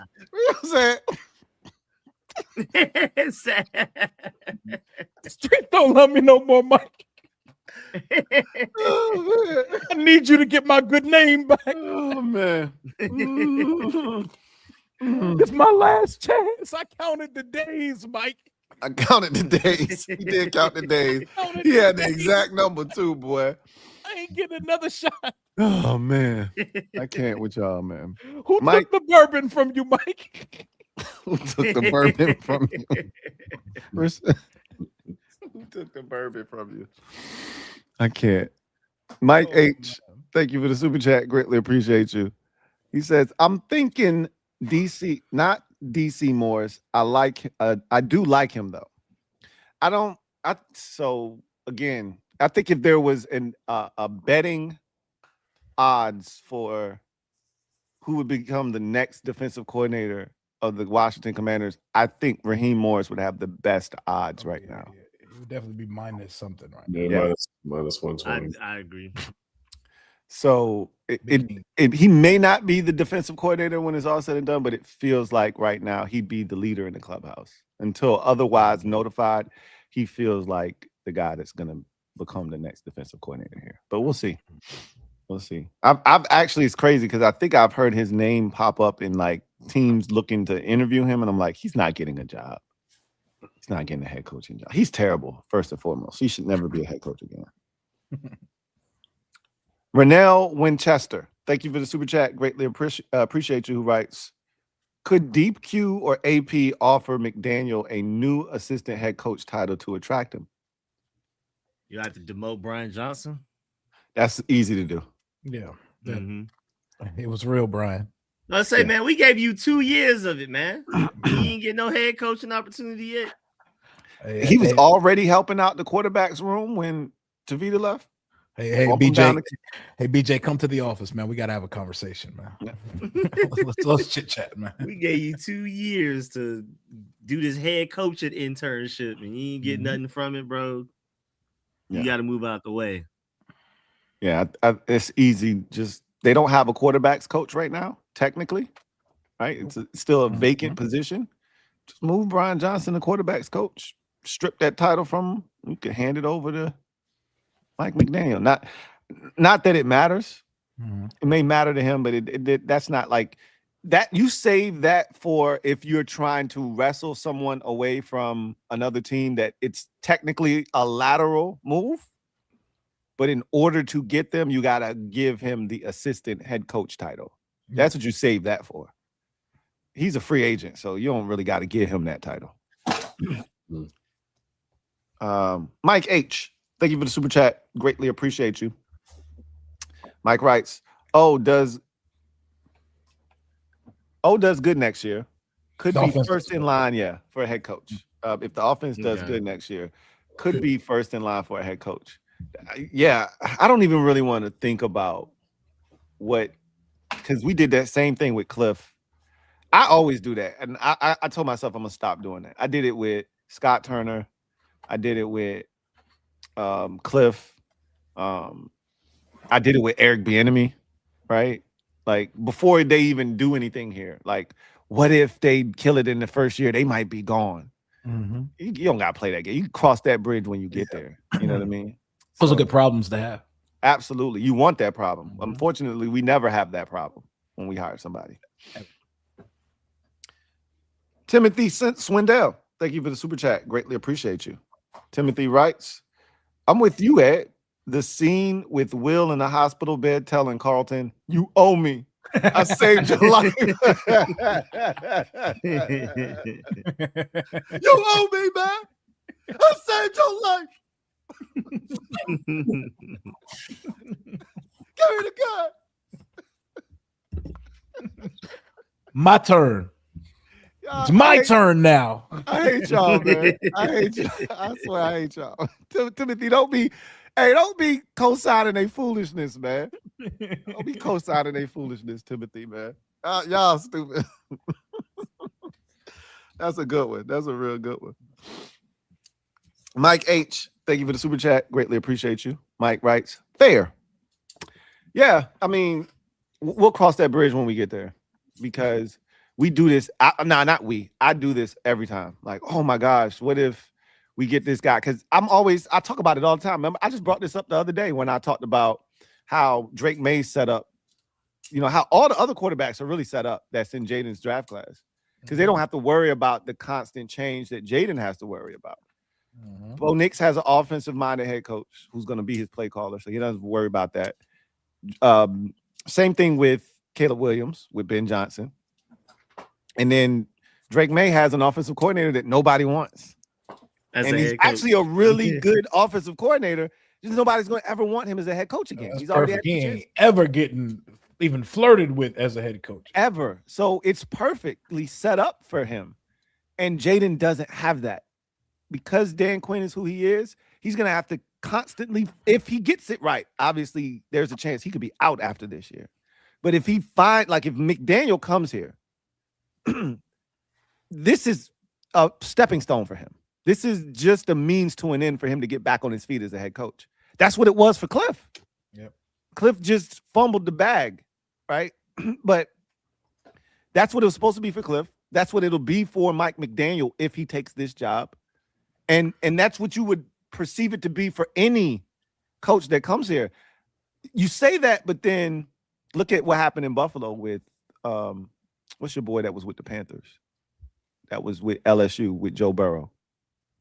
Joe Brady. Mm-hmm. Everybody thought, he goes with Josh Allen. He's going to be like Brian Daboll. He's going to get a job, because remember the quarterbacks coach that came over there that was at Miami, the quarterback that was in Miami, ended up being the offensive coordinator for Buffalo, got fired. Remember, they fired him. Yep. Ken Dorsey. They fired him, gave Joe Brady the job, and Joe Brady was killing. Remember, Josh Allen won MVP. Have we even heard Joe Brady's name come up? Very briefly. I forgot about him. I ain't gonna lie. So you think about it like that, but it ain't necessarily always the case. But McDaniel would definitely be here to basically boost his resume back up and then get back out there. So, but we cross that bridge when we get there, man. Cross that bridge when we get there. Mike H, thank you for the super chat. Greatly appreciate you. Writes, NFC and AFC championships. It's crazy because all this shit happened. Rio was like, yo, you know what we should do? What would be really cool? Remember what you said? Yeah, I said we should predict the Super Bowl and shit. We did not talk about none of that shit. We ain't talking about the playoffs. We ain't talking about who we think gonna do what. Too much family business. There's so much shit going on. Yeah. You know what else is crazy? Every team in the division except for Philadelphia gonna have a brand new defensive coordinator next year. Yep. Dallas fired theirs, we fired ours, and the Giants obviously Another good setup because I don't think Fangio is getting another head coaching opportunity at any point either. So that's perfect Oh, yeah. for him. He's gonna finish his career in Philadelphia. He had already said, "This is my last coaching gig. I want to come home," because he's from Philadelphia. I want to come home and finish my career. So, Man, they got lucky. Yeah, they did. They did. They did. He's like, remember, I can't speak for y'all. I wanted Vic Fangio here, Yeah, same. and he basically told all the teams that was interested, "I'm going home, bro. I'm going to Philadelphia."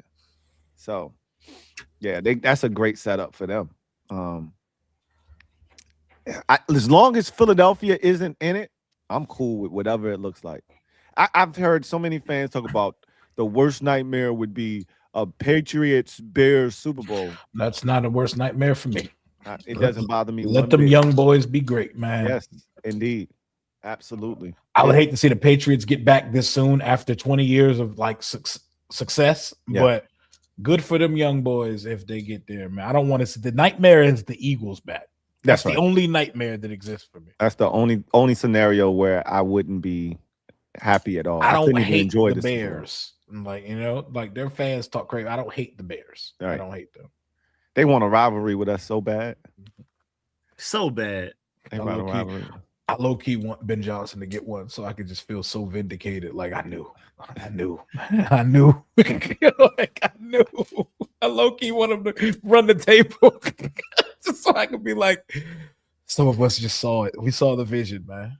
We did, but I can't allow him to go get one in his first year. Not after he talked about the basketball guys. Hey, son, Ben gonna get one in his first year. We gonna look so crazy. Hey, I'm not. That's not okay. Ben can't have one in the year and a ring in his first year. It ain't happening because they're not good enough to do it. Yeah, they're not. They're not good enough to do it. But that would be wild if he did do some shit like that. After calling us the basketball guys, that would be crazy. I know it's going to get real rough for Buffalo if they don't somehow come out of there with no Mahomes in the playoff. Yeah, I wonder what it would take for McDermott to be safe. Because I don't think just one, like, I think he's definitely fired if they lose to Jacksonville. But if they beat Jacksonville and then lose the following week to New England, is he still safe? I got Rams Bills in the Super Bowl. I don't see the Bills getting hot. Their defense isn't good enough, and their offense has been wildly inconsistent. That's a hell of a stretch. If they find a way to win it, that would be the weirdest shit. The year that you don't expect them to win it, they pop out and win it. That could be the case, man. This shit is up for grabs this year, man. It is. I'm about to say there's no Pat Mahomes, no Lamar, but I agree. Like this is like they don't look as good as they normally look, but just no Lamar and Pat Mahomes no. You're the reigning MVP. Nobody trying to hit none of that shit, bro. Because we've definitely seen Mahomes make shit shake when they had no business making shit shake that year. If you're supposed to be in that conversation, get there. The only thing I can say in his defense is Mahomes had an elite defense. Them years where he had shit, that defense was they was getting active. Like he was throwing it to us, but his defense was like that. Spags defense don't play, man. Yeah, nah, Buffalo ain't like that. So well, we'll see. You said Bills and who? I got Bills Rams. Bills Rams. Yeah. I'm Rams Texans for very biased reasons on both sides. I want the Texans. I want the Texans to go. That would be fire. I just don't think they got enough offensive firepower. That's why they won't make it. Their defense is good enough. This is the hardest year to pick a Super Bowl game. Like the Rams feel like the safest pick in the NFC, and they're probably not going to go. And they're definitely not going to go. Might lose first game because they're not losing to Carolina. They're going to beat them this time. They're not going to lose, but they might not win the following week in the divisional round. So yeah, it's just crazy, man. Mike wants to know Jacksonville at New England. Who y'all got? New England, but I think Jacksonville is going to make that very interesting. So they're not going to dog them. So those two teams aren't playing each other. So you're assuming they're going to get to because Jacksonville's playing Buffalo. Round. The divisional round. Yeah. And New England's playing Buffalo or New England's playing Chargers. So You're assuming that those two are going to advance and play. Hey, what if Herbert tired of the chatter? He get active, and that wouldn't shock me if they beat the Patriots. In Harbaugh's second year in San Francisco, what did they do with Kaepernick? They went all the way to the Super Bowl. It would not shock me if they got all the way. And they defense, quiet as kept, is like that. Yeah, it is. So let Thule and Khalil Mack start to get active up front. Yeah, okay. I'm not counting out anybody in the AFC. It's wide open, man. Yep. I feel like both number one seeds could lose off the bye. Yep. So it's one of them type years. So he's saying AFC, he's got the Jags and the Patriots in the AFC Championship game, and in the NFC, he's got the Niners at the Rams. That'd be fun. Yeah, I'd sign up for part 3 of that. Yeah, I would definitely. I would enjoy that. That would mean Philadelphia got bounced in Wild Card Weekend, which would make that even more enjoyable. Good. And while the Niners defense ain't like that, I don't think it would shock many people if they fuck around and get back to the Super Bowl because they've been there. If they get past Philadelphia, you know your boy is talking about being back. Fred Warner is talking about being back for the divisional round. I see. So if they could just find a way to hold on long enough for Fred to come back, it could get really interesting over there. It can get really spicy quick. Mike H writes, I'm hoping for old man A-Rod wins. Oh, yeah, that ain't happening. Ain't happening, bro. The Texas defense finna tear him a new one, bro. It's gonna be ugly. It's gonna be ugly on Monday night. The Texans finna get active against him, bro. Yeah. It's gonna be crazy. They gonna tear his ass up. No pause. They gonna tear him up, bro. Straight up. That's gonna be wild. Watching him. I hope they don't hurt his hand again, because he was dangling that shit on Sunday against the Ravens. Mike H, thank you for the super chat. Greatly appreciate you. Writes, Patriots Rams is his Super Bowl. That's what was that? The greatest show on turf Super Bowl, right? With Brady first one, right? Yeah, and that was the joint with Jared Goff when McVay. Oh, that's right. That's when they scored. When nobody was scoring. Yeah, 13-3. Yeah. Yep. That's right. We might be due for another one of those Patriot Ram joints. It feels like it's about time for another one of those. So you might be right. That's not a bad prediction. I want my boy Drake May to get to one, but I think the Patriots need to relax from Super Bowl. Y'all saw too much success, bro. Y'all don't know. Yeah, that's the one part where you go, man. I gotta sit that out, man. Y'all spoiled. It's just like Green Bay with quarterbacks. They ain't never had that gap where they had to struggle. Never. They went from 1 to 1 to 1. From Favre to Rodgers. Hey, you about to say this fourth. And even when Love get hurt, Malik come in hooping. You know, this shit is not fair, man. It's wild. But also, Matt LaFleur like that. Yep. Because he switched the whole shit up when Malik come in, and the shit be just seamless transition. So if he gets fired from Green Bay and he's just out there in the wild, sign me up, bro. Sign me up. Because no. I wasn't about to say for offensive coordinator. I was about to say head coach. Do you consider for head coach? Like if he's just out there in the wild, do you consider? Hey man, look. You talking about it? You talking about if it happens this year? Yeah, if he was to get fired, they're not getting rid of DQ, bro. You know that. I thought you were talking about next year. Like shit don't work next year. Next year. Yeah, sign me up. But because I'm still of the mindset that I want to pair Jaden up with an offensive minded head coach. That's what I wanted to do from the jump. Yeah, I never wanted to do this. That's all that I want. Please. Yeah. I don't want to see. We wouldn't be going through this coordinator roulette bullshit right now. It would just be one. Sure, we need a new DC. Cool. Yep, we'll figure that shit out. You know, we do have a play caller. We have a competitive advantage and a play caller. That's all I want. That's it. That's all I want, man. That's all I ever wanted. I never wanted to be in this position that we in right now. This shit sucks. Yeah, it does. So even if DQ has success this year, it's gonna set us back. You're in the same spot we were basically in with Ron in 2023. Like, if you really wanted change, Ron had to do what he did. He had to lose so we could get rid of him and take those 15 steps backwards so we could take the 17 steps forward. That's kind of where we at right now. Like, I don't want to go through what you got to go through to get to where we ultimately want to be. But that's, if you really want to maximize Jaden, we need an offensive minded head coach. That's the real. Like, how we end up talking for 4 hours today? it's crazy because we could have been done 2 hours ago, and then the super chats just started coming. Boom, boom, boom, boom, boom. Boom, they boom, said, boom. "Nah, y'all not done tonight. Y'all gonna stay here with us for a little bit." Look at. Here you go. Look at. Hey, Ed, we about to wrap it up, Ed. It's all good, man. I should have known. Ed was quiet as hell. Ed was quiet as a bitch. Once you said, Oh yeah, it's been about 15 minutes. Hey, once you said 4 hours, I said 4 hours. I looked down, Ed over there like this. I will see y'all on the chat. All right, Big Ed. All right, fellas. Hey, B. Hey, you see the pillow around his neck, man? Y'all know what time it is. Yes, sir. Hey, man, I gotta go back and watch to see how long Ed was asleep for. It was a minute. Look, there was a moment. There was a moment, like, you know, when we was in school back in the day, when you would sleep in class, but you always woke up abruptly, and you're like, oh, and you start saying something. Yeah. He had like a little moment where he made some inaudible noises.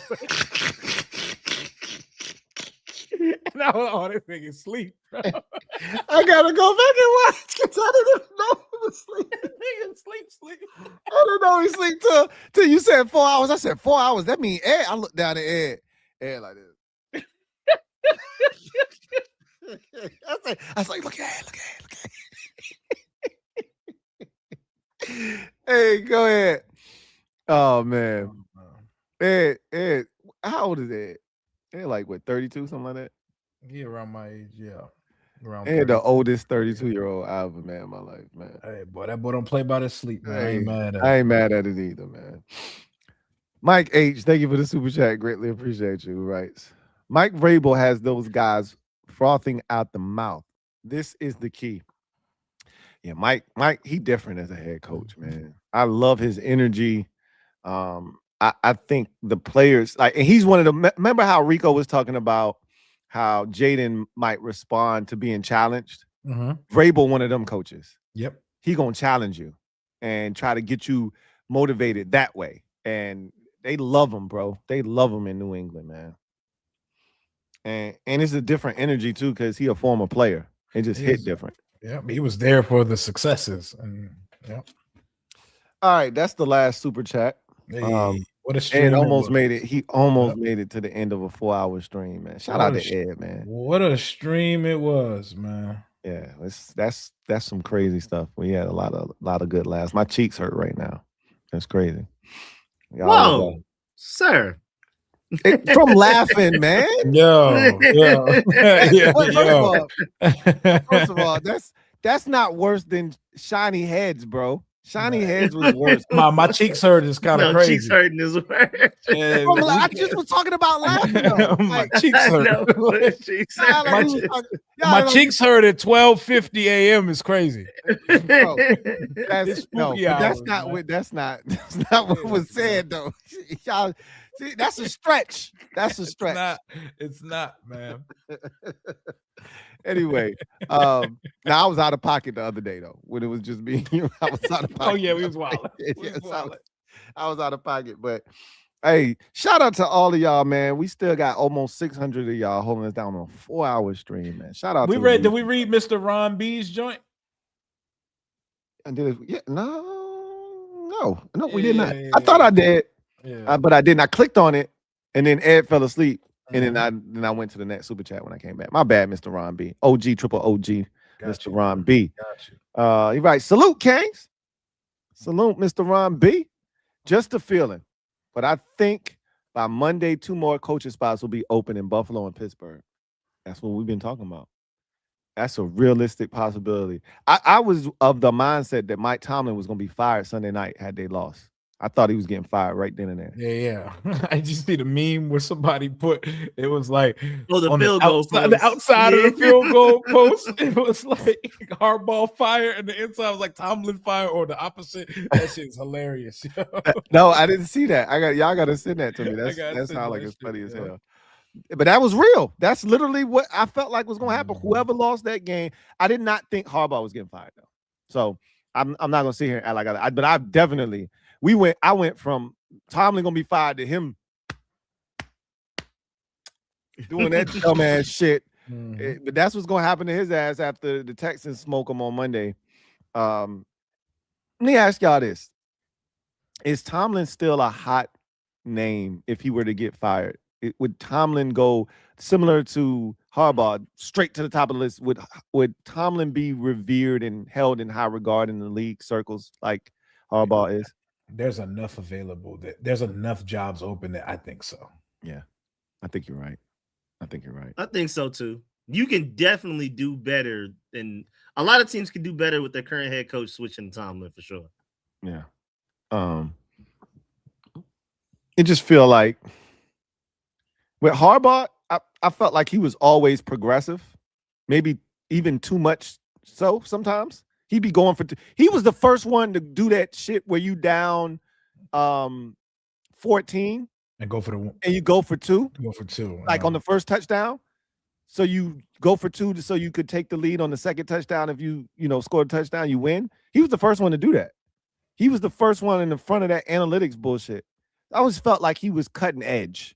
Tomlin always feel like he been chasing the times. He just feel like he old and, he do things, a certain way. And it's the Pittsburgh way though, really. He's embraced that Pittsburgh Steelers mentality because they don't change in Pittsburgh. That they've had 3 coaches in the history. like what? They have 3 coaches for the last 60 years or something like that. So LeBeau, Cowher. Yeah, it was Tomlin. It was why oh shit. I could see his damn face. Chuck Noll, Bill Cowher, and then Mike Tomlin. Those are the 3 coaches they've had since 1970. That's insane. You know what I mean? 69, I think, was Chuck Noll's first year. And what were we talking about? So, Tomlin is interesting if he gets fired. McDermott, what about him? If the Bills lose and they fire McDermott, is he a guy that gets another job right away? No, but he might get him. He might be like a prime DC. You know what? There are so many goddamn jobs open. Probably so too. Yeah. But if he doesn't, wouldn't you be interested in him as a defensive coordinator? Yes, I would. Oh my God, I didn't even think about it from that angle. How do you think? We all think they're going to hire an offensive coordinator first, right?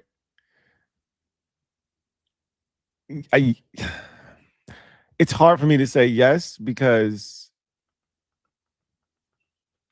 yes, I do. The way that they expeditiously got your man Lunda up in here and out of here. Yeah, that feels like intense. That was intense. Urgency. There's urgency there. Yeah. I think you're right. There's no reason to rush on the defensive coordinator for the reasons we just mentioned. Maybe Sean, and if I'm Sean McDermott, I'm not a DC, bro.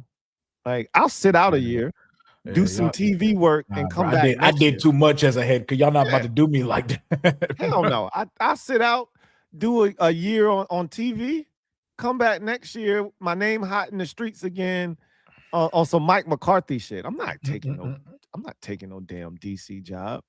So yeah, I don't think he'd be in the running for a defensive coordinator job. Some dudes can't live without ball though. They I can't sit out for a year. I got to do something. Mike McCarthy was suffering, bro. This man had his own like therapy group of people that he was just footballing with. He had a whole cast of people that he was just fellowshipping and footballing with. I just gotta feel it again, man. Hey, look, it's dudes out here can't live without this shit, bro. McCarthy was calling plays versus air just because he needed it, bro. And he about to get another job too. He about to get another job. Watch. I wouldn't be shocked I seen a tweet. Rico sent it to us. the one about how this so Giants that they gonna end up. Stefanski wants the job. He's interested in the job, but they're not interested in him. They want Harbaugh. Then Stefanski feels slighted by them because they basically shitted on him for Harbaugh. Harbaugh then chooses somewhere else. Stefanski now doesn't want the job, and they end up with McCarthy. Very, very New York Giant-like. Yes, please. And so that's funny. That's hilarious. But I really do think Harbaugh is interested in the Giants job. I think that they should hire Harbaugh. I think they will. Mike H, thank you for the super chat. Greatly appreciate you. Mike H writes, Gibbs never took points off the boards. It's a different day and age now, Mike. Yeah. So many teams elect. Like, I was having this conversation with my dad, like, probably 3 weeks ago to a month ago. The league is out of control now, man. Teams are bypassing field goal attempts at an alarming rate to go for it on fourth down. It's become a real, like, epidemic league-wide. Like, it never used to be like, and you seeing teams go for it more and more now than ever before. Like, in situations where you would never, just 5 years ago, teams would never have gone for it in that situation. You 4th and 2 at your own 39-yard line, and teams be going for it. 4th and 1. I remember 4th and 1, it didn't matter where you was at. If you weren't in field goal range and it was 4th and you was going to punt the ball. Yeah, you ain't lying. But it's 4th and 1, bro. Man, teams is going for that. It don't matter where they at. It's crazy. Unless you got one of them old school Pete Carroll type coaches or Dan Quinn. Really, it's them defensive-minded dudes that's going to punt. Offensive-minded dudes, they going for it on 4th down and 1. 4th down and 2. They got too much confidence in their ability to call plays. They going for the shit. Us on 4th down in 2024, bro, we're going to be chasing that high for a minute, bro. We was demons. We were demon hunters, bro. We were demons. Yo, we were going on every, like, it would be 4th and 6. Yeah. Nothing, bro. Yeah. All Jaden did was look to the sideline. Like, he wasn't even heading towards the bench. And we wasn't missing, though. Mm-hmm. We didn't miss. Did we convert like 21 4th downs? It was crazy. We set the record for the highest percentage of 4th down conversions in a season with a rookie quarterback. It was insanity, bro. Like, the NFL has changed so much. And so the people that came up in a different era, this shit look foreign to you. Yeah. Because it's not the football you grew up on. It's crazy. Hell yeah. Mike H, thank you for the super chat. Greatly appreciate you. Writes, Witt said ball is life. Explain to me. I don't think he understands what that meant either. No, he didn't. That's because his players damn sure didn't. That's a great way to sum that up, Rio. He clearly did not understand what that meant because we died 50 times over if the ball was life. Yeah, ball not life over here, man. If you the simplest way is it like you need air to breathe, you need to take the ball away as a defense. So the ball is life. You want to live, go get the ball. And they didn't do that. It just was incredible. Let me ask y'all this. When he first got here and he was talking, did he get y'all hype? Were you buying what he was saying? Yeah, I believed in it. I was like, okay. Shit moved me. Yeah. Yeah. I fell for that shit hook, line, and sinker. Yeah, he moved me. Yeah. He got my dumb ass. It was a part of my intro. The way that we live is not for everybody. It's not for everybody. That shit was a part of my intro on the I mean, he wasn't lying. News. Yeah. He wasn't what it just didn't go the way he thought. Yeah. No, you know what?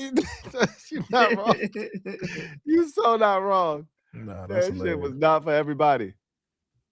Oh my God. That's crazy. That is wild. Mr. Deacon, sir. Thank you for the super chat. Greatly appreciate you. Mr. Deacon, sir, writes, I think Harbaugh to Miami, friend of the owner. That's cool, but like, why Miami? Be careful be careful depending on the power of friendship, man. Yeah. That's pretty much what Rio was talking about with McDaniel. Like, don't count on him being here just because of the relationship he has with DQ. He got to make the right decision for what he think is in the best interest of his future. And that's why I don't think Harbaugh going to Miami makes any sense. He can't love Tua. He can't. Oh, there's no way Tua is their quarterback. Tua can't be their quarterback going forward. And so then the question begs, who? Are you gonna go out here and get a veteran? You gonna go get Kirk Cousins? What you gonna do? I'm gonna trade for Kyler. Somebody's gonna do it. I think it's gonna be the Jets, but somebody's gonna trade for Kyler this offseason. I wouldn't if I were like, if you know where Kyler should want to go, Minnesota. I was thinking Minnesota. I'm gonna be honest with you, and I know this makes zero sense because of their situation, but I was like, he should want to. Minnesota's really good. I never considered perfect. I was saying Indianapolis. Because Steichen can work. Steichen is so nasty with a mobile quarterback. Yeah, and they got so many weapons. I'm like, it'd be fun. I said Steichen would do wonders with him, but Minnesota's really good too. I just don't know if he would like. I think Kevin O'Connell would pull his hair out because Kyler gonna throw some stupid ass picks. Hey, Kevin O'Connell would gladly walk around with bald spots because JJ McCarthy is not the answer there. Clearly. Because at some point, Justin Jefferson's gonna get disgruntled because he's too damn good to be scrapping for 1,000 yards in a season, bro. Right. You're not wrong. I want to see Kyler get out and bro, that team still ended up with a winning record and they was ass all year and they still ended up with a winning record. All they need is just an adequate quarterback and they're in the mix. Facts. Big facts. That would be interesting. I can't see Harbaugh going to Miami, but you never know. Kyler in a place like he can't because the money and the young quarterback, but Kyler in a place like Atlanta with all them weapons, that'd be fun too. It would be. He's a Jet though. He's gonna be a Jet. They got to do something over there. He's gonna be a Jet. Aaron Glenn. Yeah. Yes, that is nasty. His career is going to die with the Jets. It's terrible. I feel bad for him, but I don't. Go play baseball, bro. You were a first round pick. You don't have to do this shit. You don't have to do it. Mike H, thank you for the super chat. Greatly appreciate you. Who writes 4th and 3 with Mike McDaniel as OC. What do you call? Bootleg pass. With Terry streaking across honestly, I was talking about this with in one of my videos the other day, like the simple stuff that we don't get because we're not under center. Like, how many times can you recall a simple, like I watched Cincinnati on Sunday and Joe Burrow bootleg comes out on the right side. Jamar Chase comes across the formation, throw it to him in the flats. 12-yard game. Easy work, man. Put Jaden under center, Terry on his static ass left side, and have the tight end on the right side, run a corner route, put Terry coming across the field, Jaden on a bootleg. He can run it, he can throw it to Terry, he can throw it to the tight end, man. It's a win-win-win. There's so many things. That same concept with CeeDee Lamb, we see it all the time. Oh my God. Dak do that shit to us every time we play Dallas. And we fall for it every time, like we ain't never seen the shit. Every time, bro. And I swear this shit hit for like 24 every time, bro. Been cooking 4 different regimes with the same shit. Same shit, bro. Like Louis Riddick was like, if you're not doing this on offense, you're missing out. He's like, as a defender, do you know how hard it is to cover this shit? And it's the same shit every time.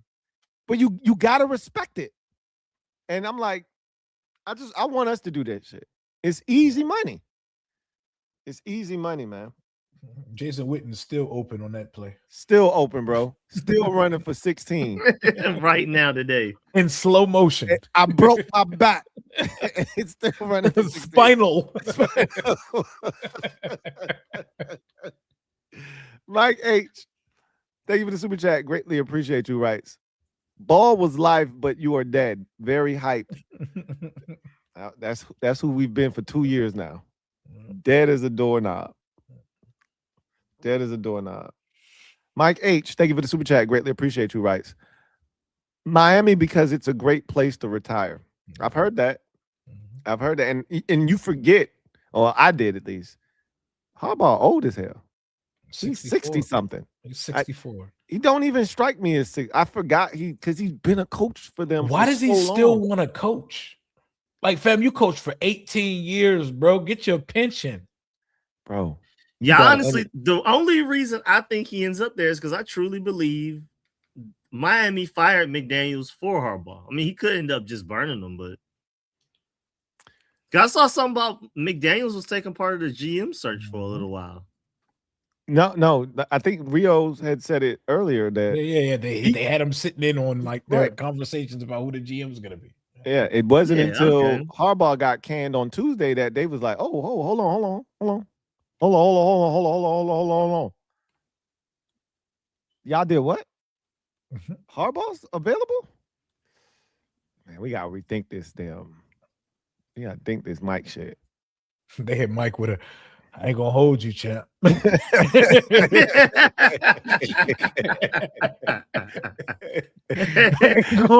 you, man. They hit him with the "wouldn't you? Wouldn't you?" You know what I mean?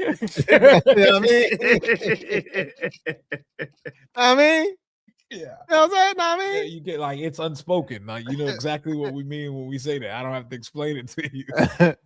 You do the same.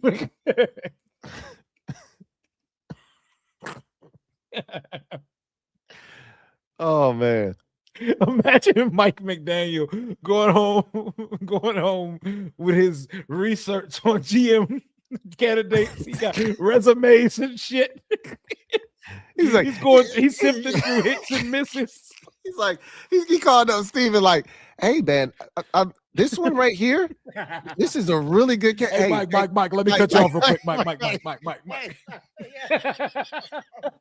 Things have changed, Mike. I need you to come to the building real quick, man. As soon as you can get here, let us know when you get here.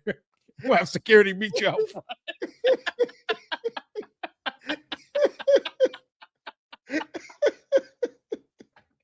Shit ruthless, dog. Hey, that shit crazy. Coaches get fired every day, B. Every day, B. Oh man. Oh boy. He's like, "Yo, I think this guy might be a great candidate." Hold on, man. We need you to come in, man. Yeah, I'm gonna stop you right there. Stop you right there, man. Stop you right there. Don't go any further, please. Don't put the dagger in deeper, Mike. We like you, Mike. Oh man. Oh, Mike H. Thank you for the do rock, paper, scissors to see who was going to tell him. Oh man. Best out of 5. Best out of 5.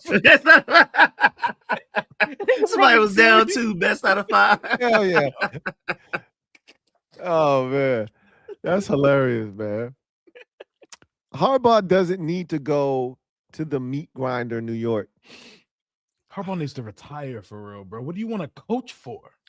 Dudes I can't still live don't without this understand that. I mean, maybe because I've lived in New York. I don't see why New York is that intimidating. I swear it's not that bad. Even like sports or whatever. Like, I just don't see why people. I feel like it's as intimidating or stressful as you let it be. I really don't get it. I think because you've been exposed to it. It's just an intimidation tactic. It's not. It's a big market, though. The market's big. It's big. The media is very demanding, and everything is hyper sensitive in New York. Man, we still outside of the Giants, they ain't won nothing. None of they Yankees and Giants. And the Giants have been sorry for a while. Like, what there isn't like a pressure of like winning. It's just literally because it's New Yorkers. I mean, big market. I mean, it's like I never understood. I've been questioning that for years now. Like, I swear it can't be that bad. And I'm gonna tell you, he's not one that likes criticism. He's gonna hate it in New York if he takes that job. Hey, listen, man, nobody can ever say nothing about our fan base, bro. We still got about 600 people in here. It is 1 a.m. It's Friday. Like, We don't got a coordinator on either side of the ball yet, and people are up and out here in droves, man. Shout out to the Legion, man. Shout out to the Legion, man. And we out here just talking shit too. Like at this point, we just out here talking shit now. Mike H, thank you for the super chat. Greatly appreciate you. Writes predictions to where Cliff ends up. My money is like, so it's crazy because you're getting so many candidates, but my money is on Tennessee. Tennessee, yep, Tennessee. Him and Cam Ward. Good luck with that, brother. You're gonna have coaches' checks coming in until you die. Yeah, pretty much. Because how long do we know how long he signed here for?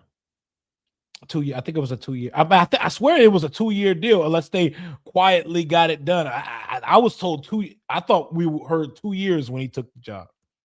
It couldn't be 2 years because then we wouldn't have had to fire. Oh yeah. So it must have been 3. Yeah, it had to be longer than that. So because somebody floated out the theory of Cliff, the Arizona checks ran out this year.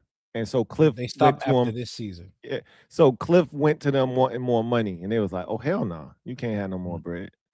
And that's when they was like, "You gotta go." I don't think that was the case, but that's great because he still got Arizona checks until 2027. That's great. Is that the case? Yeah. He got him coming into 2027. Wow. And then he got another year here at least minimum if it wasn't a 4-year. Yeah. And anybody try to go get somebody gonna hire him at worst case scenario, somebody gonna hire him as an OC. I think he gets one of these gigs though. He's gonna get like something like Cleveland or Tennessee. I think it's gonna be Tennessee. He definitely not getting the Ravens head coaching job. He's not getting their head coaching or offensive coordinator. It doesn't make sense. If he interviewing for a head coaching job, but I don't see him getting that shit. The thing that doesn't make any sense there, like me and Candy had the conversation last night. Because I brought it up. She was like, why would you hire him if you literally just fired Harbaugh because he wouldn't get rid of Todd Monken? Literally, remember who Cliff said he studied and called when he was at USC to see how his transition went back from college to the NFL? It's Todd Monken. Yep. And the criticism of Monken is that he didn't run the ball enough. What's the criticism of Cliff? Like, with Derrick Henry, though, that would probably change philosophy for you very quick. Yeah, true. Yeah, but is Cliff going to do that with Derrick Henry? I think he would. I don't think he would change. I don't think he would change. You could put all our running backs together, and they don't make like a fourth of a Derrick Henry. So I think he would. I don't think so because Cliff, at his core, want to throw the ball. You giving him Lamar Jackson? You think he ain't gonna try to throw that bitch with Lamar? Yes, but he would have no choice but to run it with King Henry in the backfield because some of that bullshit that he draws up running, it's going to work with Derrick Henry. Yeah, you're not wrong about that. It's going to work. You're not wrong about that. We ain't got that over here. We ain't got that on us, man. We don't. That's facts. Mike H, thank you for the super chat. Greatly appreciate you. Writes, they said there was one team looking that doesn't fire. It was Miami. It was Miami. That was Tampa called. Nah, keep Bowles. Yeah, it was Miami, and Miami was the team that they said that still had a coach that was interested in Harbaugh and called. It was the Dolphins. Mm-hmm. Yeah, I don't see any, like Schefter was on his podcast today basically saying he can't see any team firing a coach that is under contract that they weren't going to fire before. Like McDaniel he easily could have been fired already. Yeah. So it wasn't a stretch to move on from him.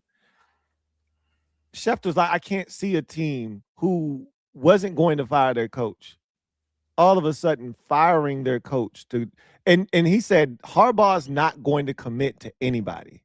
So you can't fire your coach unless you get a promise, basically a guarantee. And that's tampering, right? Because you already have a coach. You cannot contact a coach to take a job that is already filled. So you would have to then take a leap of faith, get rid of your coach, and assume that Harbaugh's coming, or else you clearly have committed an act that's going to lose you money and draft picks. Yep. Because you tampered. So Schefter pretty much said nobody's doing that. Mm-hmm. It would take like a Sean McVay stepping out in the market for people to be wilding like that. I think so. And there, remember 2 years ago, McVay was talking crazy. I'm gonna go broadcast and all of that shit. And folks was like, get the trade ready. Get the trade ready. We trade for coaches. Hell yeah. Hell yeah. So that was wild a couple years back. For sure. Mike H, thank you for the super chat. Greatly appreciate you, writes. Last question. How much does Jaden have on the OC? I don't think he has very much input at all. If he had it his way, he would have kept Cliff, I think. It's like Cliff would still be here. Yeah. Cliff would still be here if Jaden had that much of a say-so. That's why I don't think the whole Rashad White and Brandon Ayuk thing is going to end up playing out like that. Yeah. Just because Jaden, I mean, they may come to him at the last second, like, do you sign off on this?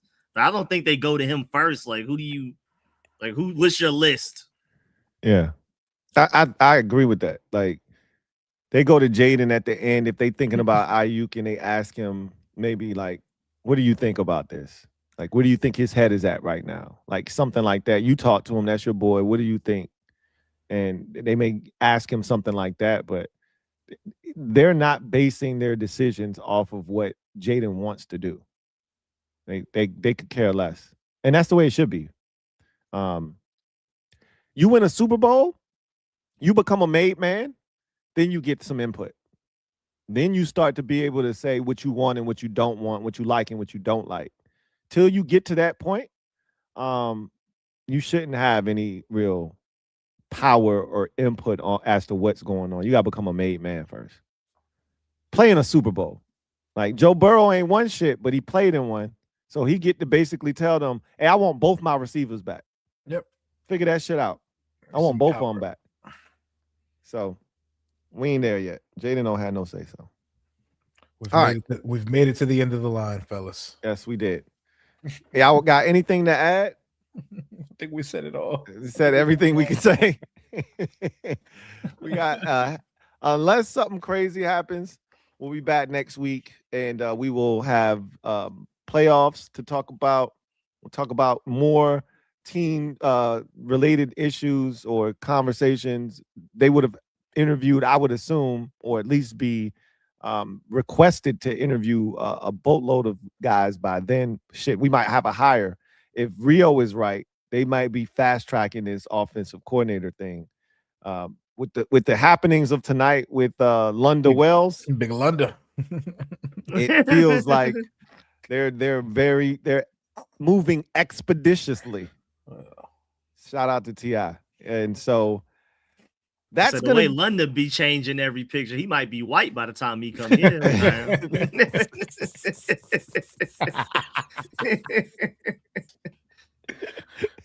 Hey, you ain't lying, man. It was about 6 different pictures, and like Rio said, he like a different dude every time, man. Yeah, after Rio said it, I was like, whoa. That's like a family, bro. Wow. It's like these are not the same people. Oh man, y'all are dumb. That's gonna do it for us. We appreciate y'all holding us down, man. Again, crazy. We almost went for 5 hours, bro. That's great. 5 hours. Just because, bro. It's not like we made the hires yet. 5 hours is wild. Y'all know what it is. If you come at these Kangs, you best not miss. Till next time, y'all have a good one. Take care. God bless. And good night. Mm-hmm. There we go. You know, sometimes when folks do something good for you, sometimes you got to get it back in return, man. You know, sometimes you got to get it back in blood. You got to do what you got to do, Dan Quinn.